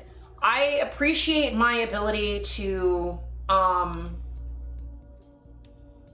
have compassion for myself and others, and like when I'm communicating with people, taking a step back from like whatever I'm feeling, whether I'm upset or mad or something, and going like, am I reading something that you're not intending, that's not what you meant? Am I getting your tone wrong? Am I like, are we talking past each other? And taking that step back and being like, hey, you know, we're having this argument. I'm just gonna like kind of come down here and be like, hey, maybe are we like, is this happen? Like, fourth wall break for a second. Is this argument, am I understanding what you mean? Like, is this argument about what we think it is? Like, I really appreciate my ability to like sort of compartmentalize enough to be able to like step away or step to the side of a conversation and be like, hey, is this like actually what we're talking about? Or are we just like fully speaking past each other? It's a skill that's difficult. It takes a certain level of self-awareness to go like, okay, these are my feelings. Let me step out of my feelings for a second and be like, am I feeling these because they're actually hurting me or because I'm assuming they're hurting me? And stepping out of that and being like, wait a minute, this is what I thought you were saying. Is that indeed what you were saying? Not out of a like accusation, but just like, this is what I'm arguing against. If that's not what you meant, like, I don't want to be arguing something you don't actually mean. Like, if you don't mean that, I want to know so that I can stop arguing with you, because it wouldn't be fair for me to be angry at you about something that you never meant. Twitter can learn to do that abso-fucking-lutely. Also, pineapple juice is great. Am I understanding you correctly? Yes, it is a very, very good skill to have, is just to like take a step back and be like, okay, are we miscommunicating, and how can we clarify so that we are on the same page, is like a really, really helpful skill. A thing I love about myself is my gentle soul and patient self. I could definitely take pride in that. Yeah, and like honestly, Dally, like my favorite thing about you that I've learned about you so far in knowing you is how not just open to learning, but like actively excited to learn new things. That like you are so curious in this like really genuinely earnest way. And I think that like level of earnestness and like genuine curiosity, that's not like, you know, you're not trying to catch someone in a gotcha or anything like that. You're just genuinely like, oh, I recognize I don't know this thing. I'm just gonna ask about it, and not feeling self-conscious or like you can't ask, and just straight up being like, I don't know what this thing means. What does this thing mean? And just like straight up asking is great, because it means you are really good at knowing when you don't know something, which a lot of people are really bad at. And then feeling like socially brave enough to ask, which a lot of people get like anxious and they're like, oh, well, like people judge me if I ask. You just straight up ask, which is great, because like people then just straight up answer there, because like people don't actually judge people for asking questions. It's just that like fear. I was typing and Blanche hooked her paw around my hand, so I would scratch her. Oh, that's really cute. But yeah, like my favorite things about myself are genuinely like my communication skills, my compassion, like my ability to my introspection, but specifically how I can use my introspection to connect with other people. Yeah, people do not like admitting they don't know stuff, especially in the social media era, because admitting you don't know something is like, there's like a moral judgment to that. We need to always know things all the time. You need to always have an opinion on everything all of the time immediately upon it happening. Whereas like in the age of like fucking text and you had to go get the newspaper, it's like people admitted they didn't know stuff all the fucking time. Cause it's like, I don't know. It's 12 p.m. I don't know what is happening until the 6 p.m. news comes out. Or I don't know what happened. I won't know until tomorrow when the newspaper comes out. Like, I don't fucking know anything. You're really smart and funny. Aw, thank you. I think one of my favorite things is when I'm in other people's streams, specifically, is when I make people laugh. Especially when I make either the chat or the streamer. I just love that specifically because it's a demonstration of me knowing.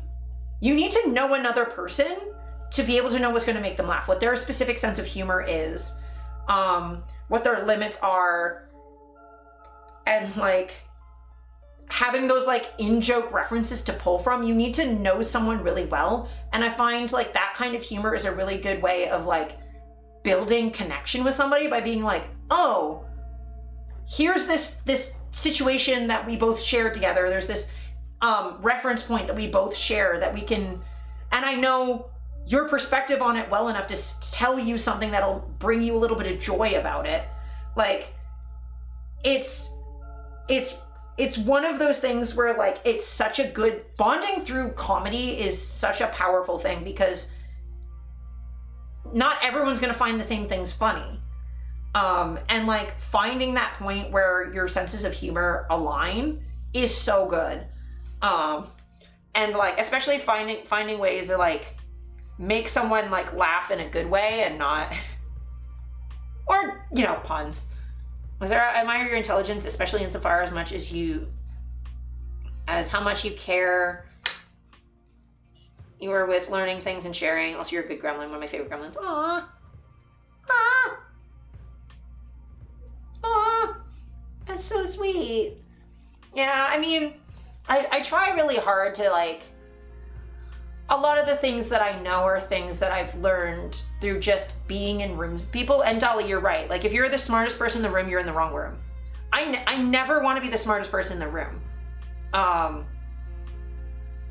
Usually. Sometimes if like I'm in a position where I'm an expert sharing my expertise, then sure. But for the most part, I really, really, really like having other people around me who know more than me. And the thing is, everyone knows more than me about at least one topic. Everybody knows something I don't know. So, I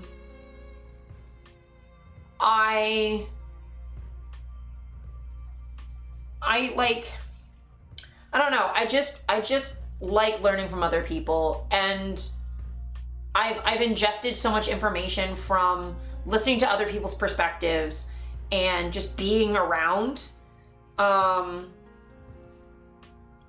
been how I've learned most of the things that I share on stream are things I've learned from being around people and listening to other people and stuff. So like I try and just like pay it forward kind of.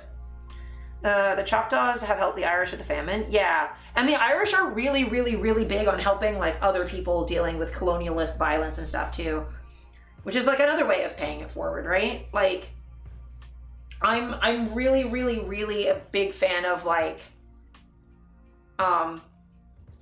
reciprocating, but in a way that's not feeling like it's a transactional thing, like you were nice to me, I have to be nice to you. It's like you were nice to me, so I'm going to take that niceness and bring it into the rest of my life and into the rest of my community.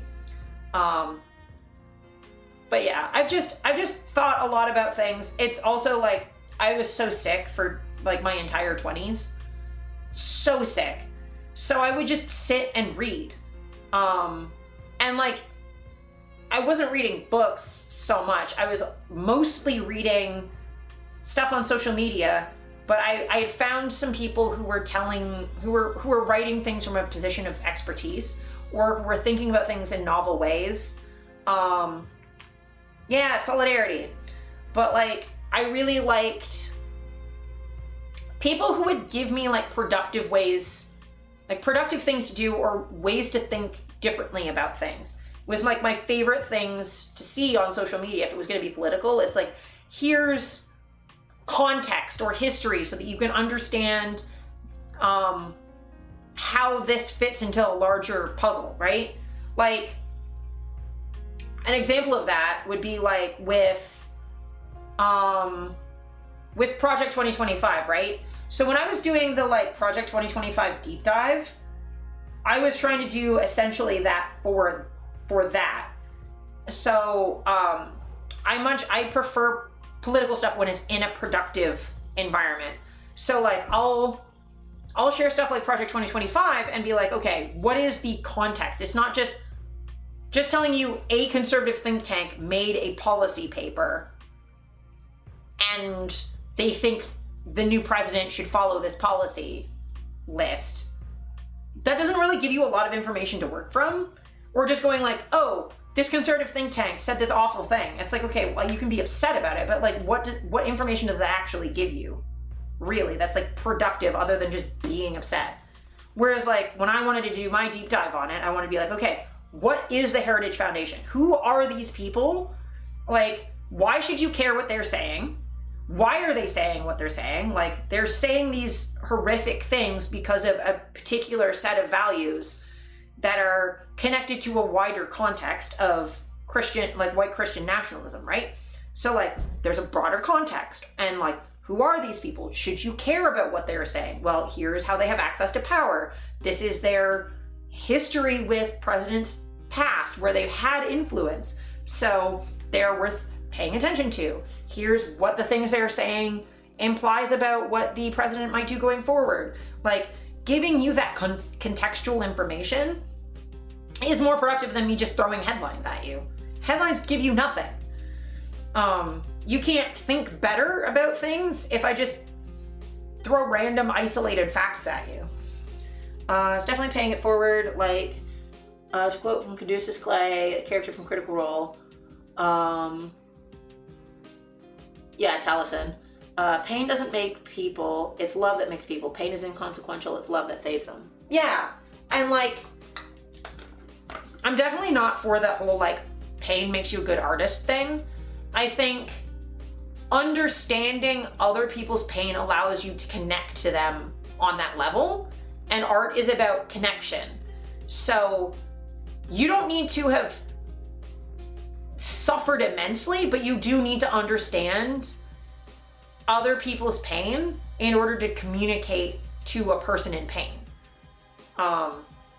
You can grow from pain, but pain can also break you. I think mostly what pain does is it reveals who you are. People who are, like, the way you react to pain reflects your values and your perspective in the moment, right? Like, I get through pain because a lot of the time, especially as a child, it was either I deal with this pain and live anyway, or I die. So because I chose to deal with it and live anyway, have my joy anyway, I'm still here. If I took the other path, I just wouldn't be here, right? Like, or, you know, if when my health shut down, there's like kind of two divergent paths. You can either go, this sucks that I can't do this thing, like I can't walk up a flight of stairs, or I can't walk at all. So I'm gonna do what I can to gradually move towards that goal, or you can go, this sucks, I'm not doing this again anymore, I give up. Like, you can either give up and withdraw and be like, this hurts, I'm not doing it, or this hurts, how can I make it so this doesn't hurt as much and I can keep doing the things I wanna do? And I'm very much a like, I push through things because I wanna have a life that is full of joy and pleasure and experiences. And I'm not gonna let my body restrict me any more than it has to. Like, there are certain things I will never do. I can't go skydiving because my shoulders will dislocate. I literally can't. I cannot run a marathon. I will die. I can't win an eating competition. There are certain things that I literally cannot do, and yes, my body can limit me at those. But can I walk up a flight of stairs? Well, at times I couldn't, but I wanted to be able to do that. So I was like, okay, what are little steps I can do to make this more feasible for me? It's something that it's not literally impossible. It was just impossible at the time, but an achievable goal. So I can work towards it. I'm very scared I'm letting myself wallow sometimes. Yeah, I mean, I don't know how to tell if I am or not, so it's a day-to-day thing. I would say wallowing is fine at times, but like, is your reaction, I'm in pain, I can't do this, or I'm in pain, I can't do this yet, right? Is it, I'm in pain, so I can't do this that way. Maybe I can do it a different way. Like, and it's like, or I'm in pain, I can't do that right now, but I can do it tomorrow.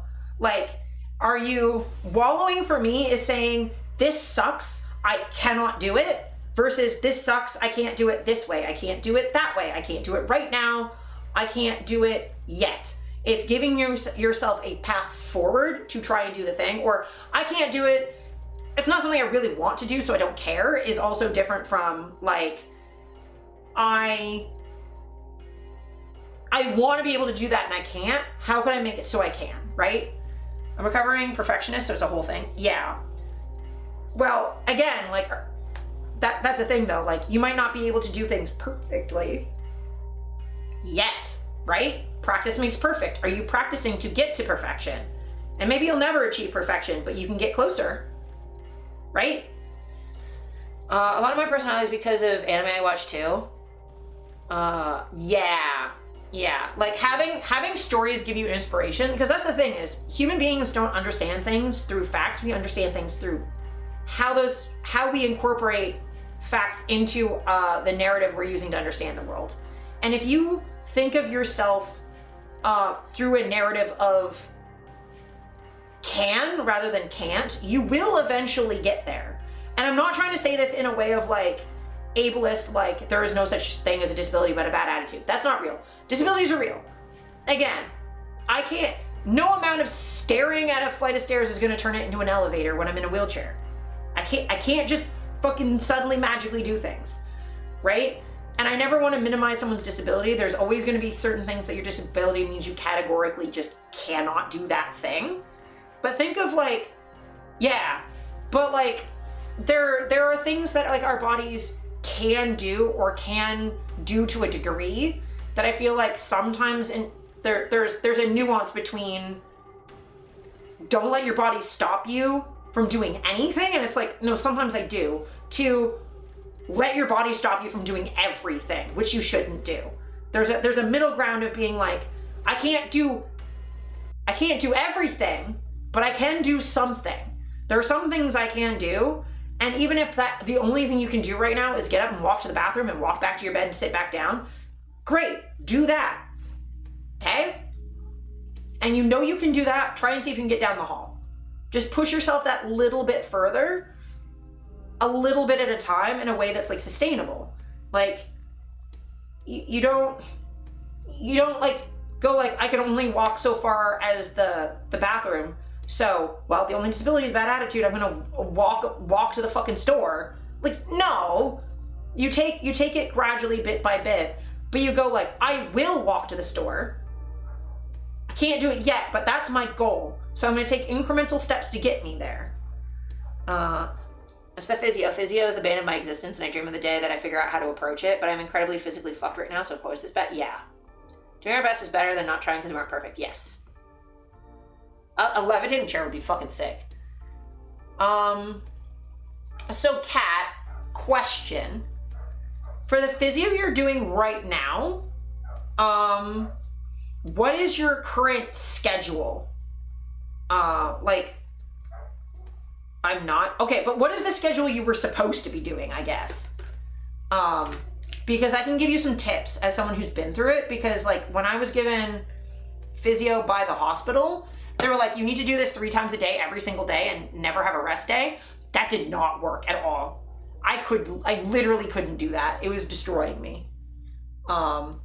So like I can give you tips of how to like things that they didn't teach you because they assume that like because there are certain things that able-bodied people either never have to think about or just like know by virtue of living in a body that does things that like we have to learn.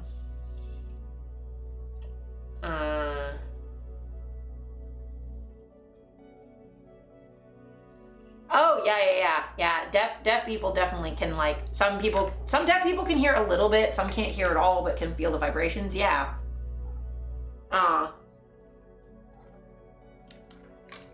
But yeah, so like cat, I would say the most important thing is to start learning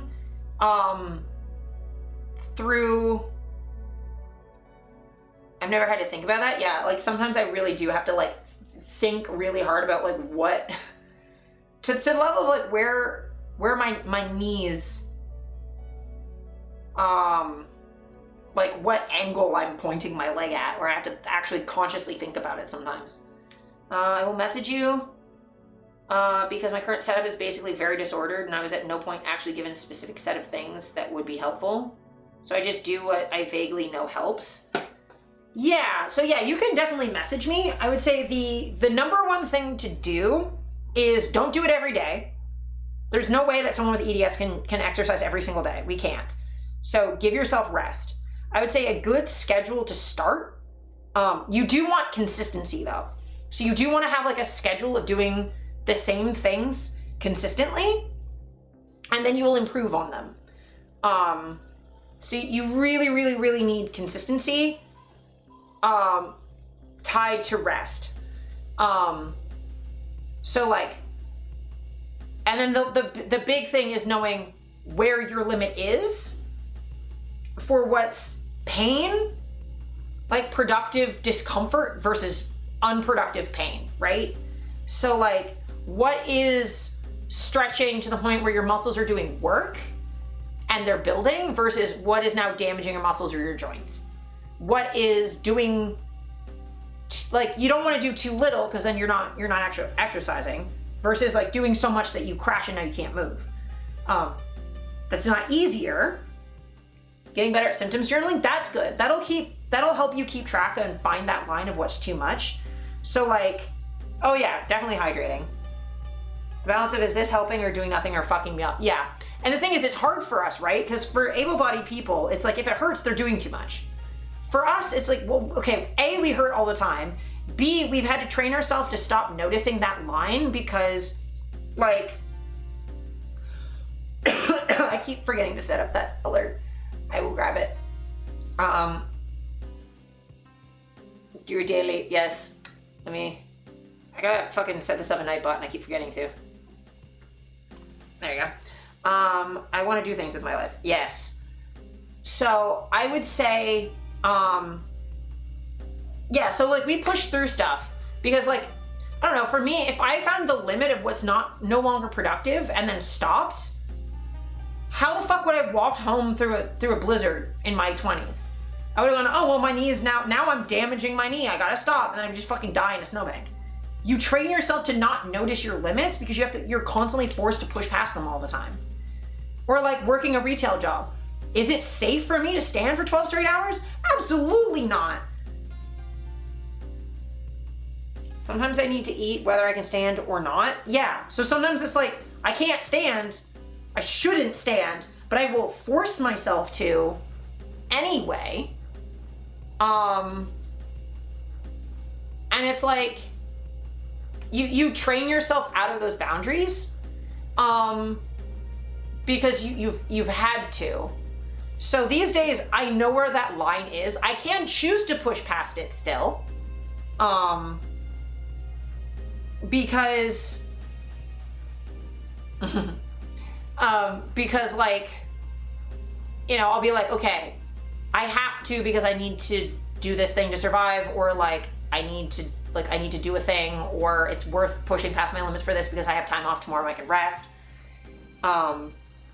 And yeah, and then also, yeah, it changes day to day. So like, you need to figure out not where your line is based on activity, but it's a sensation. So there'll be a sensation where it goes from being productive to unproductive, and you need to feel it. Which is hard because we're used to like trying to ignore what our bodies are telling us because it fucking hurts all the time. Yeah, so like, I don't know how far I can walk. I will walk and then I can feel where I'm starting to hit like the halfway point where I'm starting to get near my limit and be like, okay, I gotta go home now. Yeah, it's alienating. So you gotta like figure out what is a productive feeling and what's an unproductive feeling. And why wouldn't you disassociate from body? Yeah. So I would say something that's productive is usually something that you can sustain. There'll be some stress, like some feeling. You can feel the muscles doing something, but you can hold it for 30 seconds. If for certain stretches, right? So what's one I can demonstrate that I don't really have to warm up for? I don't have to move the camera. So for pigeon, right? I think I can do pigeon on camera. Let's do it this way. So pigeon is like this, right? So I got my leg behind me, this leg bent in front of me. If I scooch back so you can see it. So it's bent in front of me. It's called pigeon. So if you do that, there's a point where you'll lean forward and it'll like, you can feel it stretching in here. So you should feel like a slight tension. There should be tension and you should feel the muscle stretching, but it shouldn't feel painful. It should never hurt. This hip shouldn't hurt. It's stretching a little bit, but it shouldn't hurt at all. This should just feel, there should be like tension in the joint. That's it. Not like it's gonna come out, just like, you know, just a little bit of stress. But if I'm up like this, you know, I can feel tension in my joints, but if I do this, that hurts. That's pulling too much on my calf or on my quad. So like, don't do that. Try to get my legs over my head. Be careful. Don't overstretch. As someone whose bones fall out, be careful.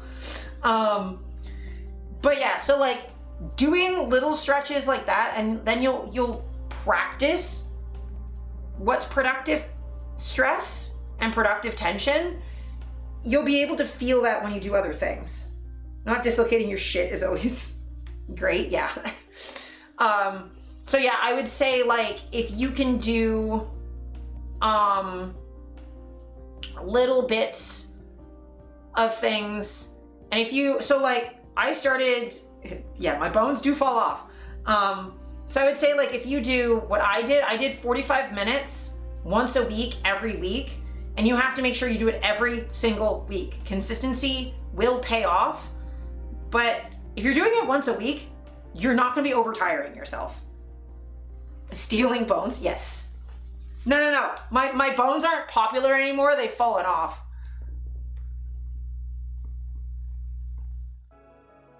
Gym has been amazing, yeah.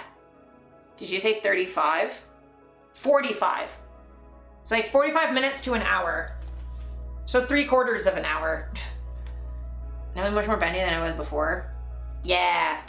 You just have to make sure that you're bending through muscle control and not just throwing your joints around, because then that'll damage them.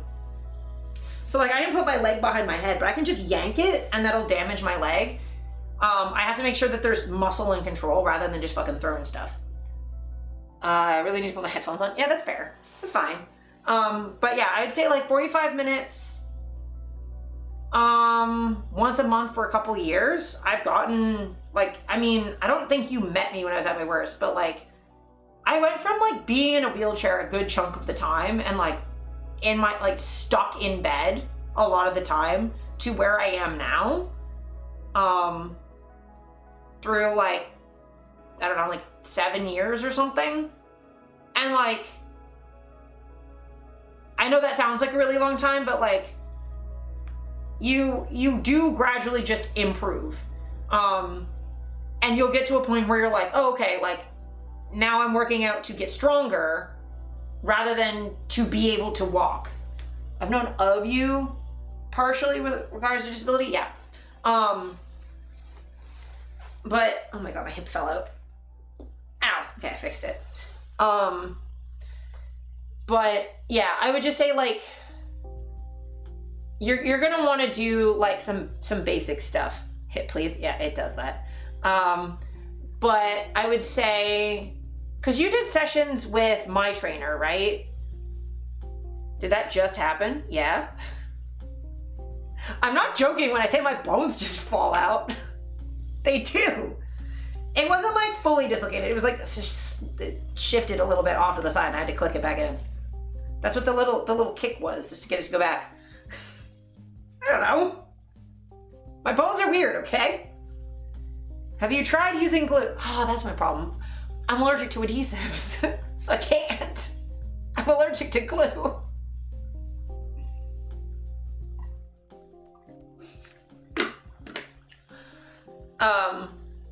But yeah, I would say like if you're having perished of unrelated reasons, yeah, I would say like they do COVID, yeah. They have private sessions as well. Depending on what their schedule's a bit funky, but like they can do private sessions as well. But like they're very good at sort of slowly integrating stuff. I'm no longer dead broke, right? Yeah, so like I keep forgetting. Yeah, so like if you can afford to like see them, do that. If not, like you can also like if you can't afford to see them super regularly, you could do like a month on, a month off and be like, hey, I can only afford to see you every other month or every other week because of where my finances are at. Like they will be super accommodating. And it's not like they live that far from you either. Which helps. So like I would definitely recommend that just because like they're the one who A, got me to where I am, but B, they have experience with EDS specifically. God, I would like a job. Yeah, fair. I think sometimes Shibari can also be experienced as a way of assisted stretch. Yes, so like that's a thing that like during COVID when I was doing sessions remotely, so I was here and seeing my trainer over Zoom, is we used to do stuff because they have like a lot like nylon like straps for like assisted stretching. I don't own any of those, so I would use rope as like a strap to pull my leg. It doesn't have the elasticity, so there's like certain things I couldn't do, but for like some assisted stretching, like I could just use rope to help. And yeah, I've definitely used Shibari, especially suspension, as a way of like exercising. As to consistency other than travel, I have gone to the gym once a week for around a year and a half, gone from half a block of walking to 10 to 15 blocks. Physio is even better. Yeah, so like legitimately once a week, if you're not exercising at all, once a week is fine. You don't have to exercise every single day. You don't have to exercise twice a day. There are some people who go to the gym in the morning and then at night. Great, you don't have to do that. Those are able-bodied fucking people. You don't have to do that. If you're starting at nothing, don't try and do everything at once. Start with something small. Yes, please. But like start with, I'm walking here to clock. But yeah, like start with something small, right? You're gonna start with passive stretching, low impact, low reps, not a lot of sustained, like you're gonna be doing sustained stretching, but it's not gonna be super stressful. Mobility 8 blocks, yeah. But you'll be doing stuff like pigeon or like glute raises, which are not super difficult. I have been drinking. I have been drinking water. I've drank like 300 milliliters of water. Appreciate it immensely. Yeah. I did also have the milk to start too, so I had an entire glass of milk. But yeah. But legitimately, if you ever have questions, like I know what it's like, so If you can't do one long session, you have the option of doing many smaller sessions. 5 minutes, 3 times a week. Yeah. I would say plan. It also depends on like what you're doing, because sometimes, if you're doing like weight stuff, yes. But I would say for certain things, like doing 5 minutes of stretching, because the stretches build on each other. I would say whatever you can do consistently, yes. Make sure you do consistency more than anything else. But like, at least with some stretching and with EDS, sometimes there's certain stretches you have to do linked together so that you, some stretching, yeah, but like I couldn't do like a splits variation in 5-minute chunks over the course of a week. You have to do that all in one go. But also, like, if you're not at the level of doing splits, like training, that's fine. Trying to plan the day. I didn't have any particular end time. I'm probably not going too much longer because I'm already at 4 hours. But yeah, I mean, for some stretching, yes. Like pigeon, like if you're doing stuff for glutes and hip flexors and stuff, yes. But like when you do, there are certain stretches that like, you're gonna wanna do stretching, like passive stretching, then active stuff, then strength building, and you, more basic flexibility area. Fair. I'm only familiar with my level of stupid, where like, like I could probably, without warming up, get halfway into the splits right now. I'm not going to. Probably could. But yeah, but yeah, I guess like start with where you can and then build up from there.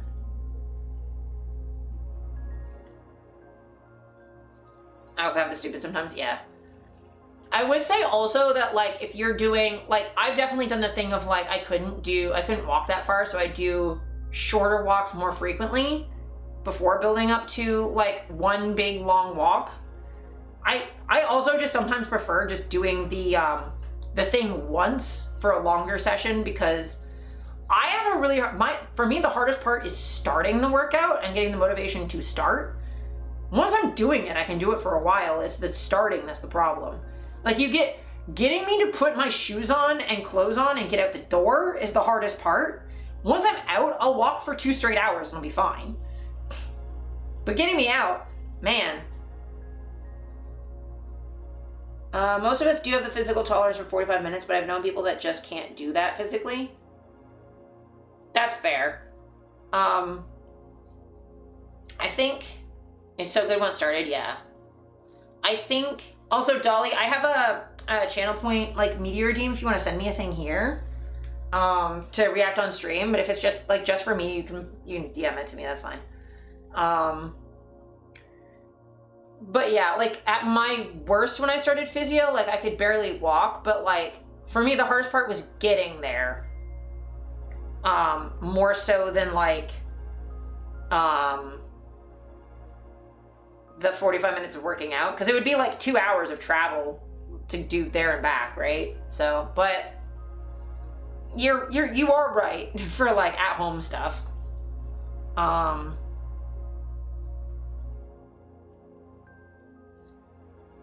I'm just a silly. Hey Donovan, you got any? Oh, I have seen this. The Malk. I think I first saw this video like forever ago. I used to watch this channel all the time. 15 years ago. It is very good. I can't believe this video is 15 years old. Anything to drink? Yeah, in the fridge. Hey Donovan, you got anything to drink? Yeah, in the fridge. Hey Josh, grab me a glass of milk. They don't have any milk, but I can get you some milk.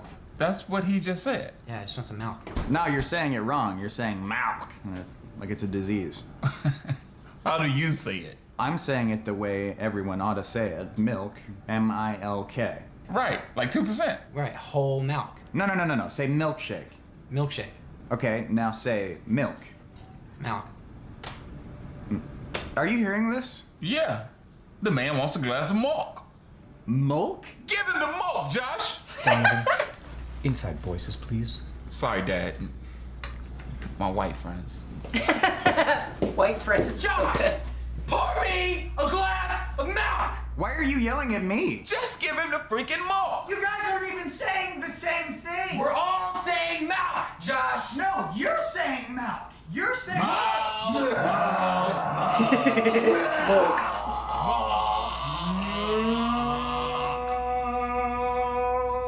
up!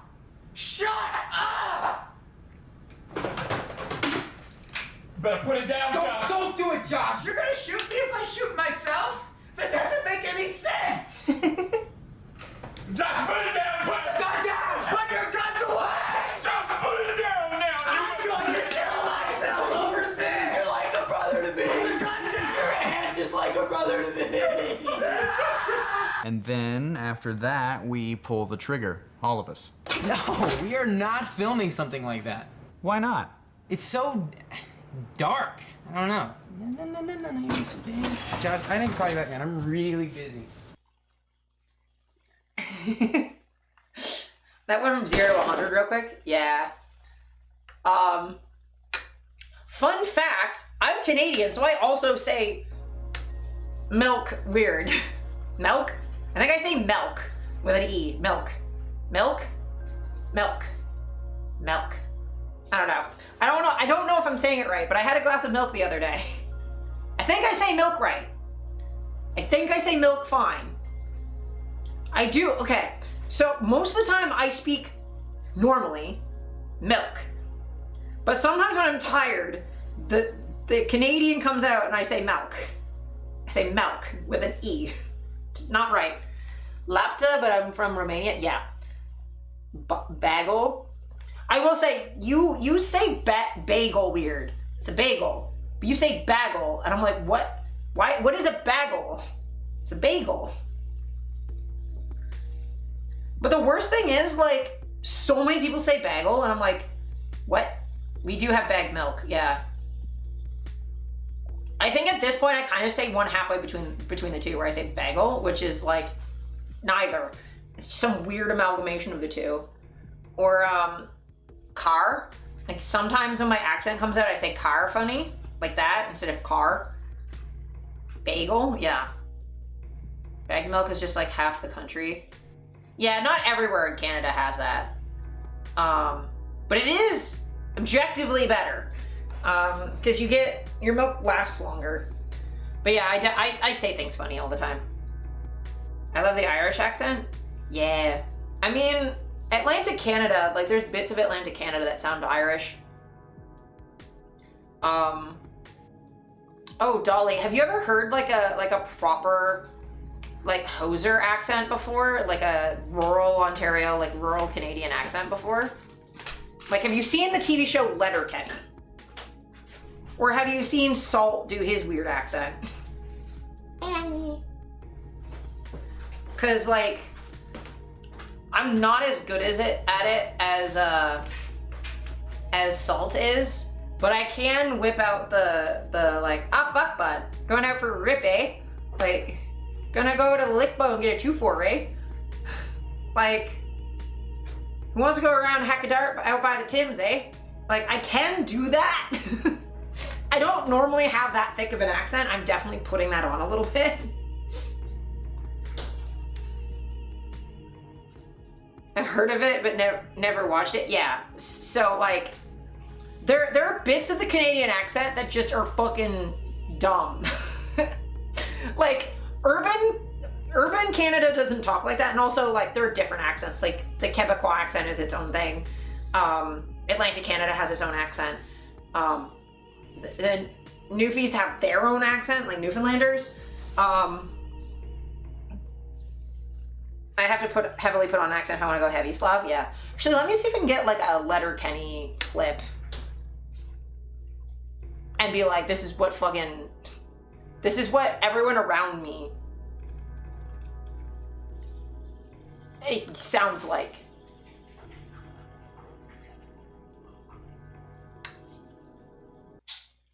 Amalgamation with a sprinkle of Romanian accent. Yeah, that makes sense. So, yeah, Letterkenny. This is super accurate to what Canada actually sounds like in rural areas. You went to your pal's second cousin's house the other day.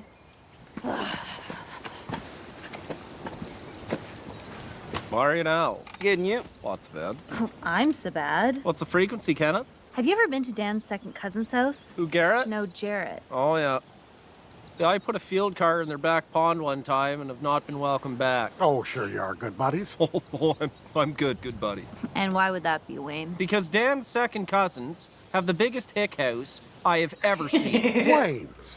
I can beat it. No, you can't. Can too. And not. Can and will. Katie, is this because we just came back from my second cousin's house down the side road? Derry's second cousin's house down the side road is the biggest hick house I have ever seen. Katie? Look, yous are familiar with our stance on personal hygiene, so it should be no surprise our stance on home hygiene. Sounds like you want to go head to head, Katie. I'm ready for a hick off. You guys gonna hick off in front of each other right here, right now? I hicked off earlier today. Dan's second cousins have the biggest hick house I've ever seen because... You said you were going to grab us some more beers before all this, but you know, whatever. Derry's second cousins have the biggest hick house I've ever seen because... Well, let's just make sure nobody's feelings are gonna get hurt here. When you pull up the laneway, a llama comes trotting up to your door the way a dog would. That's Cody. There's a Planned Parenthood billboard on the property right beside another billboard that says, "Smile, your mom chose life." Oh, I thought it was good to stay bipartisan. There's a substantial ring of blood in the bathroom sink, shower, and toilet. Okay, define substantials. There's 2 Jack Russell Terriers in the kitchen standing side by side licking the wall. Yeah, they're wire-haired Jack Russells, though. I mean, we're splitting hairs. There's a patch of black ice inside the door that Dan's little cousins were playing ball hockey on, and one of them sticked me in the face. Oh, that'd be Cody. He's on the spectrums.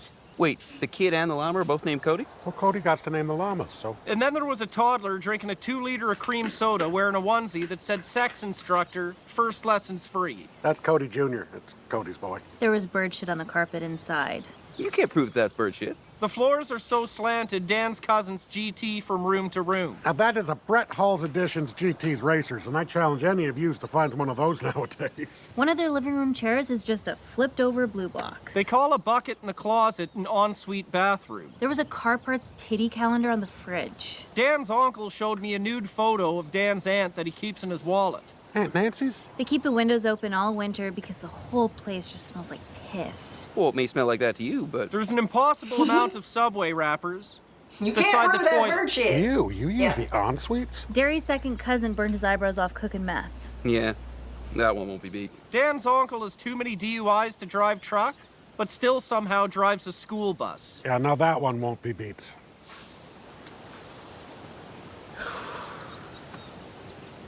This is legitimately what our accent sounds like, and also the way that we hang out in rural Ontario. I've definitely been like at the side of the road just shit talking. My fucking the best thing is like being at like a bonfire at someone's barn. And by a bonfire, I mean you're just out at someone's barn on their farm and you're just fucking, some people are hacking darts, you're drinking, whatever, and you're just fucking shooting the shit, and then you're eventually like, who wants a bonfire? And you just gather a bunch of shit, pile it up, and set it on fire. And you're like, okay, now we're gonna talk shit around a fire. Remember the rumor of the high schools and their teachers? Oh my god. Can't prove that's not bird shit. Yeah. Do you have a story where when people are... No. I don't know what you're talking about, Pam Punch. But hi. Welcome in. You're gonna have to, I don't know what that question is about. But yeah, no. Rural Canada is a place that exists. And we're a bit hillbilly, but in our own unique Canadian way.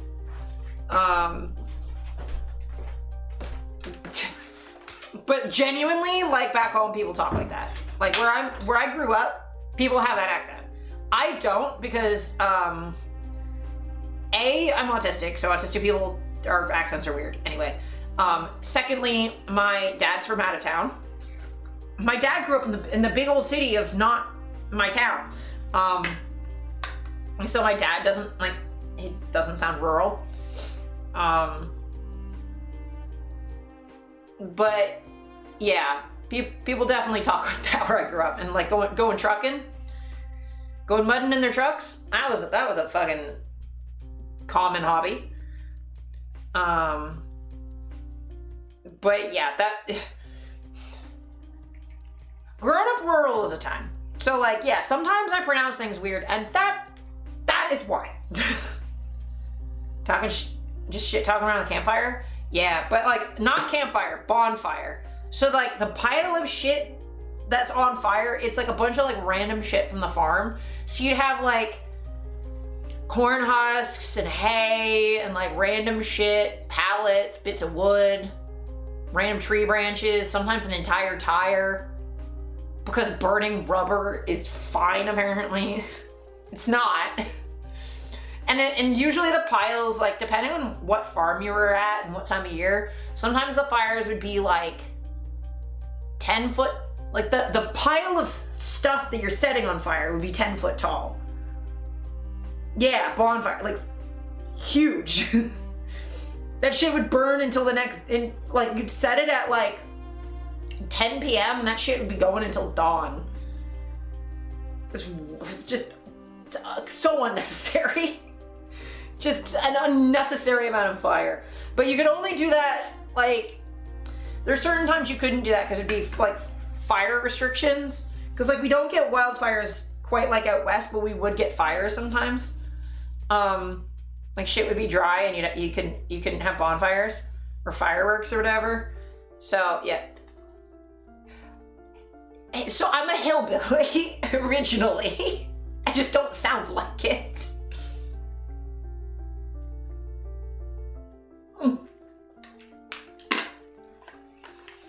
But yes. What else?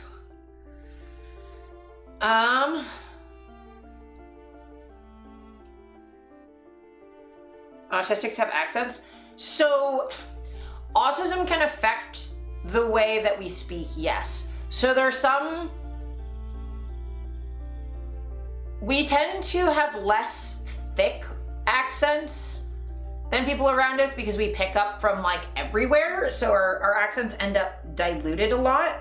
Cause like we'll watch like TV and stuff and we'll pick up the ways of saying things from other people. A lot of times we will have a less thick accent also because we will specifically enunciate things really clearly. Flat affect big, but not the accent. Yeah. So like there's specifically a couple people on TikTok who have this to an extreme degree, but like we will pronounce every single letter and every single consonant in a word rather than like kind of slurring our way through it as much. So like you have much less of a an accent. Like it's still there, but because we tend to be much more careful with how we're pronouncing things because we're very particular about what words we're saying, we'll have a much more similar accent to each other just because we're all trying to pronounce it. Like you'll still have vowel shifting, but like the consonants we pronounce a lot. I mean, if you're British, then you're still gonna have like, I'm British, and like drop a bunch of consonants. But like, at least in like North America, like we tend to have less extreme accents. Like most of the autistic people I've ever met in North America all have very muted accents at best. Though obviously, like if you're coming from like a completely different language where you have different vowels and sounds entirely, like you're gonna have an accent, but it's gonna be like flatter. Explains how I accidentally myself into a mostly unplaceable accent. Yeah, so like you're gonna be, it's part of the reason why when like I speak Japanese, like I don't have a very thick accent when I'm speaking Japanese. My pronunciation's fairly accurate. The issue is I just have a really flat affect, so it's like I don't sound right for that reason. But like, if I'm gonna say like sake, like I'm pronouncing it properly. Like I don't know how to say like sake.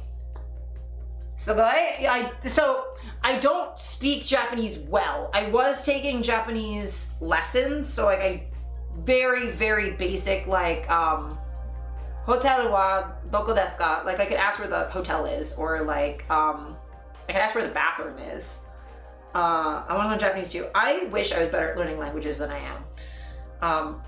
I really just gotta like focus and do it. The problem is like, I need to understand the grammar first and then plunk vocabulary into it so that I can actually communicate. If you just, either that or give me like a shit ton of vocabulary. My problem is I'm very bad at vocabulary memorization. But like, if I have to learn languages by giving me vocabulary and let me sort of like grunt and point at things and be like, word, and like not, I do best at learning languages when I just have like a shit ton of vocabulary and I don't have to worry about conjugating. I don't learn well in like a school environment where they're like, you need to learn the words and the conjugation and make a sentence, and then we're going to learn the next vocabulary word and the conjugation and the sentence. I don't learn that way. Give me a bunch of fucking vocabulary so I can like be like, I know what that is. I know what that is. I know what that is. And then I would just talk like a fucking 3-year-old and be like, I don't know. Ringu for apple. Like, Ringu. Mizu. Like, I don't need to be able to fucking speak a sentence. If I'm going to Japan as looking like this, if I just point at a thing and I'm like, word, they'll be like, okay, you want that, obviously. Or like, I know desu ka, or I was like, is it? Like, what is it? Like, learning like basic stuff, great. But like, for the most part, I just want to learn vocabulary and just grunt and point at things. Yeah, I can speak like a couple sentences. I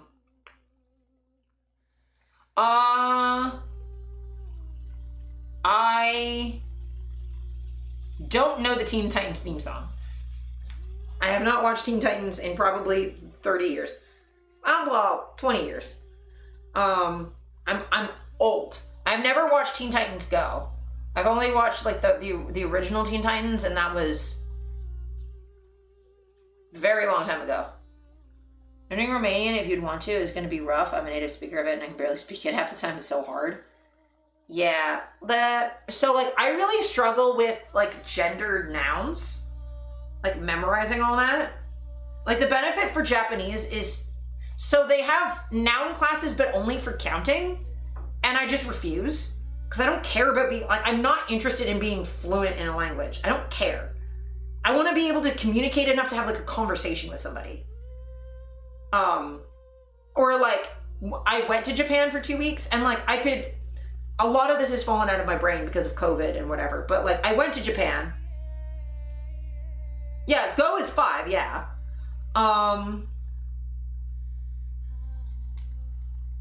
But yeah, so I used to know a lot more, and like being in Japan, I picked up a lot more because you're being surrounded by it. But like, I could read McDonald's menu and order fully in Japanese, because everything in a McDonald's menu is English loanwords. So as long as you can read katakana, then you can look at it and be like, well, I know what a hamburger is. This is a hamburger.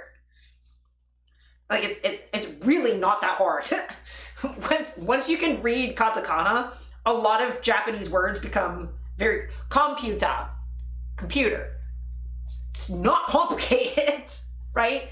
So like, I want to like relearn how to read katakana again, at least. Yeah, and then relearn hiragana too. Yeah, but like, at the very least, get katakana back.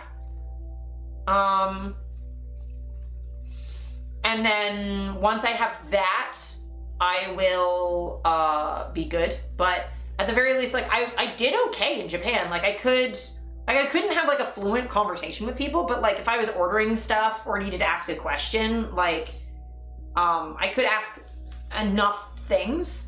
I couldn't really understand a lot of things they were saying back to me is the problem.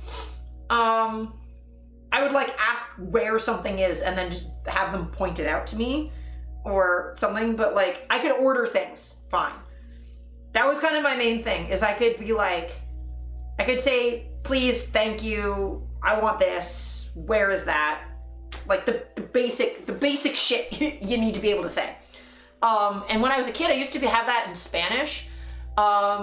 Mostly now in Spanish, I'm really good at counting in foreign languages. Counting I'm great at. And then, except for the Japanese special counting, and I just refuse, I will just use basic counting and they'll know what the fuck I mean. Like, if I say I want 1 pencil and I don't use the special for small, long objects version of 1, it doesn't fucking matter. They know what I mean. They know what I mean. That's all that matters. I don't give a shit about being fluent. I just wish I was better at picking up languages because I'm so fucking slow at it. But yeah, I can still count in Spanish up to 10. I can still ask for a beer. Una cerveza, por favor. I can say, like, fine. Isn't there only special numbers for 4 and 7? No. So for Japanese, so there's, in basic counting, there's special for 4 and 7. So it'd be, you can either do ichi, ni, san, shi, go, roku, shichi, hachi, ku, ju, or ichi, ni, san, yon, go, roku, nana, hachi, ku, ju. So like there's special numbers so you don't say shi, which means death. So like there's only that for basic counting, but if you're counting not just numbers, but if you're, yes. So if you're counting objects, right, there's a different way of saying I have 3 pencils than saying there's 3 dogs, or there's 3 bowls of ramen, or 3 cups of water, or there's 3 people. Different words entirely for the number 3. It's fucking ridiculous. Dolly, I have your thing. But I'm also gonna try and see if I can find a video of Japanese numbers stuff. Cause it's dumb.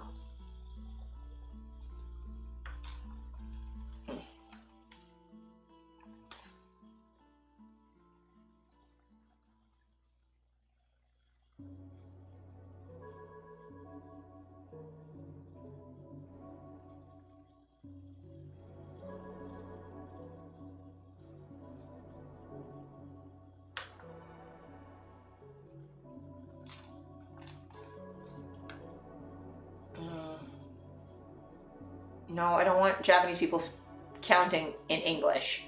That's not what I want.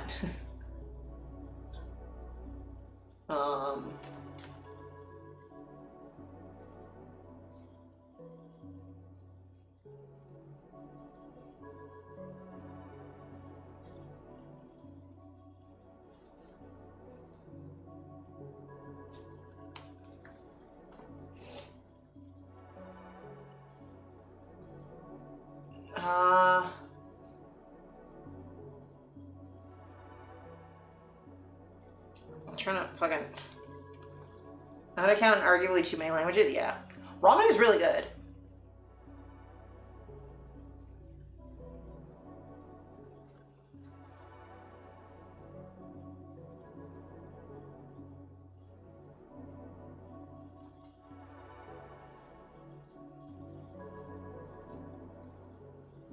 Oh yeah, this should be good. But fucking Japanese. Oh no, I don't want to start that. I wanted to pause the other thing. Fucking headphones. So yeah, Japanese counting is silly.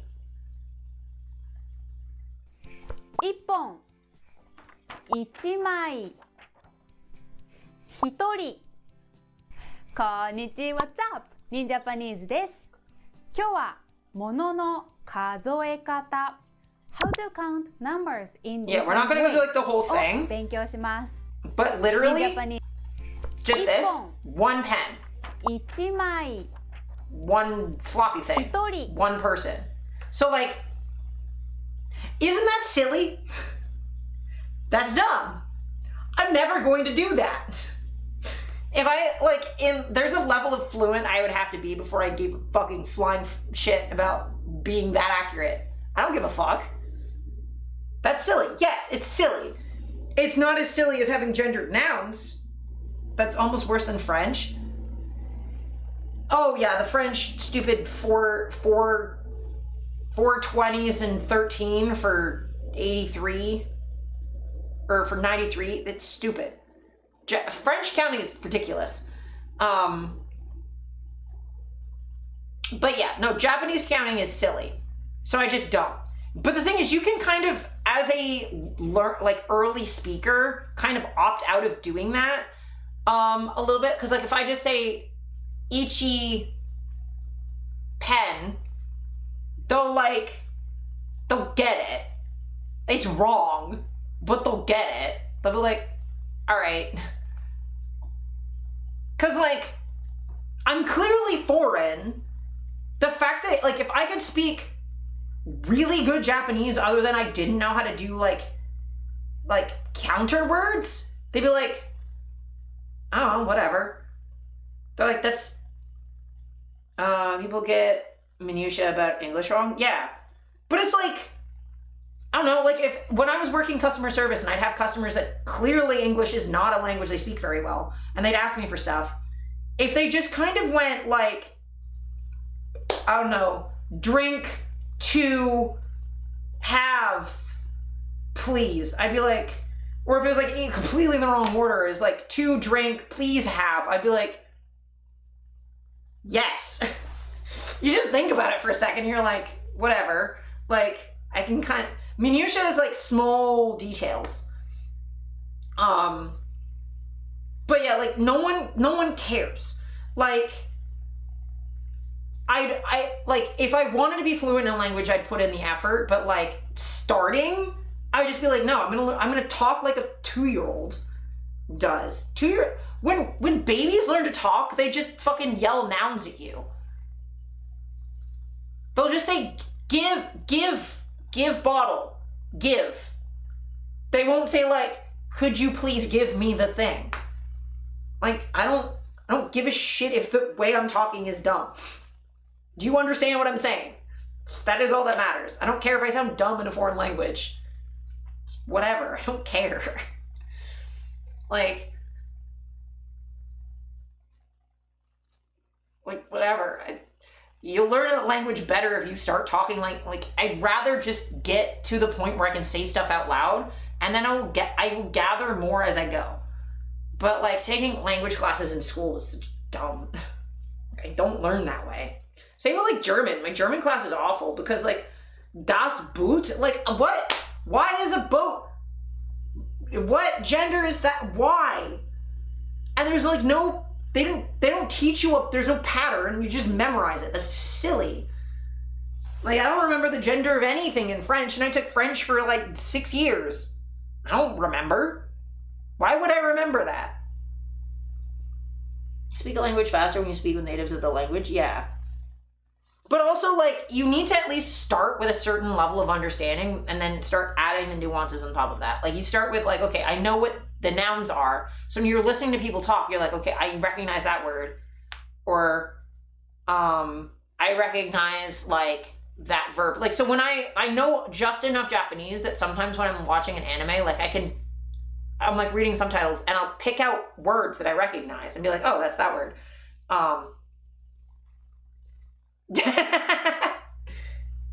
Yeah, so like, you know, you can add details as you go, but I'd much rather learn a language through just like yelling nouns or unconjugated verbs. Small details, yeah. I mean, that is what that means. You basically just take the definition in English and then translate the words. Unless there's like an exact word that translates. Minutia comes from Latin, I believe. I think. Minutia, minute, minute being small. Mini comes from that. Mini being small.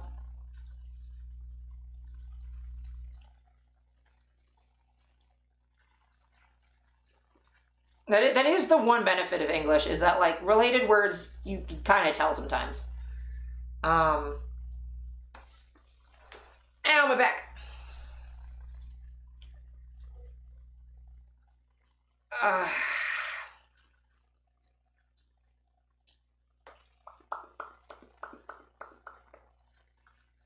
It's in Romanian, and I never see my country being talked about or my language being used outside the country, so I'm just fangirling. But aw, that's cute.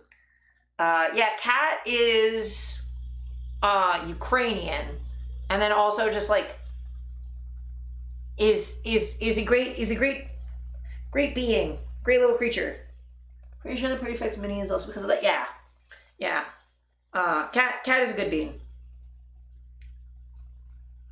We love him. He's good. I'm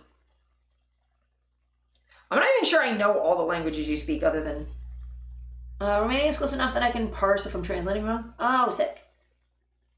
Nosferatu is exciting. Yeah, Nosferatu is great. I've learned cold, hot, and demon in Japanese just through repeat exposure in anime. Yeah, I will say, honestly, like, anime is going to teach you a very specific kind of Japanese, but you can learn, like vocabulary through anime. They're not going to teach you how to pronounce it like an actual person. Yeah. I believe it's the southwest border of Ukraine is with Romania, if I remember right. Russian, English, lost most of my Spanish, but still sort of read. Mid-level reading Polish, very little French. See, Kat, what we got to do is while you're living in Canada, we have to at least make sure you can read cereal box French. That's all you need to know. My Norwegian friend learns English through cartoons. Yeah, I mean, that does work. There's a reason Canada had Telefrancais. Oh yeah, I can read that. Yeah, I mean, that's fine. Like, that's essentially my level of French at this point. Is like, I can read, like, I don't know, just give me random fucking, like a cereal box or shampoo or whatever. Like, I can't speak French. I can't understand people speaking French to me. I can read French. Sort of. I can kind of get it through context. Is like if I'm reading like an item label, like I'm gonna know roughly what would be on that label if it was in English. Because like in Canada, all the labels are in English and French. Usually you just turn it around. But I'm just so used to like going down aisles and sometimes everything's like a box is the wrong way around. So you just see the French side and not the English side. So you're just like, whatever. I still recognize what like crock is, like, I don't know, part of Snap Crackle Pop from Kellogg's Rice Krispies. Like I can recognize stuff and like random. The R's give me anxiety. Yeah, it's fine. I mean, it's also like, are you learning Parisian French or Quebecois French? Because those are also very different. I can roll my R's. It sounds even better when I sing in Old Norse. Oh, neat. J'adore gâteau. Yeah, that means I love cake. Like, I can read French, apparently, still, but, like, I just know enough random-ass French that, like, I can read enough of it through context and, like, the words that I know. Or, like, sometimes when, like, government officials are saying things in French, I can, like, kind of understand what they're talking about. Though I am very much waiting for the English translation, because I'm like, I kind of know what they're saying, but not really. Back when I was learning was Parisian. Yeah, that makes sense. I mean, you would have been learning in Europe, right? But funny thing is, when I was learning French, also Parisian. I don't know why we don't learn Quebecois French in Canada. Why don't we just learn Quebecois? It would be much more useful. I don't give a shit about learning Parisian French. Teach me Quebecois. I'm more likely to go to Montreal. Because it's not fancy enough? Yeah, well, too bad. Le gâteau est un... I don't know what that last word is. Probably the xenophobia? I don't know, maybe. That might just be that it's easier to get textbooks that are written about Parisian French because it's general. Whereas, like, Quebecois French is, like, a very specific... Oh, is a lie. Oh, is a lie. Okay, got it. But yeah, it's just like, I can't imagine it would be easy to find a Quebecois French textbook or write one, because it would have to be written specifically in Quebec, because no one else speaks French like that. Okay, let's talking like anime. Computer typing. ちょっと水取ってきて。オープニングザドア Oh God. クロージン Thanks, グザドア Ollie. カミングバックインウィザウォーターボトルセッティングオンアチェアワッチングポリーディングアブックゲティングボードプレイングウィズマイフォー You definitely scared Cat with that. Getting it for him, giving it to him, playing with my phone, watching pop, trying to sleep, not walking, watching something, nothing to watch, watching pop, playing the guitar, trying to be quiet, picking, fingering, drinking water. Drinking too much. Stomach pain. I also love that in anime they do randomly speak English for no reason. Taking a shit. But like, yeah, randomly in Japanese, there's just random English shit is like for like. So katakana is used for foreign loan words and slash as like their version of italics for emphasis. So sometimes they will just use English words as emphasis or like it's weird. But there were so many times where I was like in Japan and people would just be like talking and I'd be like, I know exactly what you're saying because there's so many fucking loan words and what you're talking about. Yeah, we do that with Latin, yeah. Oh, it might be like Delaware smash.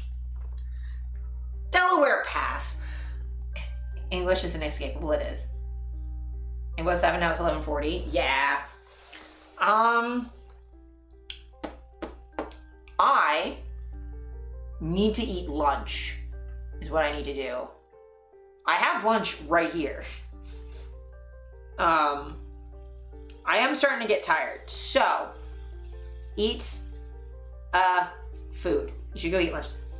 It's literally right here. It's been here for a bit. It's been amazing hanging out with you. Yeah. I do need to leave room for dinner. I should probably eat lunch. But we're also probably going out for dinner tonight, and I need to figure out when that's happening.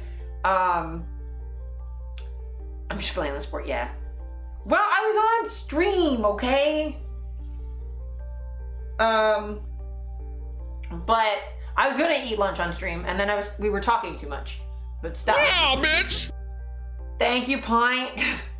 But I should probably rate out so that Steph and I can spend some time together for Lupercalia because we were gonna do like a Valentine's dinner and stuff, and I don't know what snow's like outside. I think it's still snowing heavily from this small bit of gap in the fucking blinds. We yapped a lot. But yeah, I should probably rate out so that I can do date stuff. Close that. I should spend time with my partner. At least one of them, you know? There's so much snow, yes. Happy steak? Yes. I think that the plan is to do steak.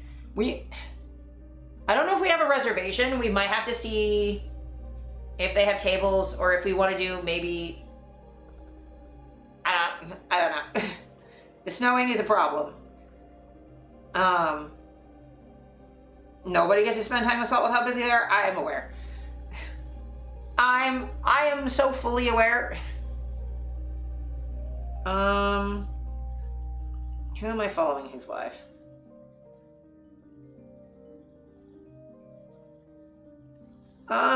Kiwi Song's live. Maybe we raid Kiwi. Maybe we raid Kiwi. We don't have a reservation because I wasn't sure when we get there. That's fair. Salt is fake. Yes. Yeah, we're gonna raid Kiwi. We're gonna raid Kiwi.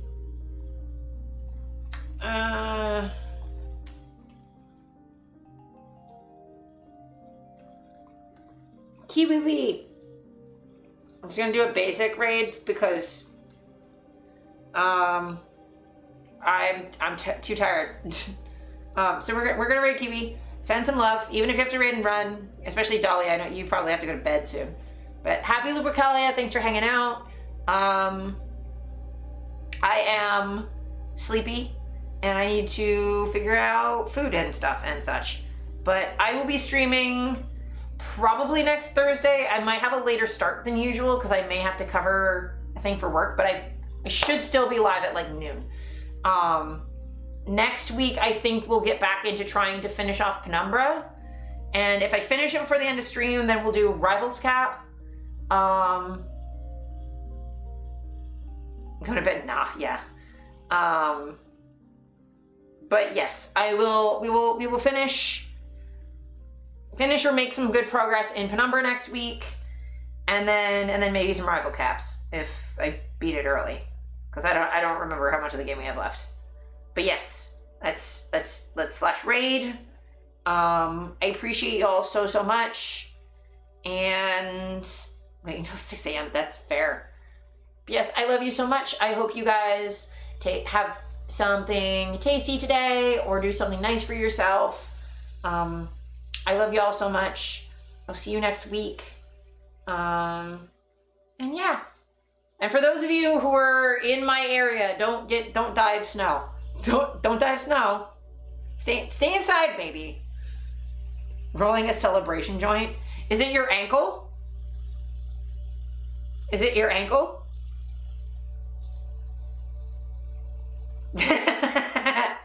Don't roll your ankles either. Will not die of snow. Okay, good. Okay.